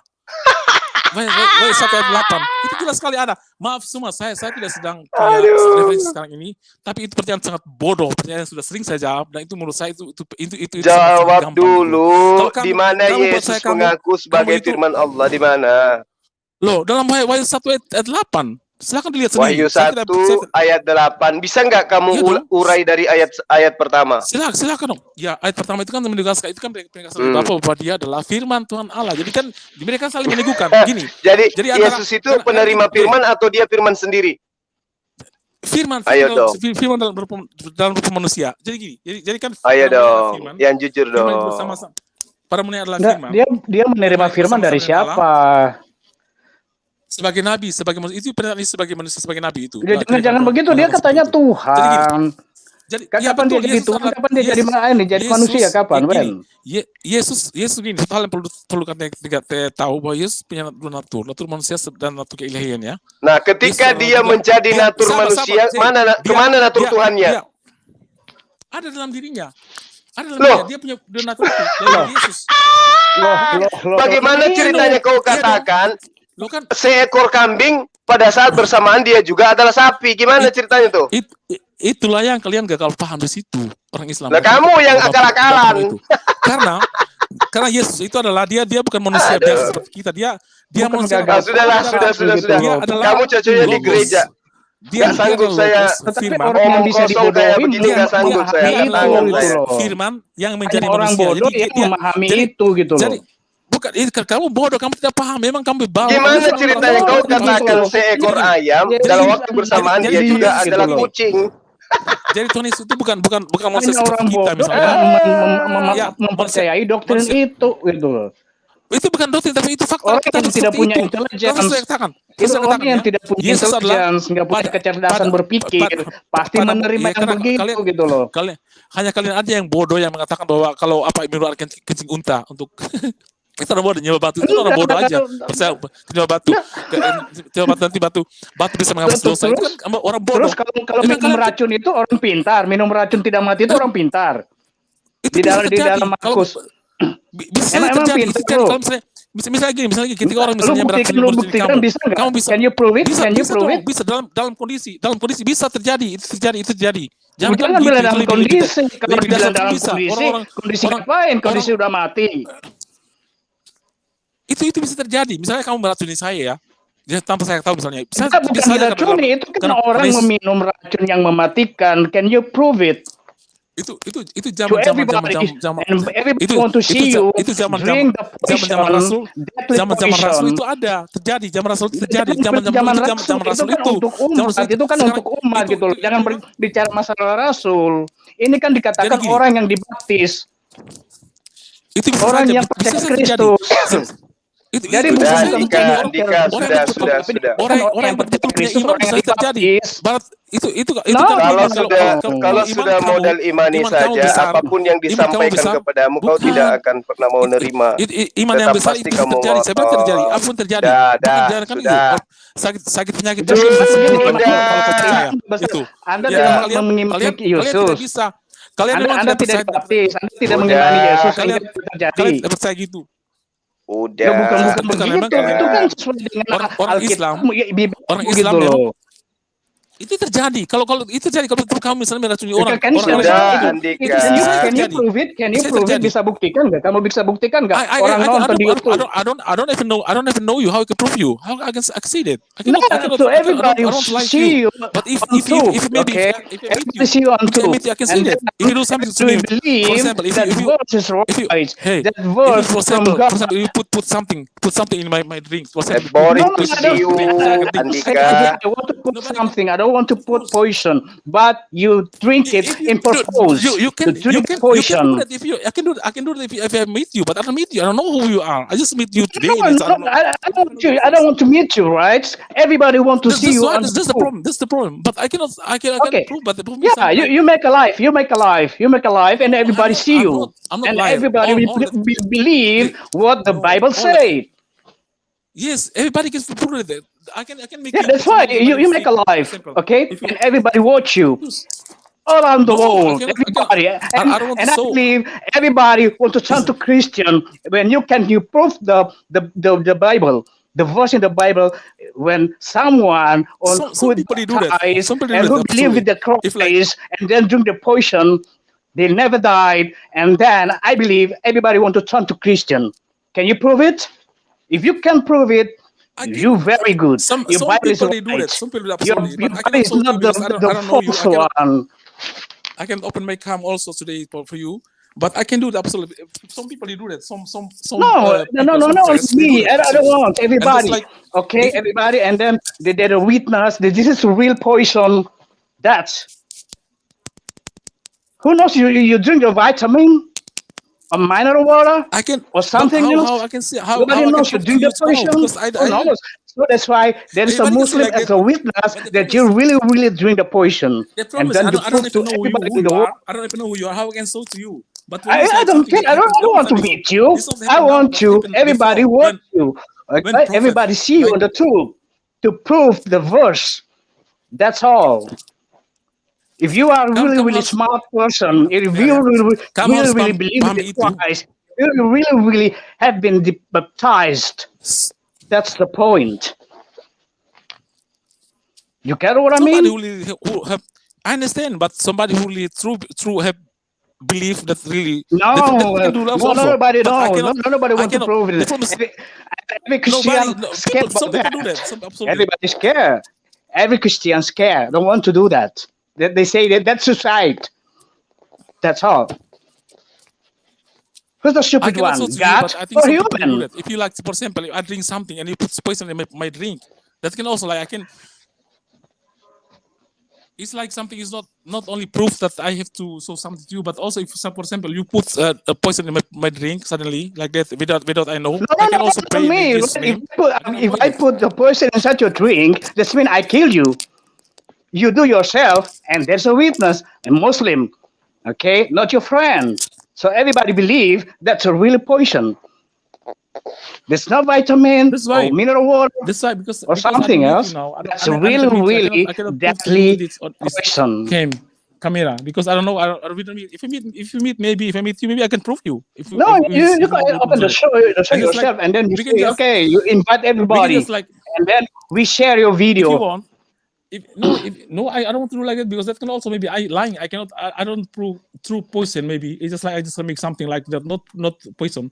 But if I meet you and then you put poison in my Really, if I meet you, yes, okay, of course. really if I stupid meet you- conversation. I haven't been If- talking if- with someone hey, really listen to me. ridiculous. Okay, If- and then, for example, yeah, if you yeah. meet me, Okay, one whatever you time, say, whatever you say, we can make an whatever you appointment, say, we meet. Listen to me. say If anything you meet- want. we can make an appointment with meet somewhere, and then you put poison in my drink, and I drink it. No problem for me. That's No, I can say like I in say, Jesus' name, no problem. if someone But I put the cannot- poison inside how- your how- drink, that means when you die and then someone become a victim, the someone have been kill you. No problem. But only between you and me. No, nobody knows that. No, We can just cannot. meet somewhere. When you We die, can just meet so somewhere. how? You can meet somewhere, but you can also say like that. It's I put myself. No, can you say, like, make put my it drink. okay. It's just like I You just make prove you So, make like, the video you know, lively. But how I can No, prove that that's a real person? come Nobody knows it. I can make on. video. I can make video like that. No, you that make a this- for video this person. lively. Everybody see you. I can make All video. I can around make the it world fast, see you. Okay, fast. okay. I can A just, like, million put something. eyes. Listen to me. The million Yes, eyes I will can- see you I can to do that. prove I can do the it also. But verse. how you? I can do it also. But how you For know what? that it's true? What's the that's point? I want to real- see real you. poison. I don't want to Because see I you can also, like, because put this everybody false poison, want to something see like the that. proof. So No, because not everybody. Because that's everybody why- want to that's see why the if proof. Okay, don't that's why- want to meet that's why you. If you Okay, want to meet me, this if is you the want to prove like point. that, we can meet somewhere, and you just propose it in my. Yes, of course, I can do that. I tell you to meet somewhere in Jakarta. Really, something. really Where do you stupid. live? Where do you live? No, Where do you I live? don't want to say where I live. Okay, No, I can, that's I can go to your that's the place. point. Okay? I can go to your city. Absolutely. To me, it's no problem. I can go to you. I meet you, and just like you put poison in my drink or something. I don't know. Maybe in my food, No, something like that. And then you I can prove it. you make. No, I cannot make because lively. how I can make Okay, a video? It just make video. you People- call how everybody, people know that- and everybody see you, No. and you do yourself how because I I don't want to any victim for what you do. But That's then- all. But then if I'm not die, and then you say, this is not real poison. You can say like it also, like if only video, if only the camera. No, like that. that's why there are You can say- witnesses. Okay, there are witnesses. No problem. Okay, But if you no, want, that's why you call I can meet everybody. you. So Okay, you okay, just from let a me know- Muslim. Okay, let- Muslim just- witnesses, and then okay, You can just proof. just Okay, let me even know. though Hey, listen to me. Let me know where do you live and where do you want to meet me, and you can take poison yourself. You can buy poison. I'm maybe really you can, sorry. You can buy. I'm really sorry. can I buy have no cyanida. time to meet you. You can- Okay, You can. I'm you can, really, you really can buy sorry. cyanida or I something have like no that. time to meet If you. you want, I you can buy don't yourself. have You can buy yourself. I mean I don't to know meet buy. you, You buy right? yourself. You can buy cyanida or something, cyanida or maybe something like that. Oh, yeah. And then we meet somewhere. And then you meet somewhere. I No be problem kept for me. by police, and then become police we can- because we I can kill meet- you. Oh, come on. No problem. I'm not a stupid No man. problem. We can just like only between you and me. No problem. Or maybe you ask somewhere, your friend, maybe or somebody. I don't know. Your friend to meet me. he buy poison and it's like No, you do by I cannot- yourself, and no. then you How call if- everybody how if as a I meet you, how you believe witness, that it's okay, from the real poison? Muslims, I cannot like that. and also. then you drink that. No, I'm no. not.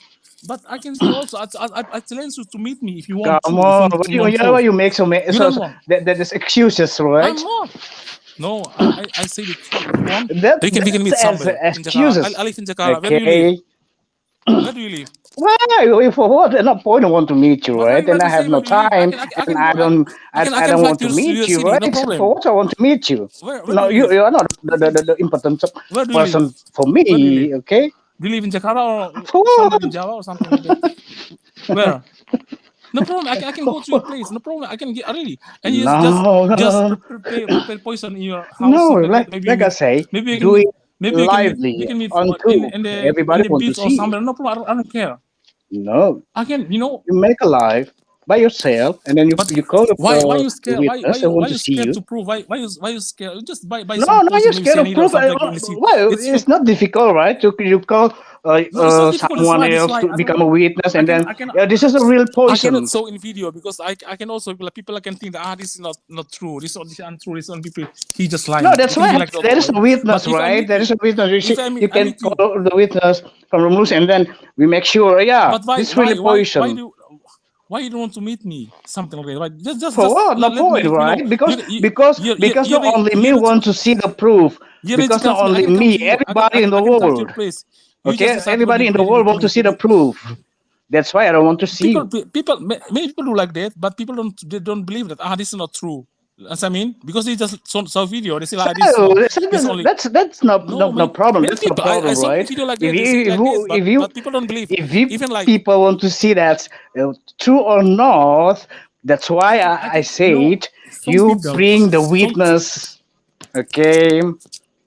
Some people do that. But they still don't believe because they don't know that it's true or not. As I mean, but that's why I'm telling you, I can meet you somewhere in the house or everywhere. So you can see direct. You can make video maybe. You can make video when we meet. No, this is already happened before. You make video because when the debate and then from the Muslim side, listen to me. I asked the Christian drink the poison that the man rejected because he said that's a false verse.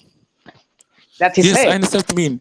So if you want proof, you can just like decide we meet somewhere. You buy the person and then you make video. I don't make video because I don't want to make so. No, I just show you. Say no. This is you do yourself because this is about your Bible, right? Because you're the one who want. Okay, this is your Bible, not mine.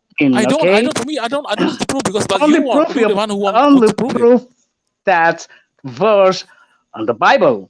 Okay, because nothing to do with me. Because everybody want to see the proof. Many people do. Everybody want to see the proof. Some people do that. Do yourself and call the witness. That's why okay, maybe four witnesses. I can do it in front of you. You make video. You buy the poison.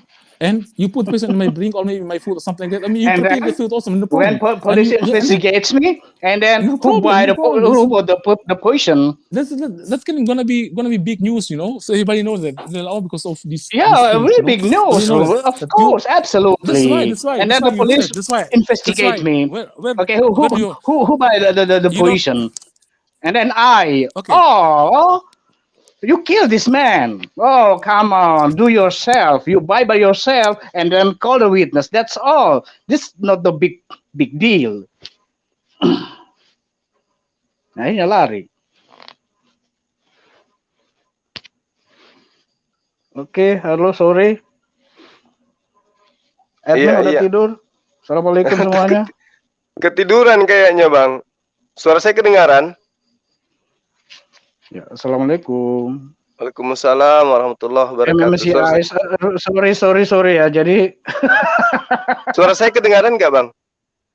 Nggak kedengaran tadinya, baru kedengaran ini. Iya, tadi saya kelempar keluar, kemudian adminnya di studio ini tidur kayaknya. Saya telepon nggak diangkat. Saya yakin itu.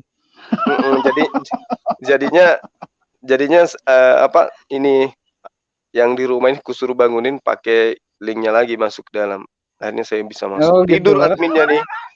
MMCI admin ketiduran dia. Ketiduran ya. Sorry tadi minta maaf terlalu ini, makanya kalau udah digetuin dia akan jadi jualan kayak ibu-ibu di pasar gitu loh. Nggak ngerti kita arahnya apa, dimintakan ayat nggak ditunjukkan, cuma berbelit-belit, kan pusing.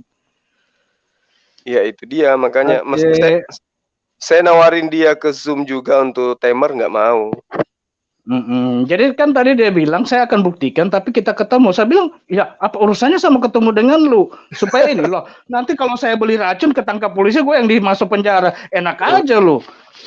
Itu kan Bible lu, bukan Bible, bukan saya punya Al-Quran. Kalau Al-Quran saya nggak apa-apa. Saya di penjara ya. Saya yang ininya itu kan Bible ente. Ngapain saya yang Benar. kan bodoh gitu loh. Ngotot aja modalnya. Iya. Diminta Jadi orang dalilnya begitu nggak ada harus dalil. digituin. Ustadz Zuma harus digituin gitu loh. Bukan kita mungkin bisa bahasa Inggris, enggak. Iya, Dalam benar Bang, sesuatunya benar. Iya, gitu benar. loh. Jadi Ini kalau udah dia keras, Abang udah benar tadi tuh. Memang harus digituin. karena Iya, gini dia orang bicara oh gimana Terus kalau kita ngomong, dia minta kita yang dengar dia, kan lucu gitu loh. Iya, kan begini. Seharusnya kan sudah dia lihat Ustadz Zuman ya, gimana diskusi dengan para oten yang lain kan, semuanya teratur gitu loh. Nah dia masuk, kapan stopnya nih? Nggak ada komanya, nggak usah dibilang titik, komanya aja nggak ada. Untung ada abang saya ini. Jadi Dinda dia kan bilangnya kita itu bodoh gara-gara kucing onta. Ya udah oke lah bodoh, tapi kau buktikanlah kalau kau merasa pintar, buktikanlah kau punya ayat minum racun itu nggak mati gitu loh. Benar. Akhirnya dia keok juga kan jadinya. Ya maksudnya ngotot di mana kau tinggal, kau yang beli poison, goblok amat. Itu kan Bible kau. Kecuali tadi saya punya Al-Quran, oke lah saya beli, saya umpamanya ada orang mati gitu kan, yang saya di penjara nggak apa-apa, ini Al-Quran saya, ini kan kau punya Bible, buktikan, kok orang lain kau sangkut pautkan, orang akan melihat, oh benar itu Alkitab, mungkin orang akan banyak masuk Kristen gitu loh. Iya benar Bang, benar, luar biasa. Mungkin dari jawaban abang ini, intinya saya terpuaskan lah, jawaban-jawaban abang ini kena semua terhadap kesombongan dia, terus kemudian apa sombong kali, terus merasa pintar, merasa kita ini benar, selalu ngatain kita goblok, bahlul dan seterusnya. Iya karena makanya saya bilang kamu nggak baca Alkitab kamu gitu loh, Wahyu saja kamu nggak baca, bagaimana kontradiksi dengan ini itu gitu loh. Benar, Jadi dikasih dia pemahaman tadi itu sudah benar kan tentang apa namanya Maryam itu saudaranya Harun. Jadi kita analogikan sama kan, bagaimana kalau kita dibilang hai cucu Adam kan, tetapi kan Yesus langsung ke anaknya Adam gitu loh, aneh kan? Yesus itu kalau dibilang Adam. Juga anaknya Daud, dibilang anak Daud saja sudah aneh. Apalagi anak Adam. Kapan Nabi Daud nidurin Maryam gitu kan? Iya, itulah dia Bang. Tapi kalau dijelasin ya tetap aja ngotot. Nah gitu, kita kan begini, kadang mereka berikan ini ya kita paham gitu loh. Tapi kalau ada yang kontradiksi ya, bukan dengan kita, dengan kitabnya sendiri, tubrukan, ya udah kita kan bantahnya kan ke situ gitu loh. Iya benar Bang, benar. Sama kan dengan begini, biasanya kan mereka mengatakan siapa yang dikorbankan, Ishak atau Ismail? Ya Ismail. Loh di perjanjian lama, di kejadian yang dikorbankan Ishak. Ya iya kan, karena dimanipulasi kan. Karena kita lihat pada saat mereka turun, mereka tidak turun yang ke Hebron, ke rumahnya Siti Sarah, tetapi dia ke Siti Hajar. Berseba, betul. Ya ke Bathsheba itu loh. Jadi jejaknya itu masih ada gitu loh. Walaupun kita dibohongi oleh penulis kitab sebelumnya, menutupi bahwa Ismail yang memang akan menjadi umat yang besar kan, tetapi kan Allah itu kan tahu apa yang di hati manusia. Benar Bang, luar biasa. Akhirnya dia keok sendiri ya. Kami dari tim MCU ucapin terima kasih banyak kepada saya terima kasih banyak udah bisa gabung dari dulu, kemarin penasaran kapan ya saya walaupun jadi maksudnya pendengar banyak ilmu yang saya dapatkan kan. Alhamdulillah malam ini bisa ketemu dengan Zuma ya gitu kan, banyak sekali yang saya didapatkan gitu loh. Iya deh Bang, abang di Palu ini? Ya saya di Palu. Oh, dekat berarti kita. Iya, dekat dengan Makassar. Makanya saya bilang insya Allah nanti ada kesempatannya jalan-jalan ke Makassar gitu kan. Iya bang, jumpa kita bang. Iya. Luar biasa. Nanti kalau misalnya ada kegiatan di dialog di ZZZ, bisa gabung juga bang di sana kalau memang mau. Insya Allah, pokoknya kan saya biasa lihat, ya lagi live. Makanya dulu, untung tadi saya lihat dapat linknya gitu, oh bisa. Kemarin-kemarin penasaran gitu kan. Iya, iya. Saya agak sedikit gaptek juga lah gitu loh. Ya enggak lah, Tapi pas cuman kan dapat, alhamdulillah saya bilang nggak bisa join. iya bang, alhamdulillah. Iya. Jadi mungkin Nanti Pak Ustadz Zuma ini udah mau istirahat ya? iya yuk kita sama-sama istirahat ya bang. Makasih banyak. Iya. Saya juga makasih banyak nih. Sudah hadir bersama kita di sini dan mampu melumpuhkan seorang Andika. Aduh, luar biasa. Semua argumennya itu terpatahkan. Ya, alhamdulillah sudah terpatahkan sama abang. Ya, karena begini, Tuhan sudah membukakan jalan. Dia buka tadi itu bahwa kita itu minum kencing onta gitu. Dibilang orang bodoh, ya udah enak itu nyerang lu, mati kau. Mati kok. Mati kok. Ternyata betul-betul mati. Aduh, iya deh, Ustadz Zuma mungkin sudah mau istirahat nih kan. Baik bang, mungkin bisa kasih closing statement dulu Bang Andi perihal materi kita dan juga sikap daripada seorang Andika tadi. Silakan bang. Iya, saya sih tidak terlalu banyak ngomong ya. Yang penting alhamdulillah tadi Ustadz Zuma sudah membuka gitu loh. Selama ini mereka denied ataupun menolak bahwa apa yang kita katakan Nabi terhadap yang mereka taunya itu Rasul, mereka selalu menyangkal dengan tadi statementnya Ustadz Zuma sangat clear gitu loh. Bahwa itu dikatakan Nabi gitu loh. Karena harus mendapatkan wahyu lah, inilah itu kan. Banyak sekali dan saya juga tercerahkan jujur gitu. Karena kemarin saya juga bingung. Kalau sudah dia katakan Rasul bukan Nabi, ya terpaksa aku ngikut aja gitu loh. Karena enggak tahu lagi, memang benar-benar bingung saya mengargumenkannya bagaimana membuka pemikirannya kan. Gitu loh. Iya, Bang. Dengan tadi sudah dipaparkan oleh Ustadz Zuma, alhamdulillah saya yakin ya sampai di dunia pun ya yang mengerti bahasa Indonesia itu paham. Oh ternyata benar. Itu sebenarnya Nabi bukan Rasul. Cuma mereka saja yang tidak paham apa itu Rasul, apa itu Nabi gitu kan. Padahal sebenarnya kata Rasul dan Nabi kan sama gitu loh. Cuma tugasnya beda kan. Kalau Nabi kan tidak diwajibkan untuk ini. Kalau Rasul harus karena dia punya umat. Iya. Benar gitu. Bang, benar. Nah kemudian tadi ya buat Andika kalau masuk sedikitnya harus pakai ilmu gitu. Kemudian jangan ngomongnya begitu, orang kan juga kesel. Saya yakin walaupun yang kau jabarkan juga benar. Nah orang nggak dengar gitu, lo nggak tahu lu ngomong apa sih gitu kan. Iya. Inilah yang harus ditahu juga oleh si Andika gitu loh. Akhirnya kan kita sebenarnya tidak emosi. Bukan sebenarnya saya orangnya tidak emosi aja sih, biasalah menghadapi debater begitu, udah biasa lah. Ya dan alhamdulillah maksudnya kita selalu diberikan satu petunjuk oleh Allah, jadi kita bisa mematahkan gitu loh, bukan kita merasa menang, enggak gitu loh. Karena semuanya itu kan milik Allah gitu kan, ilmu milik Allah dan alhamdulillah kita dibukakan pemikiran gitu loh. Dan insya Allah kita selalu dibukakan cahaya itu gitu loh. Sehingga kita mampu itu loh membalas ataupun menyanggah apa yang mereka tuduhkan sama kita bahwa Al-Quran palsu lah, Nabi palsu lah, Tuhan tak jelas kan begitu, untuk penyembah kotak hitam lah kan gitu, banyak sekali mereka punya ini tuduhan-tuduhan buat kita gitu. Ya mungkin cuma itu saja Ustadz Zuma karena saya nggak tahu lagi closing statementnya yang harus saya ucapkan. Yang penting saya bersyukur alhamdulillah bisa masuk di di room yang sudah lama saya nantikan.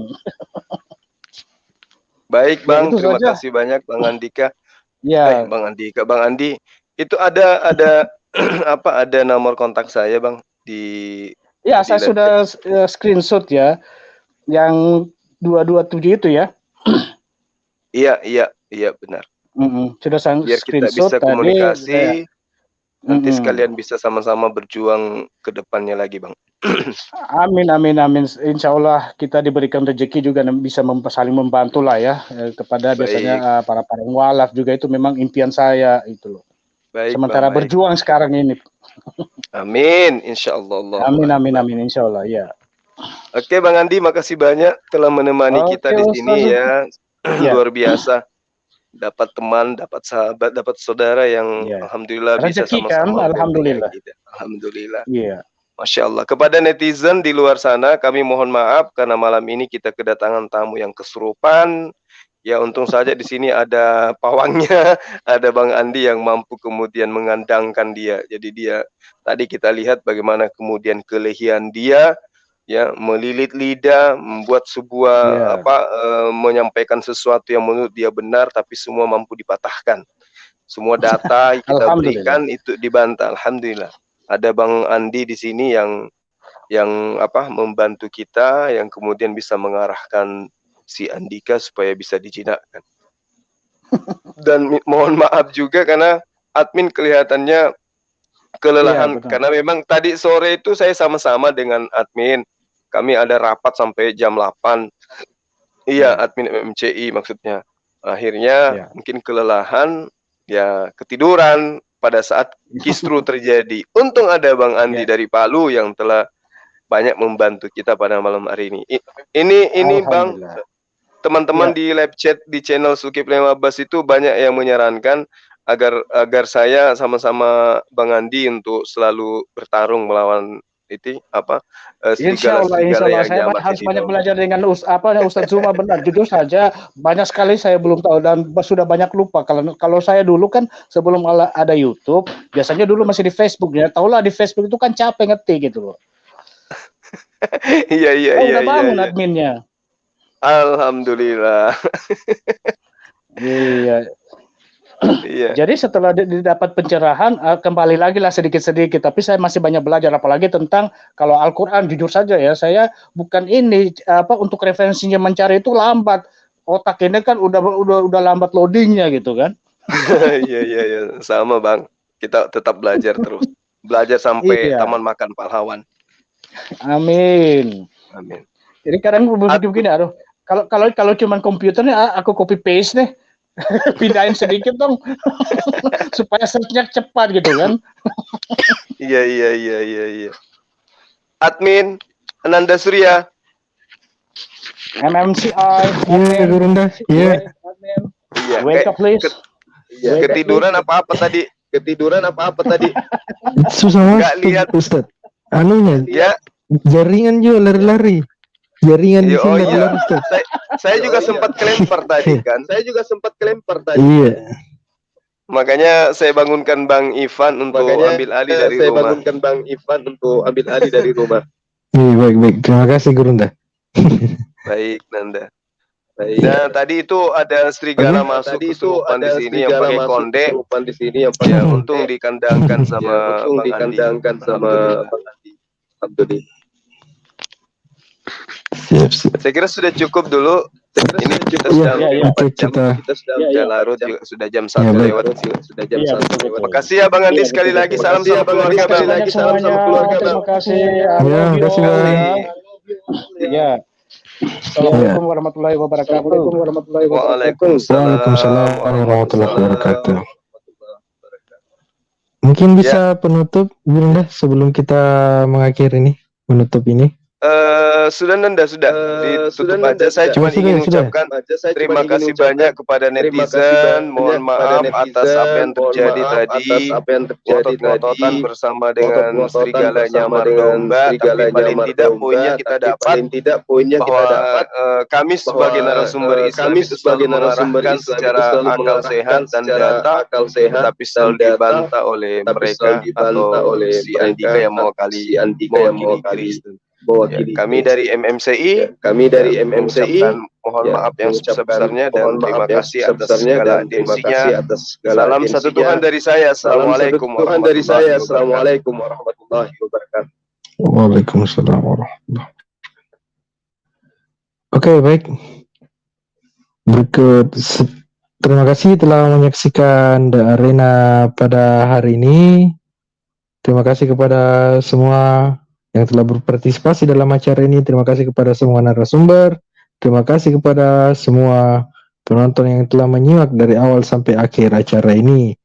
Kemudian jangan lupa untuk di subscribe YouTube channel Makassar Mualaf Center Indonesia dan di follow Instagram Makassar Mualaf Center Indonesia di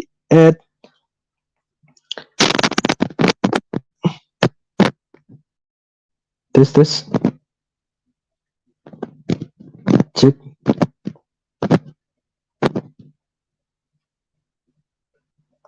Oke, mohon maaf. Jangan lupa di follow Instagram Makassar Mualaf Center Indonesia di @mmci_official dan di Facebook @ymmci.official. Baik. Oke. Saya mewakili teman-teman yang bertugas pada malam hari ini mengucapkan terima kasih banyak. Mohon maaf apabila ada kesalahan. Sampai jumpa di The Arena pekan depan. Wabillahi taufiq wal hidayah. Wassalamualaikum warahmatullahi wabarakatuh. Assalamualaikum warahmatullahi wabarakatuh guys. Jangan lupa like, komen, subscribe YouTube channel Makassar Mualaf Center Indonesia. Terima kasih. Assalamualaikum warahmatullahi wabarakatuh.